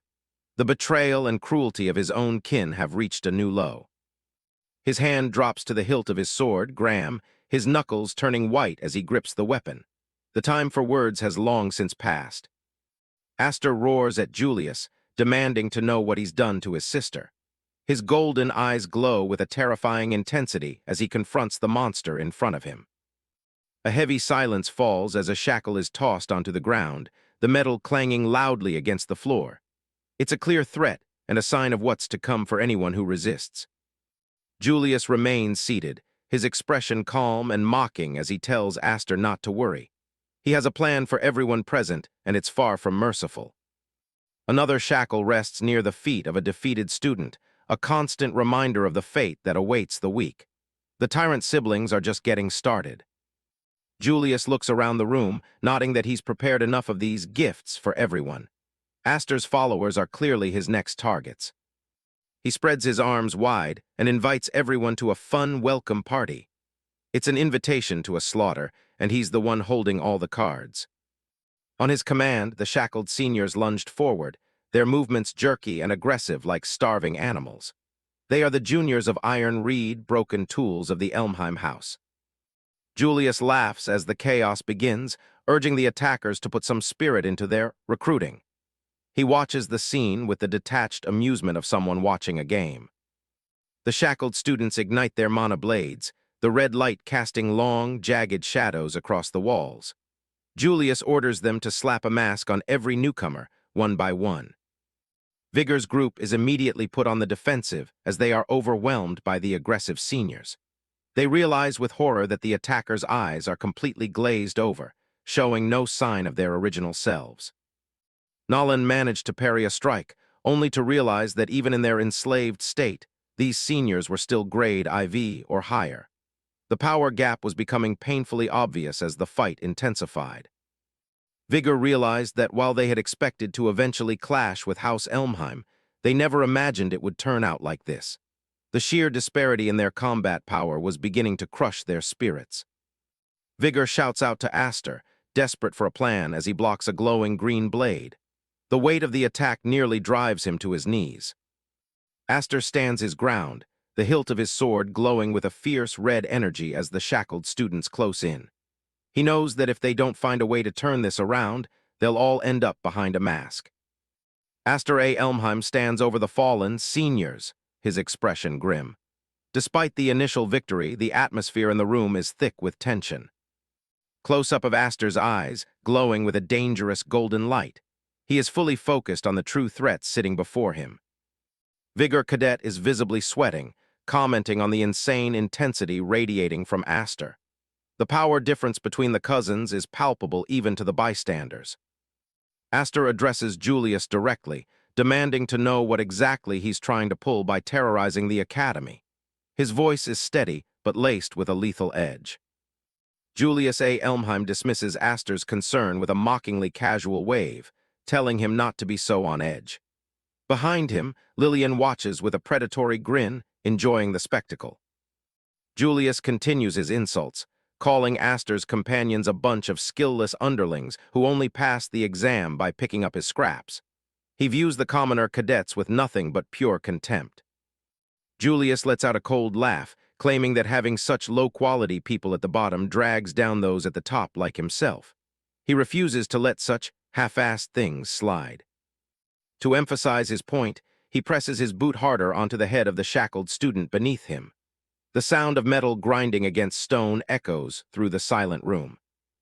He holds up a spare iron shackle, his red eyes gleaming with cruelty. He intends to take care of all the newcomers in the brutal Elmheim way. Aster isn't interested in his cousin's theatrical display of power. Julius remains seated, his posture relaxed and arrogant as he waits for Aster's next move. Aster's hand tightens around the hilt of his sword, which is wreathed in a crimson mana. The heat from his power starts to distort the air around him. He tells Julius to take the vulgar thing off Ulfin Elmheim's mouth immediately. He will not tolerate seeing his sister treated like a beast. Instead of a response, Ulfin lunges at Aster, their blades clashing with a violent surge of energy. The shock of her attack leaves Aster momentarily stunned. Aster is forced onto the defensive, shouting at his sister to stop. He can't understand what has happened to her to make her turn her blade against him. Ulfin's eyes, visible through the mask, show no recognition of her brother. She is a silent, efficient weapon in Julius's hands, focused only on the kill. The two siblings trade blows, their swords creating trails of light in the dim cafeteria. Ulfin tells him not to hold a grudge for what comes next, her voice cold and mechanical. Julius watches the fratricide with a sickening smile, claiming Ulfin is here of her own free will. He relishes the look of absolute betrayal on Aster's face. He challenges Aster to ask her directly if he thinks Julius is lying. Ulfin stands ready with her glowing yellow blade, her posture perfect and deadly. Lillian joins in the mockery, laughing at how mean Aster is being to his own family. She finds the entire situation hilarious. Aster grits his teeth, his mind flashing to his mother's worry. The realization that Ulfin has been subjected to this torture for months is almost too much to bear. Ulfin attacks again, her movements sharp and relentless. Aster is forced to leap back, his mind racing for a way to stop her without hurting her. Aster shouts that Ulfin doesn't have to listen to the tyrants anymore. He's determined to break the chains that bind her. He vows to save her as they continue their frantic duel, sparks flying from their crossing steel. Every strike from Ulfin is a painful reminder of her lost self. Aster is visibly shaken, a bead of sweat tracing down his face as he struggles to parry his sister's relentless strikes. The psychological weight of the fight is starting to take its toll. Seeing Aster hesitate, Nolan shouted from behind, demanding to know what he was waiting for. They were about to be overrun. He begged Aster to end this once and for all. Nolan shouted, his face contorted with rage. He told Aster that if he wouldn't strike down the tyrant, then he himself would take on Julius. Nolan leveled his sword at Julius, sneering that he didn't even have a fraction of the dignity his younger brother possessed. In a battle stance, a radiant golden light surrounding him as he tells Julius to take up his weapon. He refuses to acknowledge a man like Julius as a knight. Nolan charges with everything he has, his blade glowing brightly. He vows to carve the style of House Kistoper into Julius's very body. A spare iron shackle floats through the air, a grim reminder of the stakes. The metal glints coldly in the monolith room. Julius blocked the incoming strike with his bare hand, his expression one of bored contempt. He mocked the very idea that hard work alone could make a great knight. Nolan is stunned, his eyes wide with shock. Despite his maximum effort, he hasn't even managed to make Julius stand up from his chair. Julius stands and unleashes a massive pillar of flame that fills the room with a scorching heat. He declares that Vigor's worldview is fundamentally wrong. He focuses his immense magic power into his sword, the heat intensifying until the room feels like an oven. The sheer scale of his mana is terrifying. Nolan is forced back by the sheer intensity of the heat, his face contorted in pain and disbelief. He realizes he's completely outmatched by the noble's power. Julius laughs manically, declaring that the strongest guy is the greatest, and that being weak is the ultimate sin. His crimson eyes glow with a sadistic fire. With a sudden burst of power, Julius blasts Nolan backward.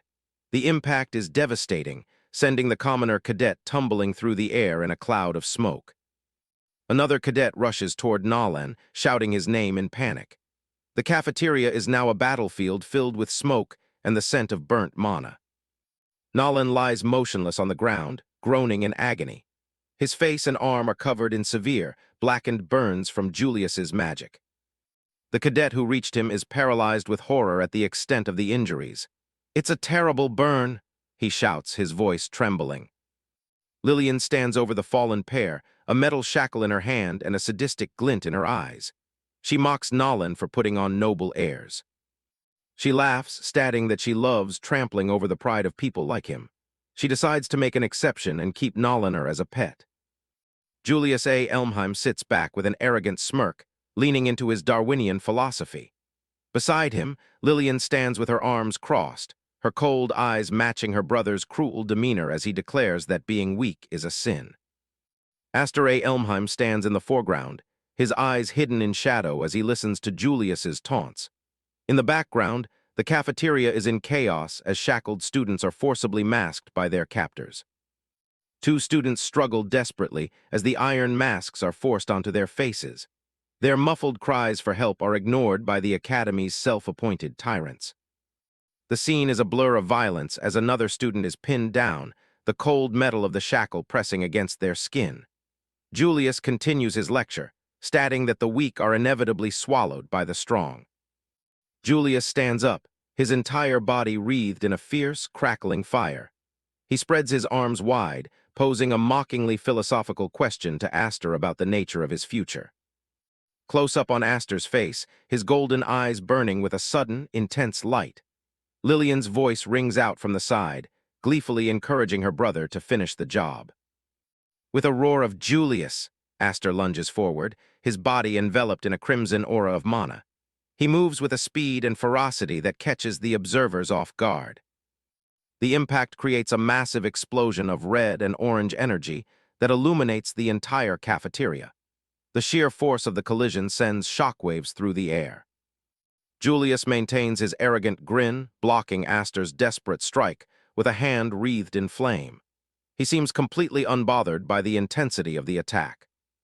Aster grunts in pain as the backlash of the magic hits him. He struggles to maintain his footing as Julius's superior magic power begins to overwhelm him. Aster looks up in shock as Julius's hand moves with blinding speed. The air around them vibrates with the hum of concentrated mana. Julius clamps his hand firmly around Aster's throat, lifting him into the air as flames lick around them.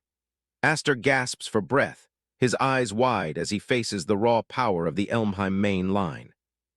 Vigor supported the injured Nolan from the sidelines, his face pale with horror.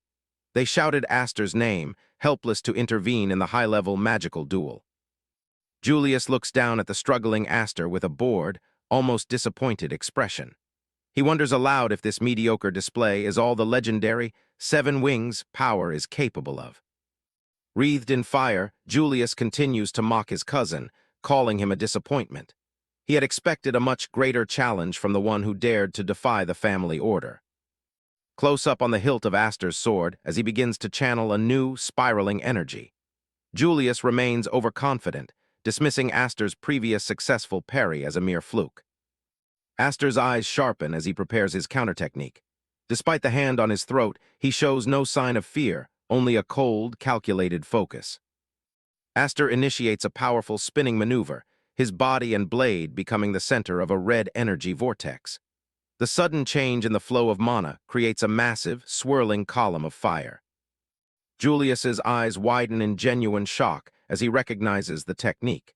He realizes instantly that the flow of the battle has suddenly shifted. The red energy spirals outward, catching Julius's flames and pulling them into the vortex. The sheer complexity of the mana manipulation leaves Julius momentarily speechless. Julius looks stunned as the fire is reeled in. He realizes with horror that Aster isn't just blocking his magic, he is absorbing and redirecting it. The panel is dominated by a massive explosion of spiraling red energy as Aster's rotation technique reaches its peak.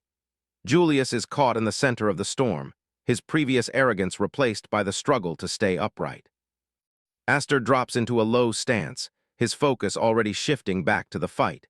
He casually admits he wasn't really paying attention to any of the trash talk from before. He stands over the wreckage, looking down at the smoking remains of his cousin's pride. All that blabbering didn't mean a thing once the magic started flying. Julius lies sprawled among the broken tables, completely humiliated by his own power. Aster walks over and coldly dares him to repeat those insults one more time. Julius can only stare up in stunned silence, his face a mask of shock. Aster shuts him down for good, reminding the small fry exactly who's in charge now. Aster's golden eyes glow with a terrifying intensity as he looms over his cousin. He touches his neck, looking down with a gaze that promises things are only going to get worse. Vigor Smate stands frozen, carrying the wounded Christopher Nolan while he stares in disbelief. He couldn't believe Aster had actually triumphed in a head-on confrontation. Julius is sprawled on the ground, his arrogance taking a heavy blow along with his body. Lillian watches from above, her expression unreadable as the dining hall falls silent. Aster doesn't look satisfied, though. His golden eyes are cold, fixed on the enemy with the intensity that says this is far from over. Julius grunts as he pushes himself up, steam still rising from the impact crater. He admits the hit was flashy, but his voice is still dripping with venom. He bursts into a mocking laugh, pointing to the glowing red wing emblem on his chest. He asks Aster what he'll do if that precious mark even gets a scratch. Smates's face pales as he realizes Julius is still full of energy. The counterattack is coming, and it feels like the air itself is starting to boil. Lillian can't help but giggle at the sight of her brother on the defensive. She finds the whole situation hilarious. She calls him lame, mocking him for provoking someone only to get beaten back like a commoner. Julius tells her to shut it, but his focus is entirely on the boy in front of him. His grip tightens on his dagger, the metal creaking under the pressure of his mana. He claims even his feelings get hurt when a small fry talks down to him. Suddenly, Julius erupts in a pillar of fire, his eyes glowing with murderous intent. He screams Aster's name, ready to burn everything in sight. Aster doesn't flinch as the flames swirl around him. He just stands there, watching his cousin throw a tantrum with a mountain of fire. Julius lunges forward, his weapon leaving a trail of scorched air behind it. He tells Aster to prepare to die for his insolence. Aster draws his sword, red mana sparking off the blade. He tells Julius to stop beating around the bush and just bring it. The two mana signatures clash in the center of the hall, creating a vortex of heat and pressure that threatens to tear the room apart. Julius swings with everything he has, a massive arc of fire cutting through the space between them. Aster ducks low, his blade glowing as he prepares to redirect the force of the explosion. It's about to get ugly. But before they can connect, a single hand reaches out and catches both their weapons midair, snuffing out the mana like a candle. Count Maze stands between them, a casual smile on his face despite holding two lethal weapons with his bare hands. He asks them what they think the dining hall is for. The other cadets can only watch in shock as the academy director intervenes. He tells them that running wild like this isn't part of the curriculum. Julius isn't happy about the interruption. He glares at Maze and tells him to back off, calling him nothing more than a lackey for the main house. Maze just laughs it off, staying perfectly relaxed. He tells the young master not to be so harsh. He points out that it doesn't look good for a top-grade cadet to use his full power against an inferior opponent in front of everyone. Maze firmly suggests they sheathe their swords for now. Aster pulls back, sensing the overwhelming gap in power between them and the Count. Julius's blade is still vibrating in Maze's grip, the fire slowly dying down as the Count exerts his will. He finally relents, huffing in annoyance. He complains that Maze just killed the mood. Julius puts his sword away, claiming he has no choice but to be persuaded this time. The fire mana finally dissipates from the room. He calls for his group to withdraw, declaring the welcome party over. He starts walking away without a second look. Aster tries to go after him, shouting that they aren't done talking yet. He's not about to let his sister just walk away. Maze catches him by the shoulder, his grip like iron. He tells Aster that he needs to save his face here. He tells the boy to calm down, smiling as if they were old friends. But Aster's attention is already elsewhere. His eyes widen as he sees the group of masked cadets following Julius. One of them has long, familiar hair. He shouts for his sister. Ulfin stops in her tracks, her body going stiff at the sound of his voice. She turns her head slightly, her face completely hidden behind the cold metal of the iron shackle. There's no recognition in her posture. She gives him one last look before turning back around. The despair in her eyes is visible even through the slit in the mask. She walks away with the rest of Julius's pets, leaving behind nothing but the sound of clicking shackles. A discarded mask lies on the floor. Aster stands alone in the silent dining hall, staring at the spot where his sister just stood. The name Ulfin is the only thing on his mind. Later, the scene shifts to a much quieter room. Maze is sitting behind his desk, watching Aster with interest. Christopher Nolan is shown in the infirmary, his body covered in bandages after taking Julius's attack to protect Aster. He's completely unconscious. Aster remembers Lillian's cruel laughter as several other cadets were taken away, forced into the same masks as his sister. Smates asks Aster what their next move is. He looks worried, but he's waiting for his boss to make a call. Aster is already holding one of the masks. Aster tells Maze that if he hadn't stepped in, things would have ended very differently. He's studying the shackle in his hands. An assistant yells at him for his lack of respect, but Maze just waves her off. He's more interested in what Aster plans to do with that prototype. Count Maze looks Aster dead in the eye, his smile never quite reaching his gaze. He's laying out the reality of how things work between them. Aster stares back, his expression unreadable. He's taking in every word, but his focus remains on the bigger picture. He recalls being summoned to the main house 4 years ago. Amidst the sea of hostile knight nobility, Maze was the only one who seemed to take his side. Even so, Aster admits he still can't read the man. He was saved back then, but he has no idea if the Count is truly a friend or just another foe in disguise. Vigor Smates, standing behind Aster, finally breaks his silence. He demands to know if a director should really be letting this kind of noble tyranny slide. Smates looks agitated, his voice rising as he questions why an executive like Maze isn't doing more to stop Julius. Maze just lets out a hearty laugh. He reminds them that he's an Elmheim executive too, and he doesn't make a habit of complaining about the head of the house. Aster's eyes narrow as he holds up the metal mask. He asks if turning people into puppets for control isn't a serious problem in his book. Maze leans back, explaining that the academy is built on merit. As long as a method produces results, he sees no reason to oppose it. He gestures to the visual proof. The cadets under Julius are rising in grade at an unprecedented rate. Even the principal has given this system the green light. Aster looks away, the realization sinking in. They're on their own. There's no authority in this school they can actually rely on. Maze warns him against doing anything reckless, like trying to take his friends back by force. He tells Aster he'd better not even think about it. The Count's gaze turns ice cold. He reminds Aster that every single move he makes is being watched by the main house. If he causes a scene and fails, they won't hesitate to expel him. Aster imagines himself small and alone, standing before the looming shadow of the Elmheim family's power. Aster looks down at the mask, his expression tightening. He tells Maze it's not about some noble sense of justice. He's seen what those iron shackles do. They don't just control a person, they rot the heart from the inside out. The victims are robbed of their words and their freedom, their eyes going dull as they lose themselves to the mask. They lose their dignity, and eventually, even the will to rebel against their owner is stripped away completely. Turning people into convenient, obedient tools. That's the true horror of the system Julius is running. Maze looks at him curiously. He asks if Aster speaks like this because he's seen that rot firsthand. Aster just gives a knowing smirk.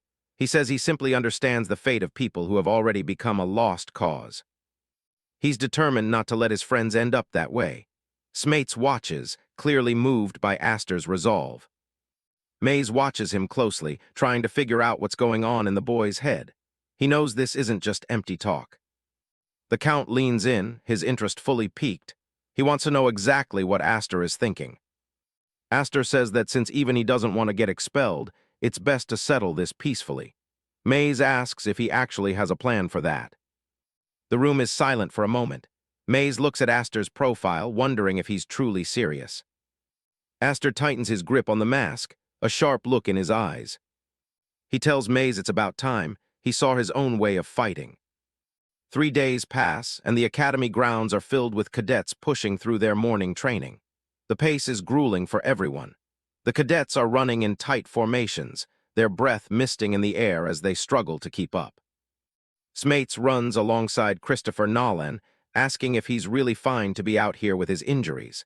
Nolan looks exhausted but determined. Nolan, bandages still visible on his face, says the 4th grade curriculum is starting soon. They have 0 time to be resting if they want to survive. Smates notes that Nolan really hates losing. Both of them are pushing themselves to the absolute limit. Nolan looks ahead, his eyes fixed on Aster. He says the one they should really be worried about is him. Aster is far ahead of the pack, his body moving with mechanical precision. He's already wearing the metal mask as he runs, testing his own limits. Flashback to 3 days ago. Aster barges into Julius's private lounge. Julius is lounging with Lillian, and he's not pleased to see Aster's face again. Julius looks at him with absolute contempt. He says he hasn't forgiven Aster for what happened in the dining hall. He's drinking from a bottle, mocking Aster for just showing up unannounced. He asks if Aster really thinks he's in a position to make a deal. Julius's eyes glow with red mana as he glares at his cousin. He demands to know who the hell Aster thinks he is to bargain with him. Aster doesn't back down. He states clearly that he came to get his sister and his peers back from Julius's control. He gestures to the iron shackle in his hand, his resolve unwavering despite the blades at his back. Aster offers his only condition. In exchange for the freedom of the other cadets, Julius can put the iron shackles on him instead. Ulfin, watching from the corner, is visibly horrified. She can't believe her brother would volunteer for such a nightmare just to save her. Aster stares at Julius, pointing out that his reputation as a rebel has clearly reached his cousin's ears. Julius remains reclined, seemingly unimpressed. Lillian laughs mockingly, leaning forward as she asks Aster if he's some kind of masochist for wanting to be kept as a pet. Julius takes a long drink from his bottle, noting that to the Elmheim family, Aster is nothing but a thorn in their side. Turning a rebel into a loyal hound would be a win for everyone. Leaning closer, Julius's eyes glow with a menacing red light. He knows Aster isn't the type to just obey, and he suspects a hidden scheme. Aster doesn't flinch, even with the threat of blades held at his throat. He calmly insists he has no ulterior motives. Julius watches him with narrow, suspicious eyes, trying to find a crack in his cousin's resolve. Aster points to the metal mask, reminding Julius that it's magically locked and can only be removed by his captors. His life would be entirely in their hands. He taunts Julius with a smirk, questioning if he simply lacks the confidence to tame someone like him. The provocation works, and a surge of fiery mana erupts around Julius. He decides to accept the challenge. Julius agrees to the deal, but decides the stakes need to be much higher for a rebel like Aster. He slams his bottle down, declaring that a simple trade is too easy. He raises the duration of the trial from 7 days to 10. The terms are set, 10 days wearing the iron shackle without a single drop of water or a crumb of food. If Aster survives, the others go free. Julius laughs as he makes the declaration, reaching out as if to grasp the victory he's already certain of. Ulfin, watching through her own mask, is struck with terror. She tries to scream a warning, knowing this trial is a death sentence. She imagines her brother succumbing to the mask's torture, blood spilling from behind the metal grill as his life fades away. Aster remains stoic as he officially accepts the terms. He knows the cruel reality of the Elmheim family all too well. He understands that in their family, everyone is merely a tool to be used and discarded. He reflects on this as he looks at his sister. Ulfin stands trembling, the once strong girl now reduced to a silent, masked prisoner. Aster remembers their childhood, when Ulfin would always pat his head and act like the brave protector despite her own fears. She was always the strong sister, who would never let anyone see her cry, no matter how much she was hurting. But now she's helpless, forced to look at him through a cage of iron. It's a sight Aster cannot bear.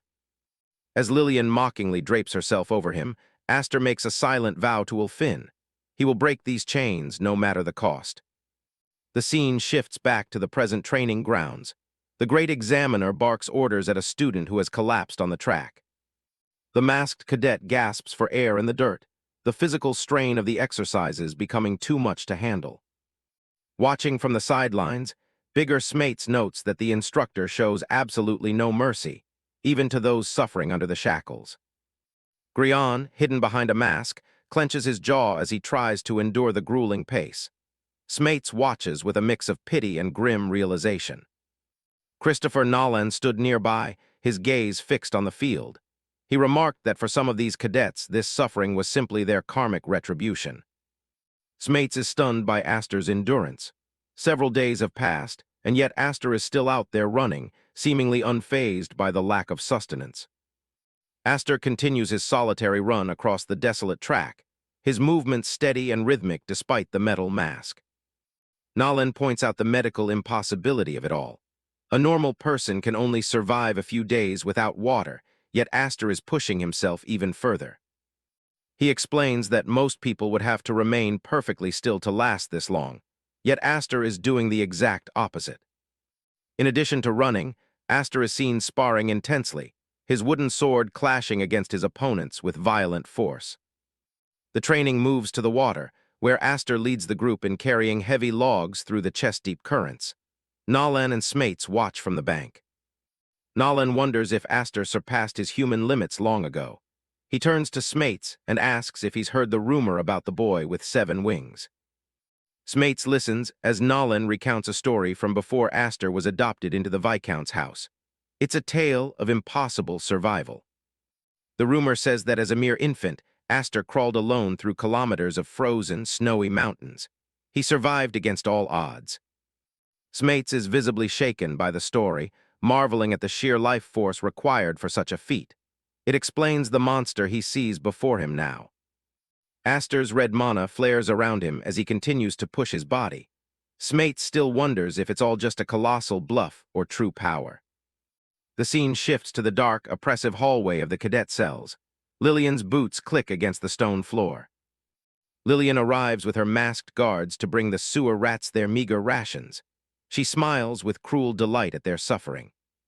She uses her magic to release the locks on the captives' masks, her purple mana shimmering as the mechanisms click open. A young student with light hair sits slumped against the wall, his spirit clearly broken by the isolation and hunger. He barely reacts to the food. A solitary wedge of cheese sits on a cracked plate beside a simple glass of water, the entirety of a prisoner's meal. A cadet stares down at the meager rations with a hollow gaze, certain that such extreme starvation will lead to his death.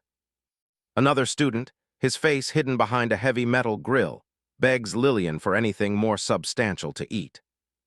A heavy boot slams down on the plate, crushing the food and the cadet's hopes in a single motion.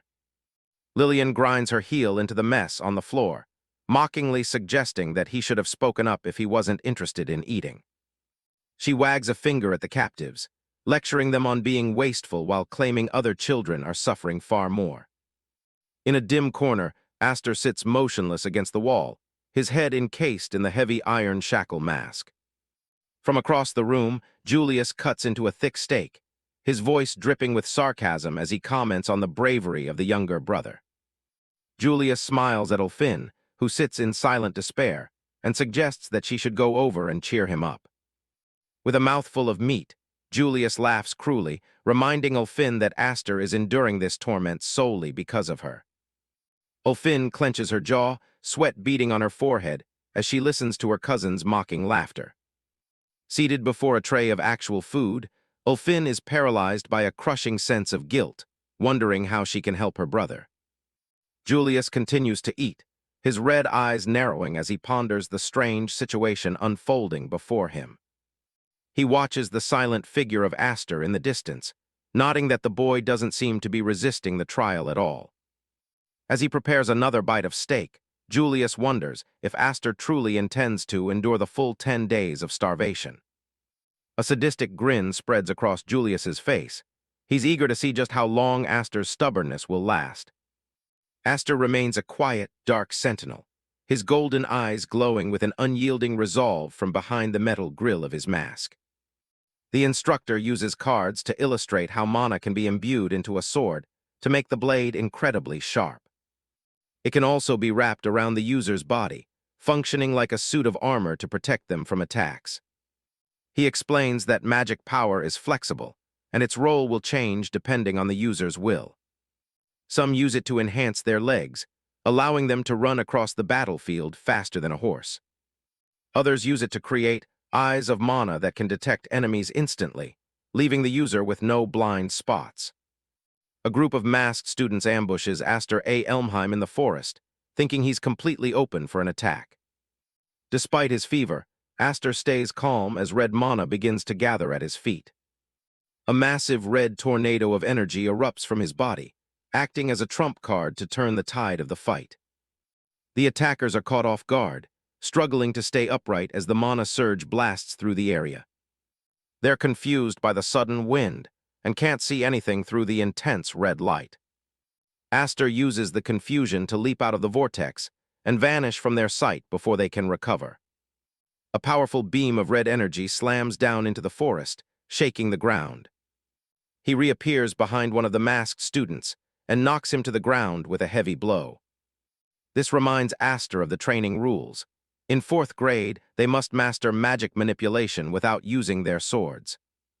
To demonstrate, the instructor killed a bird in midair with a single, precise blast of raw energy. He told the class that those with a wing emblem should be able to kill, even without a blade. Back in the present, Aster stands among the fallen students as red mana ribbons flare around him. It's the 7th day of the Iron Reed training, and the constant strain is finally taking its toll.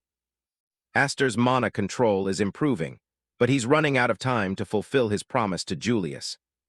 He pushes himself to endure, knowing his sisters will only be freed if he survives this trial. But his fever is making it harder to stay conscious, and he realizes he can't afford to be passive. He thinks back to Julius's terrifying power. The blonde noble was extraordinary even without a sword. As a 1st grade student, Julius hasn't even shown the true extent of his abilities yet. Aster sinks to his knees, frustrated that he's being slowed down by a simple training exercise. He forces himself to stand, determined to find a way to catch up to the power Julius possesses. The forest around him starts to blur and spin as his body reaches its absolute limit. He struggles to breathe behind the metal muzzle, sweat dripping down his face from the intense fever. Aster finally collapses face first into the dirt, his strength completely gone as the world fades to black. He lies there thinking he's reached his end, when a pair of boots stops in front of him. A hand reaches down and notes that he's burning up, calling him a fool for pushing himself this hard. Christopher Nolan looks down at the fallen cadet, mentioning that Count Maze would be troubled if Aster died here. Aster wonders why the Count would go out of his way to send someone like Nolan to help. Nolan tells him to wait and offers to go get his sword so he can break the restrictive muzzle for him. Aster quickly reaches out and grabs Nolan's sleeve to stop him from doing something so reckless. Nolan is caught off guard, looking back at the weakened student with a confused expression. Aster tells him that he'll only end up getting himself killed if he tries to break the mask. His eyes glow with a golden light as he thinks about the sisters who are still waiting for him to save them. Nolan can barely hear the muffled words, but he can clearly tell that Aster is dissatisfied with the offer. He looks into Aster's eyes and sees a resolve that doesn't match his battered, feverish state. Before they can say more, Nolan senses several more figures closing in on them from the shadows. A group of masked students surrounds them, and Lillian walks forward with a mocking grin. She laughs at Aster's pathetic condition, joking that he'll be mistaken for an undead if he stays out this late. Aster glares through the slits of his muzzle, recognizing the lavender-haired girl leading the ambush. Christopher Nolan stands his ground, questioning why a second-grade student like Lillian is interfering with their fourth-grade training exercise. Lillian smirks as her group of masked lackeys looms behind her, claiming they just wanted to show off for her entertainment. She treats the whole situation like a casual class observation, dismissively adding that the instructor apparently doesn't mind the intrusion. A sudden blast of mana kicks up dust as the group prepares to engage the two students. Leaping onto a high tree branch, Lillian looked down with a sadistic gaze, revealing exactly what she was dying to see. She claps her hands together in mock prayer, admitting she's dying to hear the tyrant's son beg for mercy. She drops down from her perch, telling the boys not to mind her as she lets her pets loose. The masked lackeys close in from all sides, and Lillian encourages them to be as lethal as they like. Aster realizes the plan is to break him before his 10-day trial is even finished. He expected interference, but the sheer openness of this attack is staggering. He starts fighting back, though he's frustrated that he's accidentally dragged Nolan into his personal mess. Nolan doesn't seem to mind, venting his own frustration about the no swords rule as he unleashes a blast of yellow mana. The odds are heavily stacked against them, and Aster knows that a prolonged slugfest will only end with them being exhausted. He needs a low-cost trump card to turn the tide, gambling everything on his ability to manifest a new technique right now. Without their blades, the knights are forced into a messy brawl, trading blows in the dirt of the forest floor. Lillian watches from the shadows, mocking Aster for being so stubborn even while he's clearly struggling to keep up. She wears a smug grin, convinced that everything happening to him right now is entirely his own fault. Aster is panting heavily, his fever and the constant beating making every breath a struggle. Nolan spots an opening and shouts a warning for Aster to dodge an incoming strike. A massive, glowing lackey lunges forward, and Aster is too slow to move out of the way. He takes a heavy blow, his vision blurring as the world starts to spin. The impact sends him crashing into the ground with a sickening thud. Blood splatters against the inside of his muzzle as he lets out a choked cry of pain. The lackeys continue their assault, driving Aster further into the dirt. Nolan looks on in horror, genuinely worried that the blow might have been fatal. Lillian intervenes from above, reminding her group that they can't actually kill him yet. One of the students grabs Aster by the hair, lifting his head to check if he's still conscious. But as the lackey prepares to continue the beating, dark red mana begins to pulse around Aster's hand on the ground. Aster's eyes glow with a fierce golden light through the mask. He's finally managed to trigger the attribute shift. Thin ribbons of dark red mana surge outward from his body like living blades. Lillian's smug expression falters for the first time as she realizes something has changed. The air hums with the intensity of the severing attribute manifesting around the fallen student. Aster glares up, his gaze sharpened by the sudden rush of power. A lackey reaching for him suddenly recoils as a mana ribbon slices through his arm. The masked student stumbles back in shock, unable to believe he was actually cut by someone in Aster's condition. Aster stands up slowly, the red mana ribbons swirling around him like a protective cocoon. Lillian tries to analyze the technique, realizing it's far more complex and dangerous than a simple mana barrier. Despite the display of power, the lackeys decide to lunge again, hopping to crush him through sheer force. Aster reaches out his hand, his movements calm and deliberate. A single red ribbon lashes out, effortlessly piercing through a lackey's mana-reinforced defense. He strikes with surgical precision, aiming directly for the object controlling the student. The metal mask shatters under the pressure of the severing mana, and the attacker collapses instantly. Lillian watches in disbelief, her confidence wavering as she realizes Aster A. Elmheim has successfully manifested an attribute shift. Her group of masked fourth graders is sent flying backwards by a sudden, violent surge of mana. Aster A. Elmheim stands firm, his gaze focused. He recognizes that this technique is far superior to simple physical enhancement. A massive, circular wake of red mana erupts around him, shredding everything in its path with terrifying precision. He considers the nature of his power, comparing it to the fire attribute mana used by his brother. While his brother's flames are meant to incinerate, Aster A. Elmheim's new ability serves a different purpose. He unleashes a series of red mana ribbons that slice through the surrounding forest, demonstrating the raw power of his severing attribute. The remaining masked students are paralyzed with fear, realizing they are witnessing a high-level technique that many struggle to learn in a lifetime. Aster A. Elmheim moves with blinding speed, his mana ribbons cutting through his attackers with surgical accuracy. There is no longer any doubt that the young noble has achieved a level of mastery far beyond his grade. He has become a lethal force, capable of dispatching opponents using nothing but his raw, unbridled mana. Watching from the sidelines, Christopher Nolan ponders if Aster A. Elmheim is still several steps ahead of him in terms of growth and potential. Lillian descends from her perch with a mocking laugh, forced to admit that the boy's display was actually quite impressive. She lands roughly, stepping on the back of one of her fallen subordinates while dismissing Aster A. Elmheim's softness as a fatal flaw. Standing over the incapacitated student, she taunts Aster A. Elmheim for his refusal to actually take a life during the struggle. Her hand tightens around the hilt of her sword, and a spark of pink mana flickers as she prepares to take matters into her own hands. She unleashes a wave of power to force her worthless pieces of trash back onto their feet. Christopher Nolan watches her with pure disgust, calling her absolute pond scum for the way she treats her own followers. A sharp metallic click echoes through the forest as the muzzles of the students are suddenly severed. One by one, the heavy metal masks fall to the ground, freed by Aster A. Elmheim's precise use of his severing mana. Lillian freezes in place, her eyes widening in genuine confusion at Aster A. Elmheim's unexpected move. One of the students stares at his open palms, trembling as he realizes the suffocating mask is finally gone. He gasps for air, a look of pure relief washing over his face as he enjoys his first full breath in ages.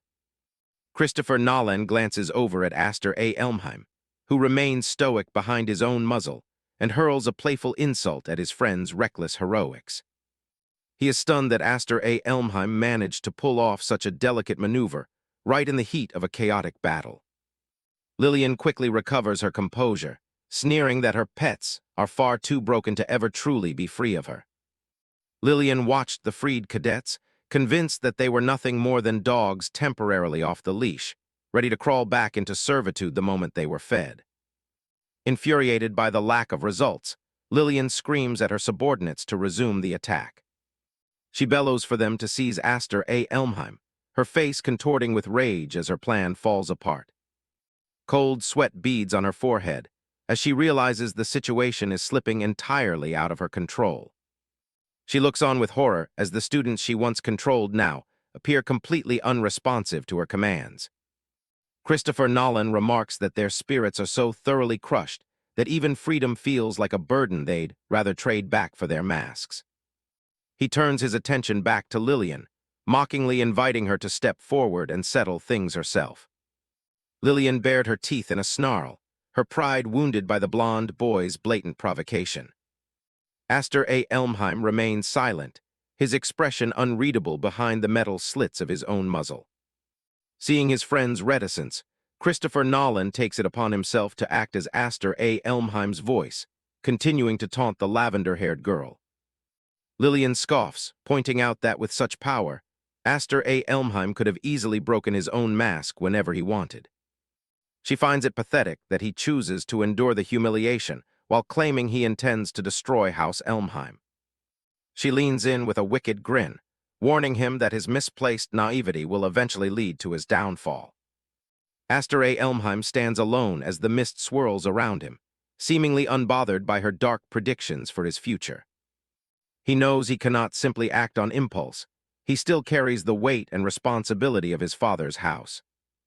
Touching the side of his head, he resolves to maintain his honor and avoid doing anything that would bring shame to his family name. Christopher Nolan shouts a frantic warning, his eyes wide as he sees Aster A. Elmheim faltering. Aster A. Elmheim grinds his teeth, his vision blurring as he struggles to maintain his composure under the mounting pressure. A young woman with a vibrant red ponytail and a metal muzzle mask, Ulfin, Aster's older sister, suddenly catches him in her arms as he collapses. Breathless and trembling, Aster A. Elmheim stares up at the familiar face, barely able to whisper her name in disbelief. Ulfin cradles her brother, her expression solemn as she reflects on how his reckless nature has remained unchanged since their childhood. Her teal eyes shimmer with a mixture of regret and affection, while she laments her inability to protect him as an older sister should. She pulls Aster A. Elmheim into a tight embrace, claiming to have found the courage she needed from his unwavering spirit. With a final, lingering look, she promises that she will be okay, her silhouette beginning to blur into the surrounding light. Aster A. Elmheim awakens with a start, his voice echoing through the silent dormitory as he cries out for his sister. He lunges forward in bed, his chest heaving and his gloved hand reaching out into the empty, moonlit air. The vast, dark room remains still, illuminated only by the cold glow of the moon streaming through the tall, arched windows.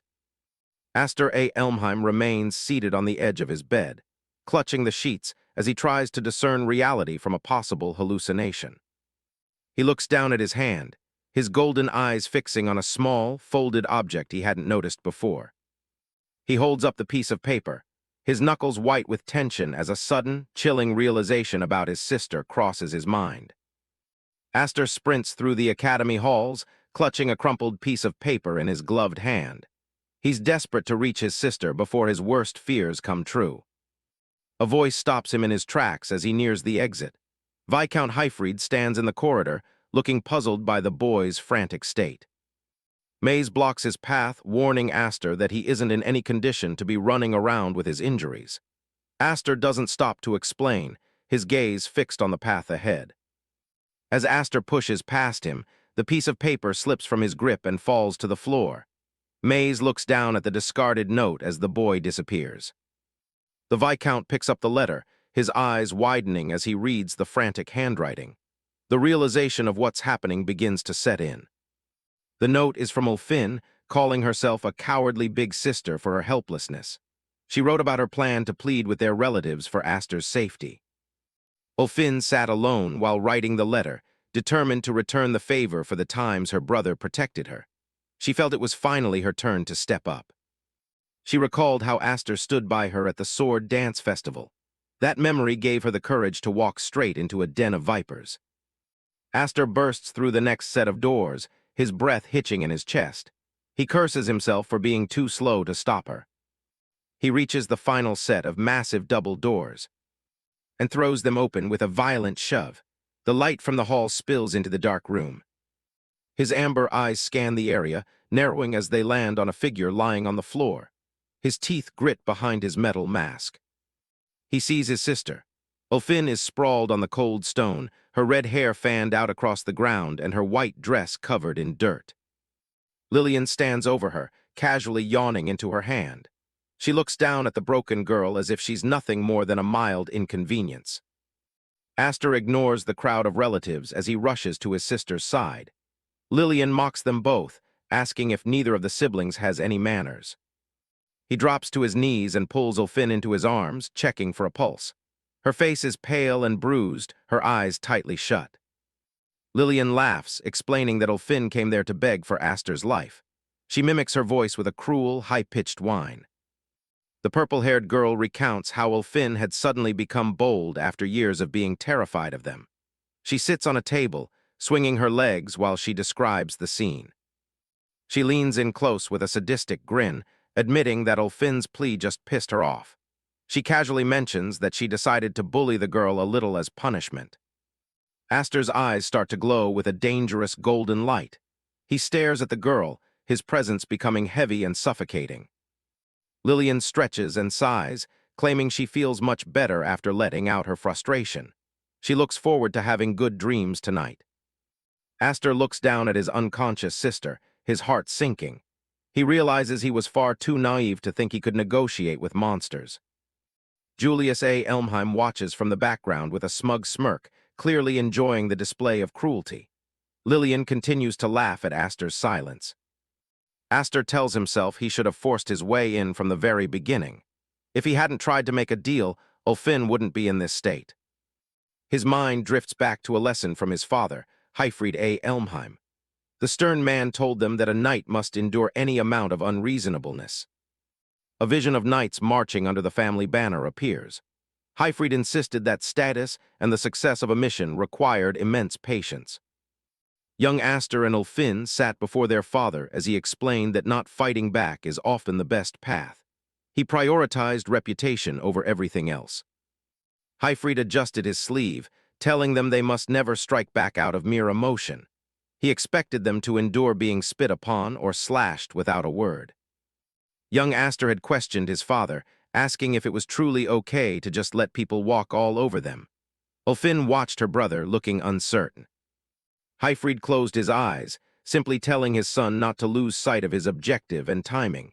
He didn't care about the personal cost of their silence. He stared at the young boy, asking what purpose he even had for taking up a sword. He demanded that Aster always have an answer for why he fights. Hyfried insisted that having that answer ready was the only way to draw a sword without hesitation when the time truly came. Aster stared back with glowing eyes.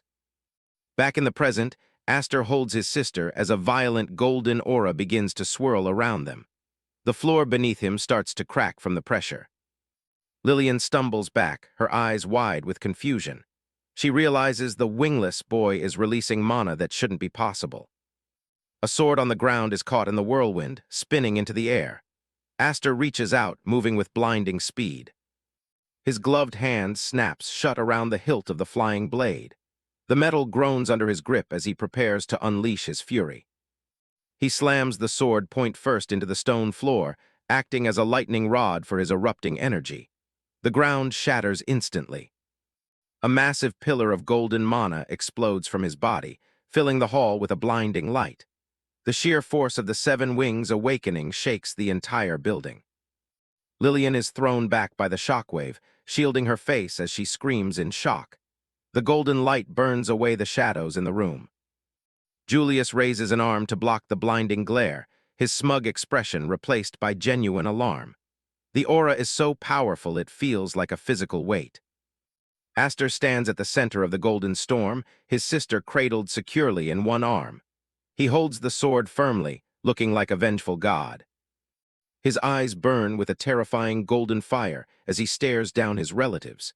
He vows to eradicate every last drop of the Elmheim bloodline that allowed this to happen. Aster's eyes burn with an intense golden light behind his metal mask. A single, dark thought consumes his mind. He's going to kill every last one of them.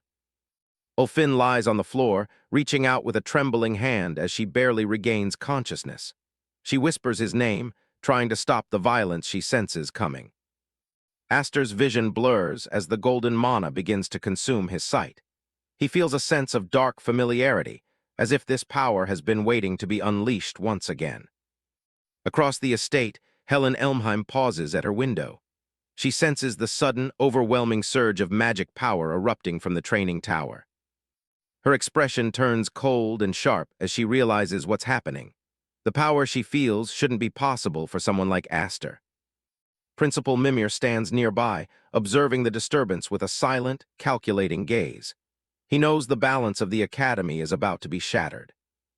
Viscount Mays watches the explosion from the corridor, sweat dripping down his face.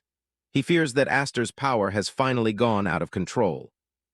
He looks up at the tower, where light is pouring from the windows like holy fire.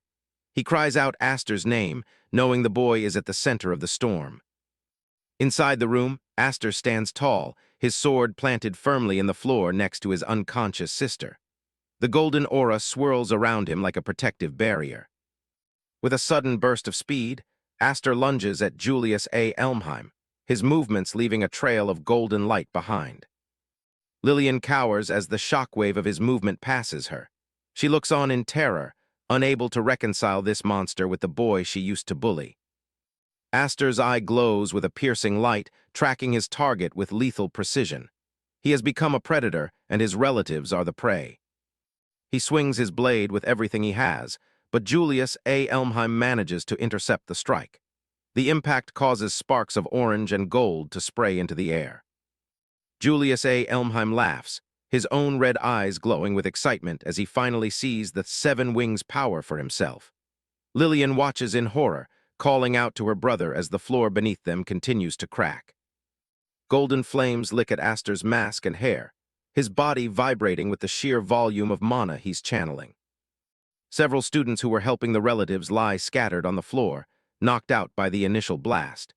Julius A. Elmheim asks if Aster is truly sure about throwing everything away just to save his sister.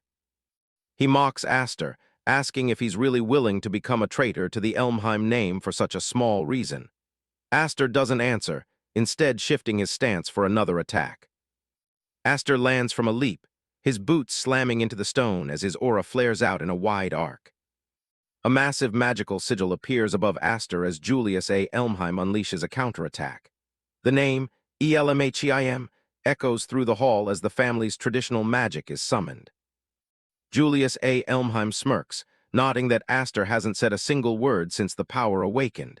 He asks if the boy has forgotten how to speak in his blind rage.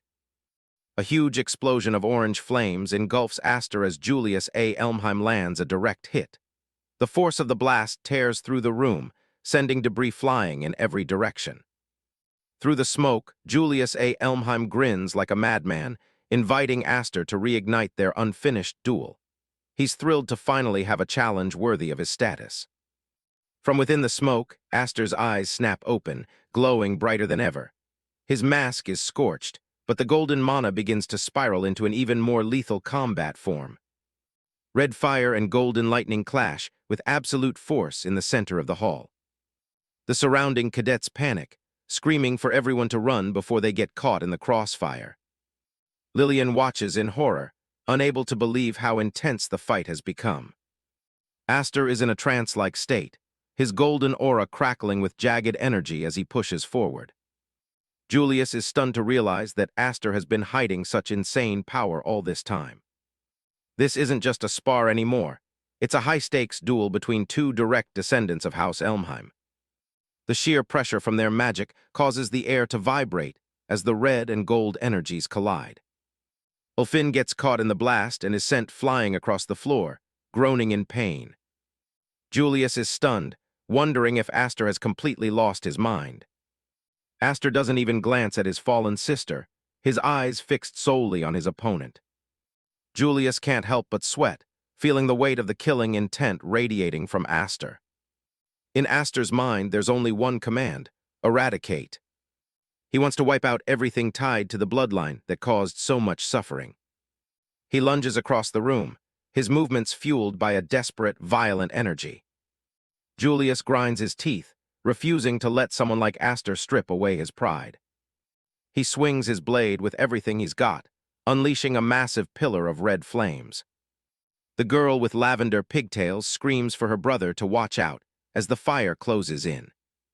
Aster's magic weaves through the attack, splitting the flames apart like they're nothing. Julius's eyes widen in shock as he realizes his defense has been completely bypassed. A golden flash rips past him, moving too fast for the naked eye to track. It takes a moment for the pain to register. The slashes are actually climbing up his body. Deep, bloody wounds suddenly erupt across his chest and arms, despite nothing touching him. The impact of the strike triggers a massive explosion of light and sound. Debris is blown back as the hall is rocked by the collision of their magic. Julius stands tall despite the blood dripping down his torso, amazed that Aster can cut through pure energy. He stares Aster down, admitting that his opponent has some real tricks up his sleeve. It's the first time he's ever felt like he might actually die in a magic duel. But instead of backing down, he gathers even more power, his eyes glowing with a vengeful fire. The ground starts to char and crack under his feet from the sheer intensity of his mana. He cracks a twisted, arrogant smile, holding his flaming sword high as he prepares to finish it. Aster braces himself behind his mask, feeling the massive pressure of the noble's aura. Julius laughs, claiming that his very presence is enough to make anyone lose their will to fight. Looking at the other cadets, he's right. Most of them are already paralyzed with fear.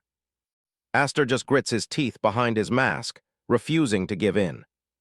He plants his feet firmly, standing his ground as his own power surges to meet the threat. Julius mocks him, telling Aster that he's finally acting like a dog that knows its place. He charges forward for what he thinks is a final strike to end the struggle. Aster takes the impact head-on, blood splattering against his mask as he refuses to fall. The lavender-haired girl looks on in disgust, unable to watch them hurt each other like this. Ulfin struggles to look up from the ground, her heart breaking for what her brother is going through. This scene is all too familiar. It takes Aster back to a dark day 7 years ago. Back then, he ended up in this exact same state, and it led to a total disaster for his family. In a massive burst of light, Aster's power goes out of control. Ulfin remembers how their father had to risk his life just to stop him back then. Ever since that day, Aster kept his distance, afraid of hurting his own sisters again. Their father claimed it was just his magic power acting up, but the guilt never really left Aster's mind. He was just a kid and didn't know how to handle that kind of strength, and it ended up scarring the people he loved. Back in the present, Aster is screaming, his golden aura reaching a fever pitch. Julius grunts, struggling to keep his feet as the shockwaves from Aster's magic rip through the room. The two of them are locked in a death match, fire and lightning turning the estate into a war zone. Ulfin watches with a pained expression, wondering why Aster always feels like he has to carry every burden alone. Aster collapses to the floor, his body finally starting to give out under the strain. Julius looms over him with a dark sword in hand, admitting that Aster's stubbornness is almost worth praising. But his respect only goes so far. He tightens his grip on the hilt, ready to finish this for good. Before he can swing, another sword comes flying through the air, clattering across the stone floor. Julius stops in his tracks, his eyes wide with pure shock. He looks down at his own body and realizes he's covered in deep, bloody gashes that he didn't even feel happening. He stares at his hands, trembling as he tries to figure out when Aster even managed to land those hits. Aster is barely holding on, his vision blurring as his muscles refuse to follow his commands. The shards of the mask are shattered. He coughs up blood, but the fire in his eyes hasn't flickered out. He lets out a final, desperate roar, his golden aura exploding once more as he calls out his family name. Julius is panicking now, unable to believe that this guy is still trying to charge at him. Aster lunges forward like a man possessed, ignoring the blood dripping from his wounds. His eyes glow with a terrifying light, focused entirely on tearing Julius down. Julius can only brace himself, knowing that this next hit is going to be the deciding factor. But just as they're about to collide, Ulfin jumps into the middle of the storm. She screams at the top of her lungs, begging Aster to stop before he completely destroys himself. She throws her arms around him, pulling him back from the edge of the abyss. Aster blinks, the golden light in his eyes starting to flicker as he recognizes his sister's voice. Ulfin holds on tight, crying as she begs him to stop using a fighting style that only leaves him broken. Aster's teeth are clenched in agony, his mind a mess of rage and confusion. He's losing control of his magic power again, and he's terrified that he's going to end up hurting Ulfin just like he did years ago. Ulfin calls out his name one more time, her voice the only thing keeping him grounded. That's when Maze shows up, tossing a massive black blade into the ground between them. It's the magic-eating sword, Graham, and its presence immediately starts to dampen the energy in the room. As the blade sinks into the floor, it begins to suck in Aster's out-of-control aura like a vacuum. Aster reaches out and grabs the hilt, feeling the sword drain the excess power from his body. He lets out a ragged breath, the yellow light finally fading as he starts to calm down. He looks over at Maze, leaning on Ulfin for support as the adrenaline finally wears off. Ulfin lets out a sigh of relief, just glad to see that her brother is still alive. Aster looks at her, telling her she was reckless to jump in like that, but he's clearly grateful she did. He looks down at the sword, knowing that if it hadn't eaten his magic, the entire building probably would have collapsed. Maze just stands there with a casual smirk, acting like he didn't just save everyone's life. Aster tells him he's as bad at reading the room as ever, though he doesn't seem actually annoyed. Across the room, Julius is still standing, looking like a bloody mess as he mocks Aster for losing his nerve. Aster is battered and bleeding, leaning on Ulfin, but he glares at Julius with unwavering defiance. Julius sneers back, his red aura flickering as he promises that he's still more than capable of ending Aster's life right here. Suddenly, a group of guards enters the hall, led by a woman with a cold, regal presence, the Duchess of House Elmheim. She calls out Aster's full name, her voice echoing through the ruined room like a death knell. Without a hint of hesitation, she orders her men to restrain him immediately. The guards swarm Aster, pinning his injured arms behind his back and forcing him to his knees as Ulfin watches in horror. Julius looks at his mother, his expression a mix of confusion and irritation at her sudden interference. The Duchess explains that she received a report of Aster attacking unarmed cadets during a training session earlier that day. She calls it a despicable act that flies in the face of everything House Elmheim stands for. Ulfin tries to speak up for her brother, knowing he would never do something so cowardly. Aster realizes this was all a setup by Lillian, a calculated move to strip him of his status while he was already down. The Duchess looks around at the debris, using the wreckage of the duel as further proof of Aster's supposed madness. She claims he is wielding a power he can't control, needlessly putting every student at the academy at risk. Even for a member of a branch house, she declares that such disgrace cannot be tolerated. She announces that a formal inquiry will be held tomorrow to decide his ultimate fate. But for now, she gives him a cold ultimatum: start preparing to leave the academy forever. Ulfin is paralyzed with grief, unable to believe that her brother is being cast out like this. From the shadows, Maze watches the scene unfold, regretting that he couldn't prevent this inevitable outcome. Maze knows that protecting Aster openly right now would only put his own position at risk, though he can't let Aster be lost. Unexpectedly, Julius erupts in a pillar of fire, his rage finally boiling over. He strikes out at the guards, knocking them away from Aster with a single powerful blow. He laughs mockingly, telling the guards that only a winner has the right to make demands. Julius turns his fury toward his mother, telling her not to swoop in and steal the satisfaction of his victory. The Duchess narrows her eyes, clearly not used to her son defying her so brazenly in public. Julius argues that if Aster is just expelled, it will look like Julius had to go crying to his parents for help. He refuses to let that happen, declaring that he will be the one to kill Aster with his own two hands. The Duchess is stunned into silence, her own son's defiance a sharp sting to her pride. Julius reminds her that as a direct descendant, his authority is not to be questioned, even by a duchess. He tells his mother to stay out of his business and back off, his tone dripping with disrespect. The Duchess stares at him, her face a mask of cold fury as she realizes she's lost control of the situation. Finally, she yields, telling him to do as he pleases but warning him to back up his big words with results.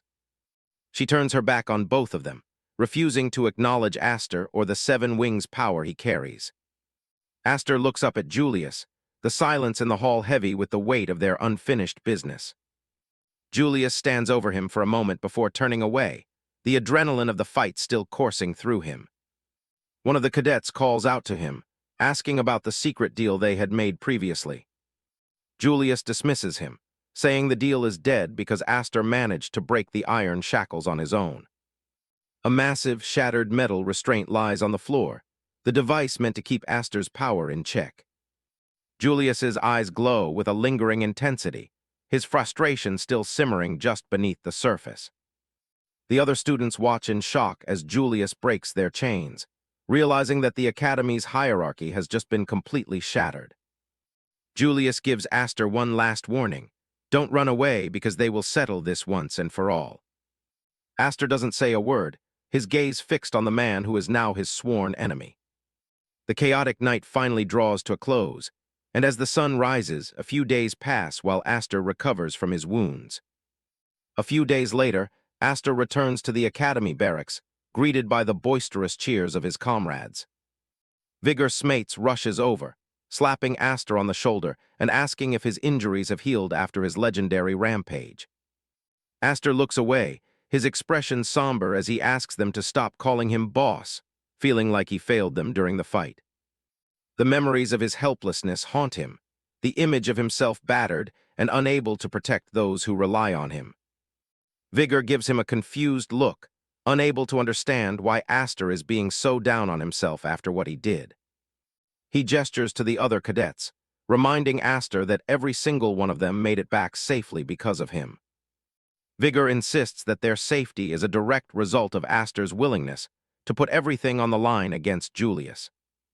Aster thinks bitterly to himself that they were only saved by Julius's whim, a bitter pill to swallow when dealing with their sworn enemy. He stares at his hands, frustrated that even with the power of the 7 wings, he ended up in such a pathetic state.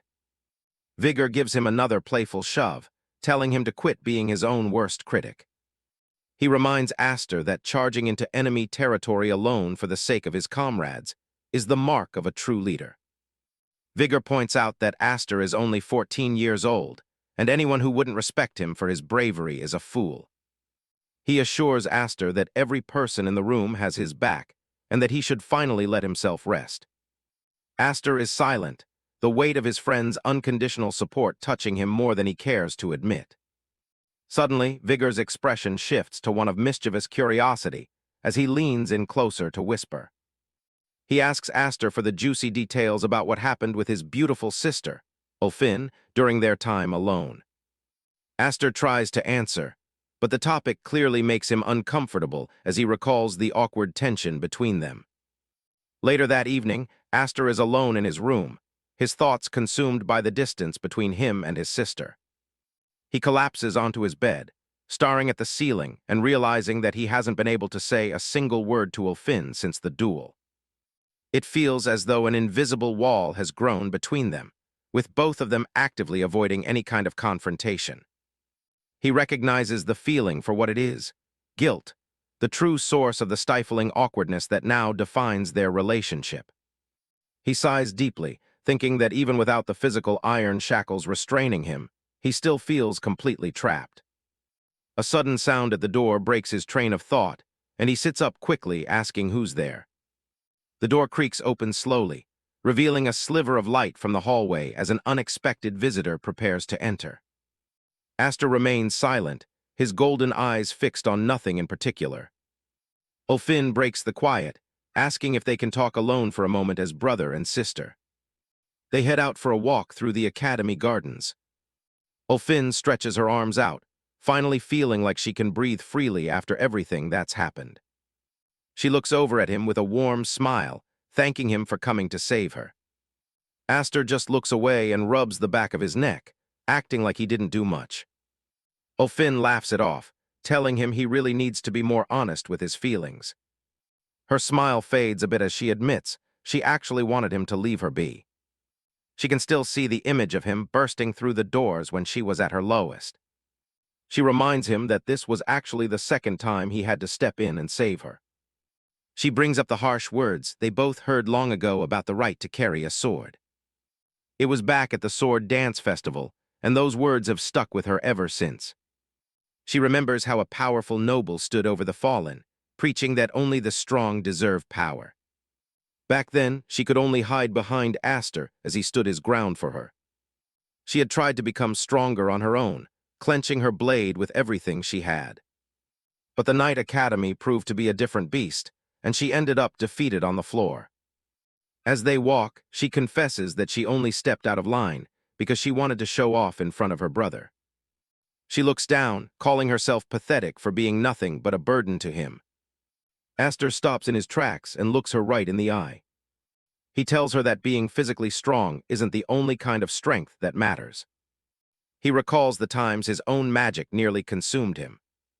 Every time he was about to lose himself, she was the one there to stop him.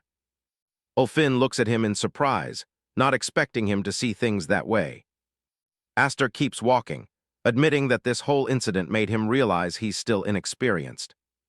He knows he doesn't have the skill or the numbers to take down House Elmheim on his own. He reaches out his hand, telling her there's no one he'd rather have by his side. Ulfin stares at his hand, realizing he's officially inviting her into his rebellion. He knows that deep down, she wants to get back at the family that treated them like trash. He tells her she's better off fighting with him than just letting that anger smolder alone. Ulfin stays silent for a long moment, processing the choice he's given her. She finally sighs, nodding that he's never really acted like a younger brother should. She looks out at the horizon, her mind made up about House Elmheim. As someone from that same bloodline, she realizes she can't just ignore their tyranny anymore. Aster stands there patiently, waiting for her to take the leap. She teases him for being reckless, falling back into her role as the protective older sister. She reaches out her hand, promising to watch over him for just a little longer. Aster takes her hand with a rare smile, welcoming her to the team. The two siblings stand together in the garden, their new alliance officially sealed. Later that night, Aster brings her back to the Iron Reed's secret base. Ulfin steps forward and introduces herself to the group of rebels. The room erupts in cheers as the rebels get a good look at their new recruit. Aster stands with them, confirming that his sister is officially joining the group. Aster reminds the group that Ulfin is a third-grade knight, meaning her rank is higher than anyone else's there. He tells them to show her proper respect, though Vigor seems to be taking that instruction in a very different direction. Vigor Smates immediately drops to one knee and takes her hand, introducing himself as Aster's best friend and hopping for a closer acquaintance. Aster looms over him with a dark, murderous aura, asking who exactly gave him permission to touch his sister so casually. Vigor screams in pain as Aster crushes his wrist, feeling the same terrifying pressure they all felt when facing Julius. The other rebels break into a cold sweat, realizing they should probably avoid getting anywhere near Ulfin from now on. Ulfin watches the exchange, looking a bit overwhelmed by her brother's sudden protective streak. She turns to another blonde man in the room, surprised to see that even he has joined their side. Grian explains that he owes Aster a debt for removing his iron shackles, so he's decided to help his cousin out for a bit. Nalen is not fooled, asking if the guy was actually ordered by his mother to monitor the rebels. Aster shrugs it off, knowing that their actions in the academy are likely leaking to the family regardless of what they do. He figures that since they only sent a monitor, it means the Duchess doesn't plan on making any major moves against them just yet. The blonde man looks at a fallen student, thinking about how his aunt must be struggling with her son's rebellious phase. Nolan asks what they're supposed to do next, since they can't just sit around and wait until graduation. Aster tells them he has no intention of waiting. He plans to take action long before then. Ulfin looks worried, reminding him that Madame Helen is a massive threat to their safety. She explains that the Duchess isn't just an academy director. She's one of the most influential figures in House Elmheim. Behind her, the silhouettes of powerful academy officials appear, illustrating that even the principal is under her thumb. Aster just grins, saying the solution is simple. They just need to become more influential than she is. The rebels gape at him in shock, stunned by the sheer audacity of his plan. He explains that while she can bully those below her, she'll be powerless if they can reverse their social standing. His plan is to get someone in a higher position than her to officially acknowledge their group. Vigor points out that she's the wife of the Duke and represents the top knight family in the country. There's almost no one above her. Aster's gaze turns cold as he mentions that there is indeed one person greater than the Duchess. Vigor's eyes go wide with fear as he realizes Aster is aiming for either the Duke or the King himself. Aster confirms his target with a sharp, determined look in his eyes. The scene shifts to the heart of the kingdom, where the true seats of power reside. Aster's voice rings out over the site of the palace guards, stating there is only one person that even House Elmheim cannot defy. He knows exactly who he needs to win over to succeed in his rebellion. High on his throne, the king of the Drassel kingdom sits as the ultimate authority in the land. He is the true master of the Elmheim dogs, including the formidable Duke Roderick, who stands at the top of the night world. The king is living the high life, lounging on his throne while his attendants serve him fruit. He brings up the upcoming duel ceremony to his commander. To him, this ceremony is just one of the few ways he gets any real entertainment. Surrounded by his servants, he asks if any warriors worth watching have actually been raised this year. He specifically mentions the kid with the 7 wings. He's itching to see that power for himself. Roderick Elmheim stands before him, playing it cool but keeping his guards close. He offers to present the boy, but there's a catch. He points out that Aster is still young and way too green, doubting the kid can live up to the king's hype. The king just laughs it off, saying someone with a wing emblem shouldn't need a resume. He brings up the rumors floating around the castle about a new king of knights appearing to take Roderick's place. Roderick stays silent, taking the jab with a stone-cold expression. Popping a grape into his mouth, the king wonders if this wild horse of a boy can even be controlled after he trashed the main house. He keeps snacking while bringing up the growing resentment towards the Elmheim family among the other knights. Word travels fast, and even the guy on the throne has heard how much people are starting to hate them. If those angry knights team up with a powerhouse like the 7 Wings, the king knows it'll be a total disaster for the crown. He gives Roderick a blunt warning: handle the kid now before his own pet dog decides to turn around and bite his hand off. He makes it clear that if the Elmheims go down, his own comfortable life is on the line. Roderick takes the advice in stride, promising to keep a very close eye on his supposed assets. The king looks satisfied for a moment as the tension in the room shifts. A new voice cuts through the air, telling His Majesty not to worry about a thing. Someone is striding into the hall with a lot of confidence, dismissing the hype around the 7 Wings as nothing but a temporary fever. It's Patrick A. Elmheim, and he's not shy about claiming he's the only one actually fit to lead the knights. He bows low, telling the king to leave the boring stuff to them and just get back to relaxing. The king is happy to hear it, calling Patrick his most loyal sword. Roderick looks over at his kinsman, clearly not thrilled about the interruption. Patrick leans in to whisper that there's been trouble at the academy, and their mother needs Roderick to step in. Roderick tells him to relay the message. He'll handle things personally if it comes down to it. He hands over the rest of the guard duties to Patrick and heads out. Patrick watches him go through the window, thinking about how his relative is as cold and heartless as ever. He knows he's going to have to deal with Aster face-to-face eventually. He wants to talk to the kid as someone who supposedly cares about the future of their family name. Back at the academy, the conversation shifts to the duel ceremony everyone's been talking about. Maze is sitting across from Aster, confirming that he's well aware of the traditional royal match. He explains that the 2 top cadets are chosen to show off their skills right in front of the king.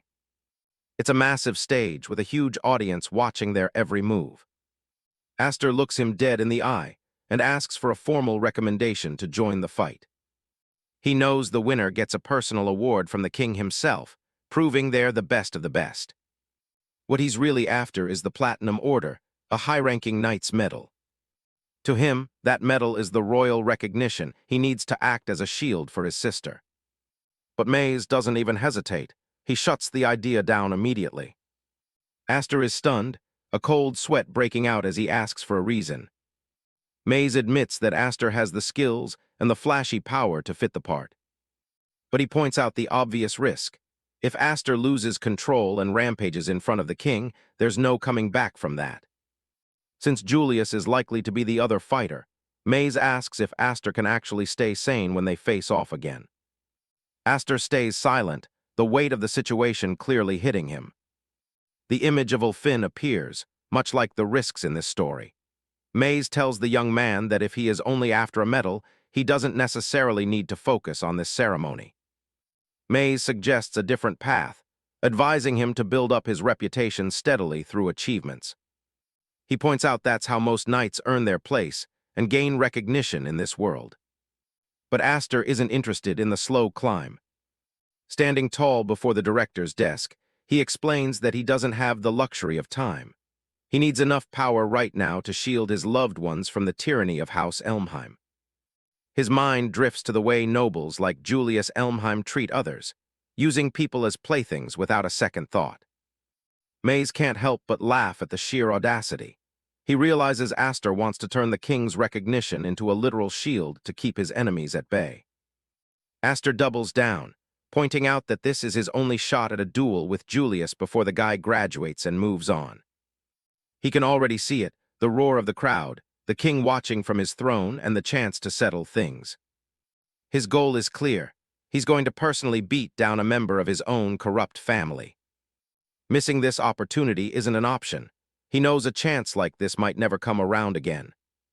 Maze stares him down, the silence in the room growing heavy. He acknowledges that Aster hasn't exactly shown any loyalty to the Elmheim name so far. Suddenly, Aster drops into a deep, humble bow, begging the director to lend him his strength. Maze is visibly caught off guard by the sudden display of humility. He asks the man who once bet on him to let him fight this battle. It's almost unbelievable to Maze. The proud kid who refused to bend for the Duke or the Sixth Head is actually bowing his head and asking for help. Touched by the sincere attitude, Maze stands up and agrees to give him a fair shot. Aster looks up, a flicker of hope returning to his eyes. Maze leads him out into the bright courtyard of the academy. He explains the condition. If they can get rid of the risk of Aster going on another rampage, he'll consider making the recommendation. He tells the boy that the key is learning the true nature of the Seven Wings and its volatile power. Aster asks if the director is going to be the one to teach him. Maze just laughs, waving off the idea because he doesn't think he's cut out for teaching. Instead, he's taking him to see a real expert. Aster stops at a heavy door, wondering if this supposed expert is actually waiting inside. He pushes the doors open to find a library that seems to stretch on forever. Right in the middle of the room, a book sits on a pedestal, glowing with an intense, fiery light. It's no ordinary book. Runes are etched into its pages, and it's completely engulfed in magical flames.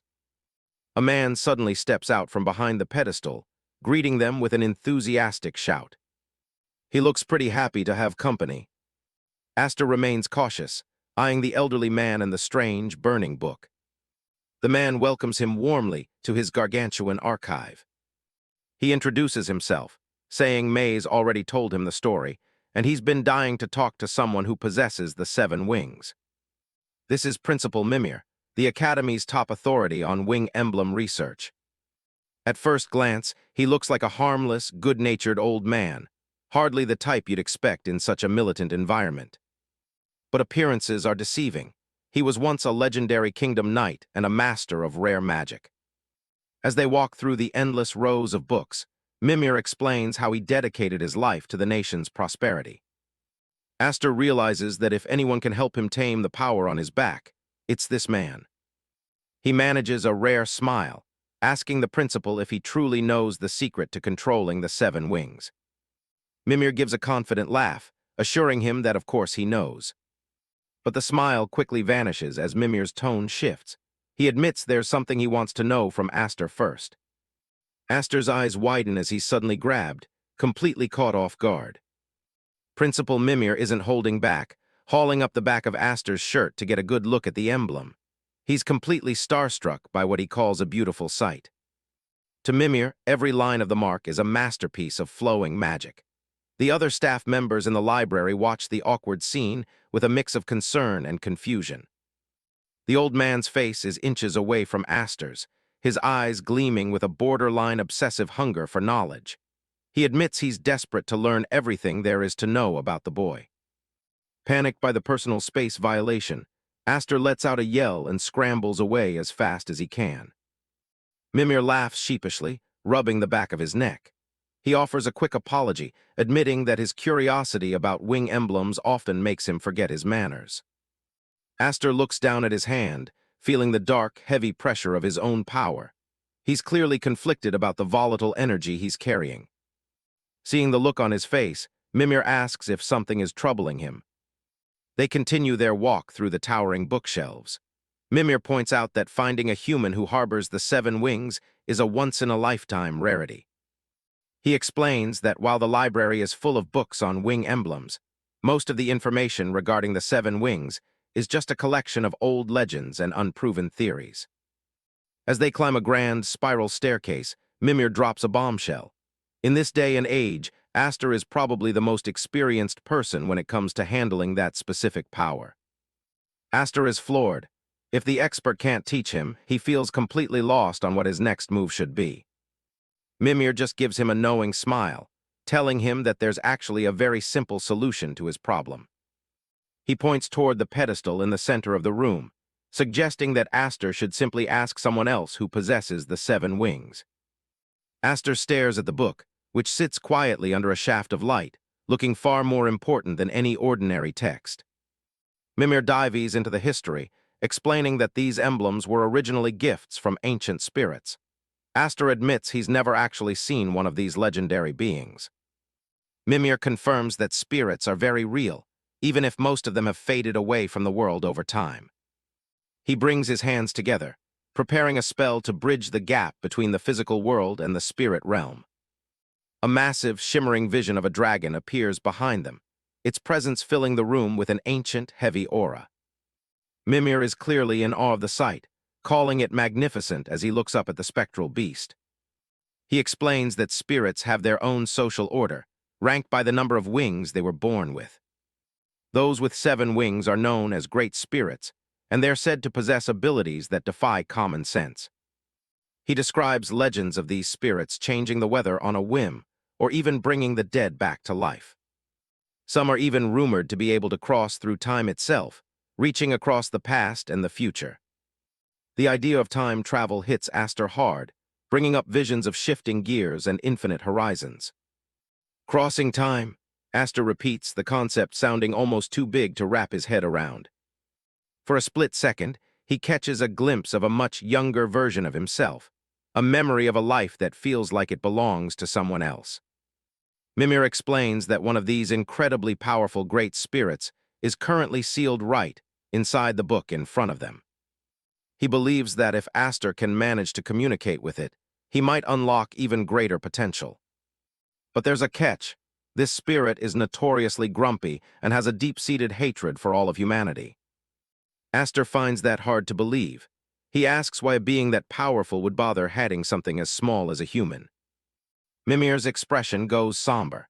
He reveals that the spirit was once betrayed by the very people it trusted, which led to it being imprisoned in the cramped pages of the book.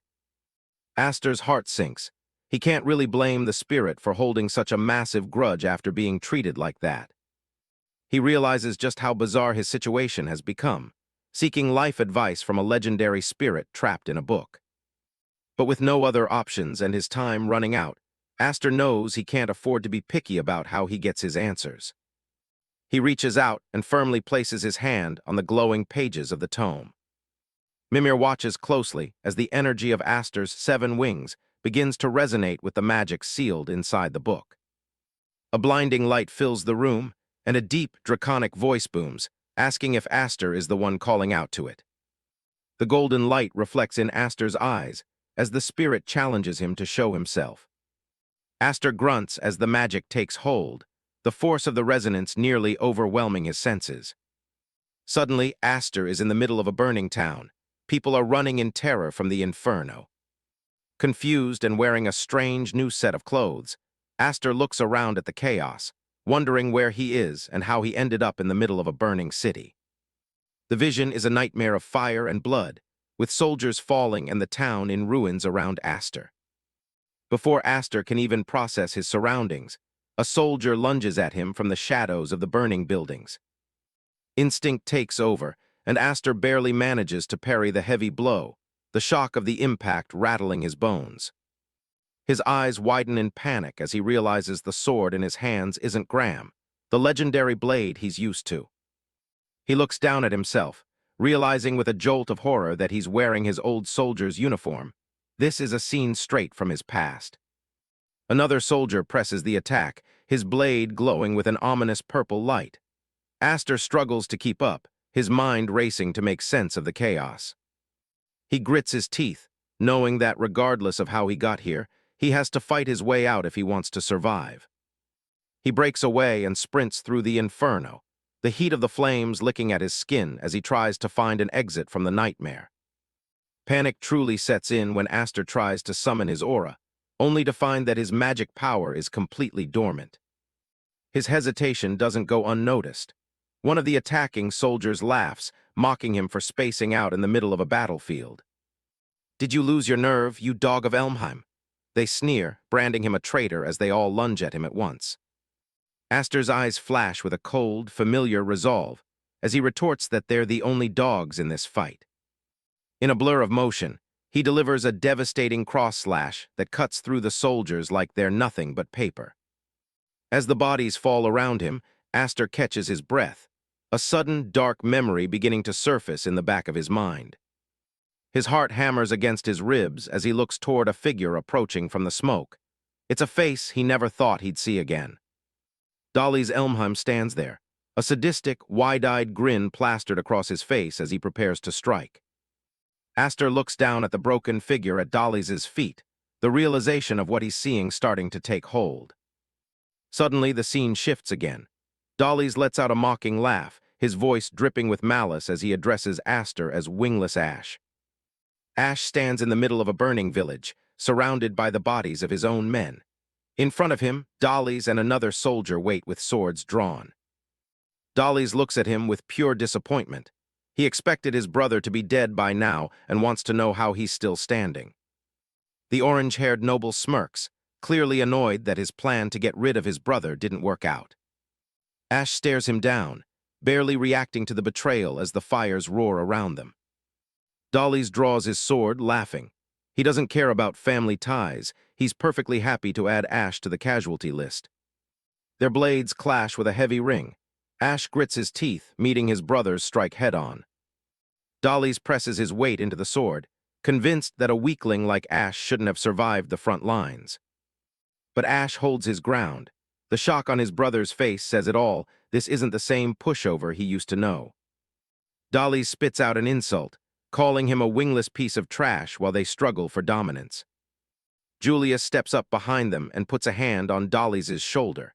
He tells him they have to move because their father is about to start the main event. Roderick Elmheim stands over the ruins of the town, watching the destruction with a cold, detached gaze. In an instant, a massive explosion of red energy tears through the center of the village.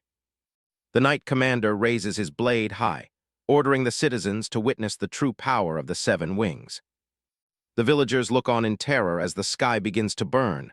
For them, it's the end of everything. Roderick floats in the air, surrounded by a blinding golden aura as he unleashes his absolute authority. A pillar of light erupts from the palace, visible from every corner of the kingdom. This was the start of the nightmare. Ash watches the shockwave level the buildings around him. He's reliving the moment his past life was defined by war. The rebellion was the bloodiest in Dorassel's history, and it all started with a single betrayal. Roderick assassinated the king and took the throne for himself, sitting comfortably while the previous ruler lay dead at his feet. The nation split in two, sparking a civil war between the Elmheim loyalists and everyone else who still had a conscience. Ash remembers every detail. This was the world he survived in before everything fell apart. Most of the knights surrendered out of fear, but Roderick wasn't satisfied. He wanted every last rebel dead. He turned to Ash, ordering him to hunt down the remnants of the rebel army hiding in the highlands. Ash accepted the mission, bowing his head like the perfect tool his father expected him to be. Roderick handed him a small wooden box, entrusting his squad with a special weapon to ensure victory. When Ash opened it, a faint light hit his face. He'd seen these things before and knew they were trouble. They were called fallen crests, artificial wings designed to give magic power to those who weren't born with it. Roderick claimed they would let his wingless soldiers stand a chance against real knights. Ash wasn't buying it. He asked his father if there was a catch. He could sense there was more to these artifacts than just a power boost. Roderick's eyes narrowed. He didn't like being questioned, especially by his own son. The memory flickers to a bloody battlefield. Using those crests came with a horrific price that Roderick conveniently left out. Ash had warned him that the crests were too dangerous for people without innate magic, but his words fell on deaf ears. The cost of that borrowed power was written in the blood of the soldiers who used them. Ash finally snapped, telling his father they weren't just disposable tools for his war. He screamed at the Tyrant, demanding to know how many more lives had to be wasted for a pointless crown. Roderick just looked down at him with utter boredom. To him, Ash's morals were nothing but a nuisance. He told Ash that no matter what he did, he could never escape the destiny the Elmheim family had carved out for him. The golden light begins to fade as the memory shifts again, dragging him back to a different part of his past. Suddenly the scene shifts again. Ash is standing in a snow-covered forest. The heat of the village fire is gone, replaced by a biting chill. He looks around, confused. One second he was in the capital, and the next he's in the middle of a blizzard. A voice calls out from behind him, sounding worried. It's his squad calling him back to reality. Brown walks up, asking what's wrong. He jokes that if the captain is that tired, he'll just have to carry him the rest of the way. Aster looks at Brown, his mind still reeling from the shift in scenery. The transition from the burning capital to the freezing highlands is jarring. Then he sees Silva. The blonde soldier looks just as exhausted as the rest of them. Aster realizes this isn't just a dream, it's a living memory. This was the wingless squad. Just like him, they were soldiers who lacked magic and were never considered worthy of being knights. They were more than just a unit. They were brothers who had bled on a dozen different battlefields together. Aster stares at the bodies in the snow. He knows how this ends, they all die, and he's the only one left behind. He tries to shake the vision, telling himself it's just a memory, but the cold feels far too real. He wonders who is forcing him to relive this trauma and what they could possibly gain from it. Brown grabs his shoulders and tells him to pull himself together. They don't have time for him to space out. They're deep in enemy territory, and they have no idea where the rebels are hiding. They're sitting ducks in this open snow. Aster's eyes widen as a sense of impending doom hits him. He remembers this exact moment, the calm before the slaughter. He screams for the troops to fall back immediately. He knows the enemy is already closing in for an ambush. Brown looks at him like he's lost his mind. They've been marching for days, and a sudden retreat makes no sense to him. He argues that if they run now, they'll just be hunted down and killed in the open. They need to stand and fight. But before he can finish his sentence, a burst of red energy slams into his chest. The ambush has already begun. Arrows and spells rain down on the squad. Panic erupts as the soldiers realize they're completely surrounded. These aren't just rebels, they're trained knights using magic. The wingless squad doesn't stand a chance. Aster watches a comrade get cut down right in front of him. The sound of the magical strike is deafening. Silva pulls out the silver fallen crest, his eyes filled with desperation. He's not ready to die in a hole like this. Aster lunges forward, screaming at him to stop. He knows that using that thing is a one-way trip to hell. But Silva ignores him, plunging the crest into his chest. Purple energy immediately begins to leak from the artifact. A horrific transformation takes hold. Silva's body contorts and pulses with dark, unstable power.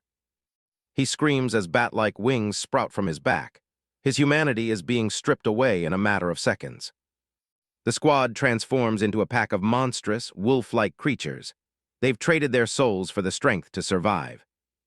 They lunge at the enemy knights, tearing them apart with a feral rage that has nothing human left in it.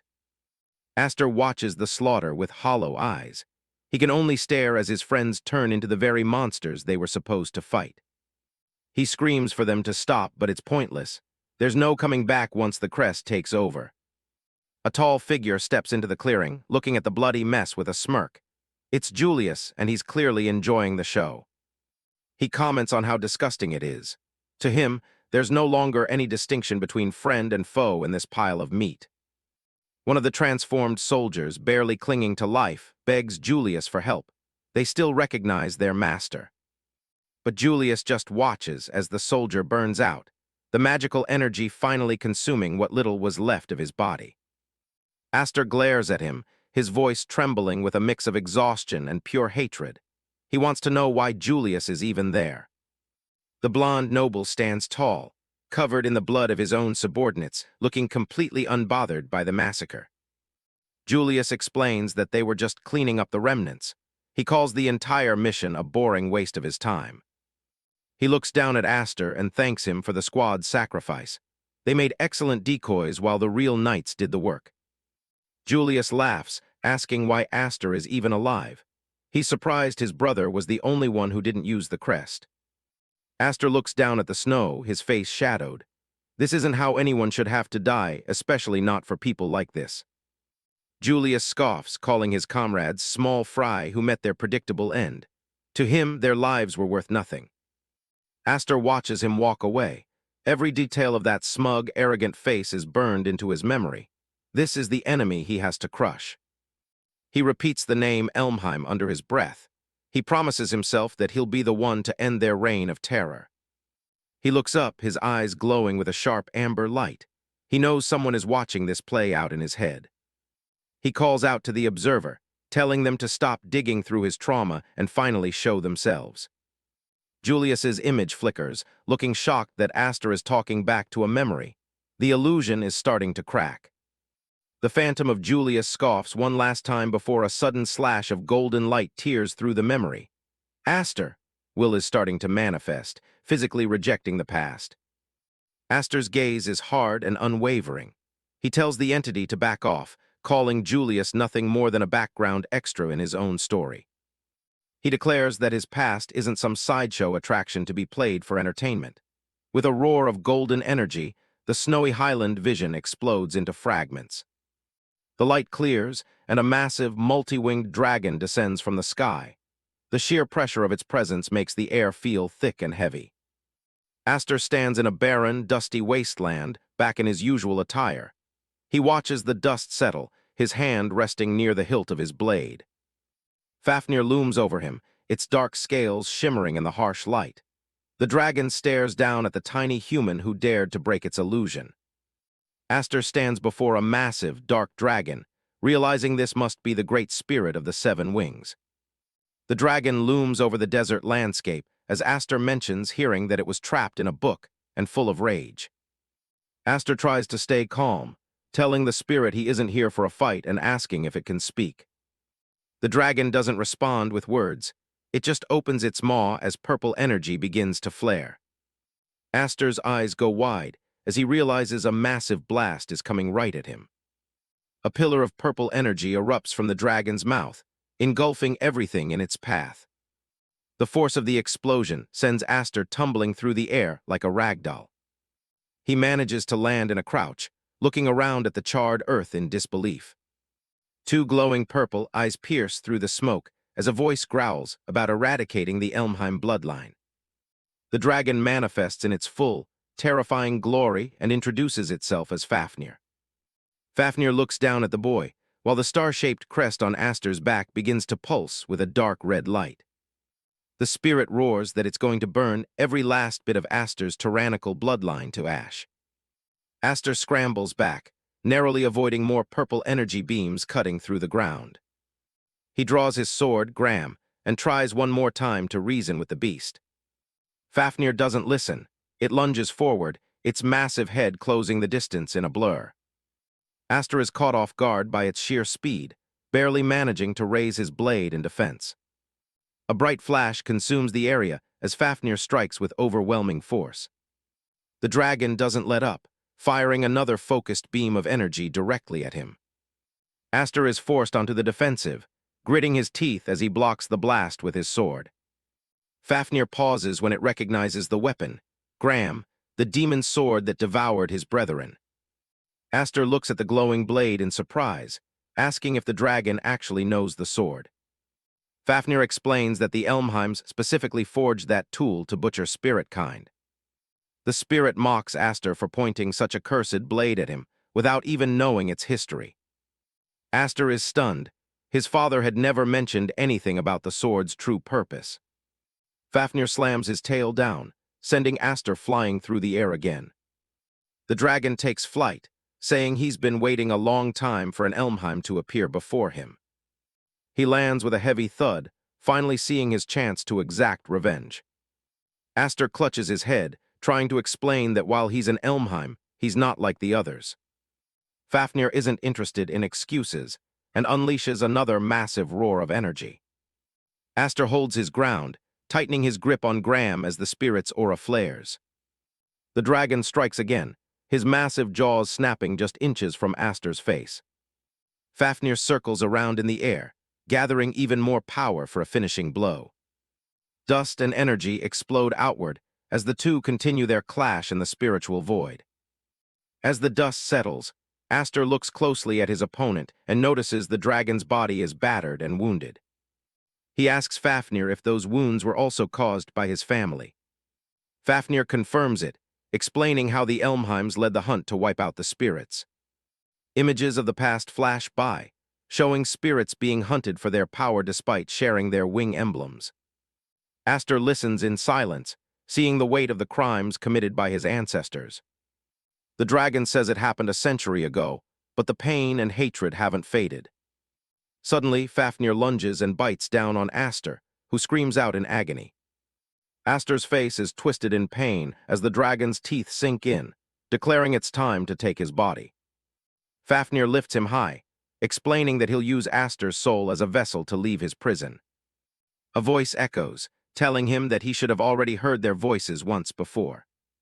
Aster is slammed into the ground by a massive pressure, his mask rattling as the air around him twists. The spirit roars, telling him to die as Fafnir's massive head looms over him. Aster screams in pain, his eyes glowing a bright amber as he's caught in the collective grudge of the spirits. The voices tell him he's nothing more than a vessel for their eternal hatred. Aster struggles against the overwhelming power as they demand that he surrender his body. They want him to become the tool that will finally fulfill their revenge. Aster's hand grips the hilt of his sword, purple energy sparking around his arm. He's lifted high into the air by the force of the dragon's lunge.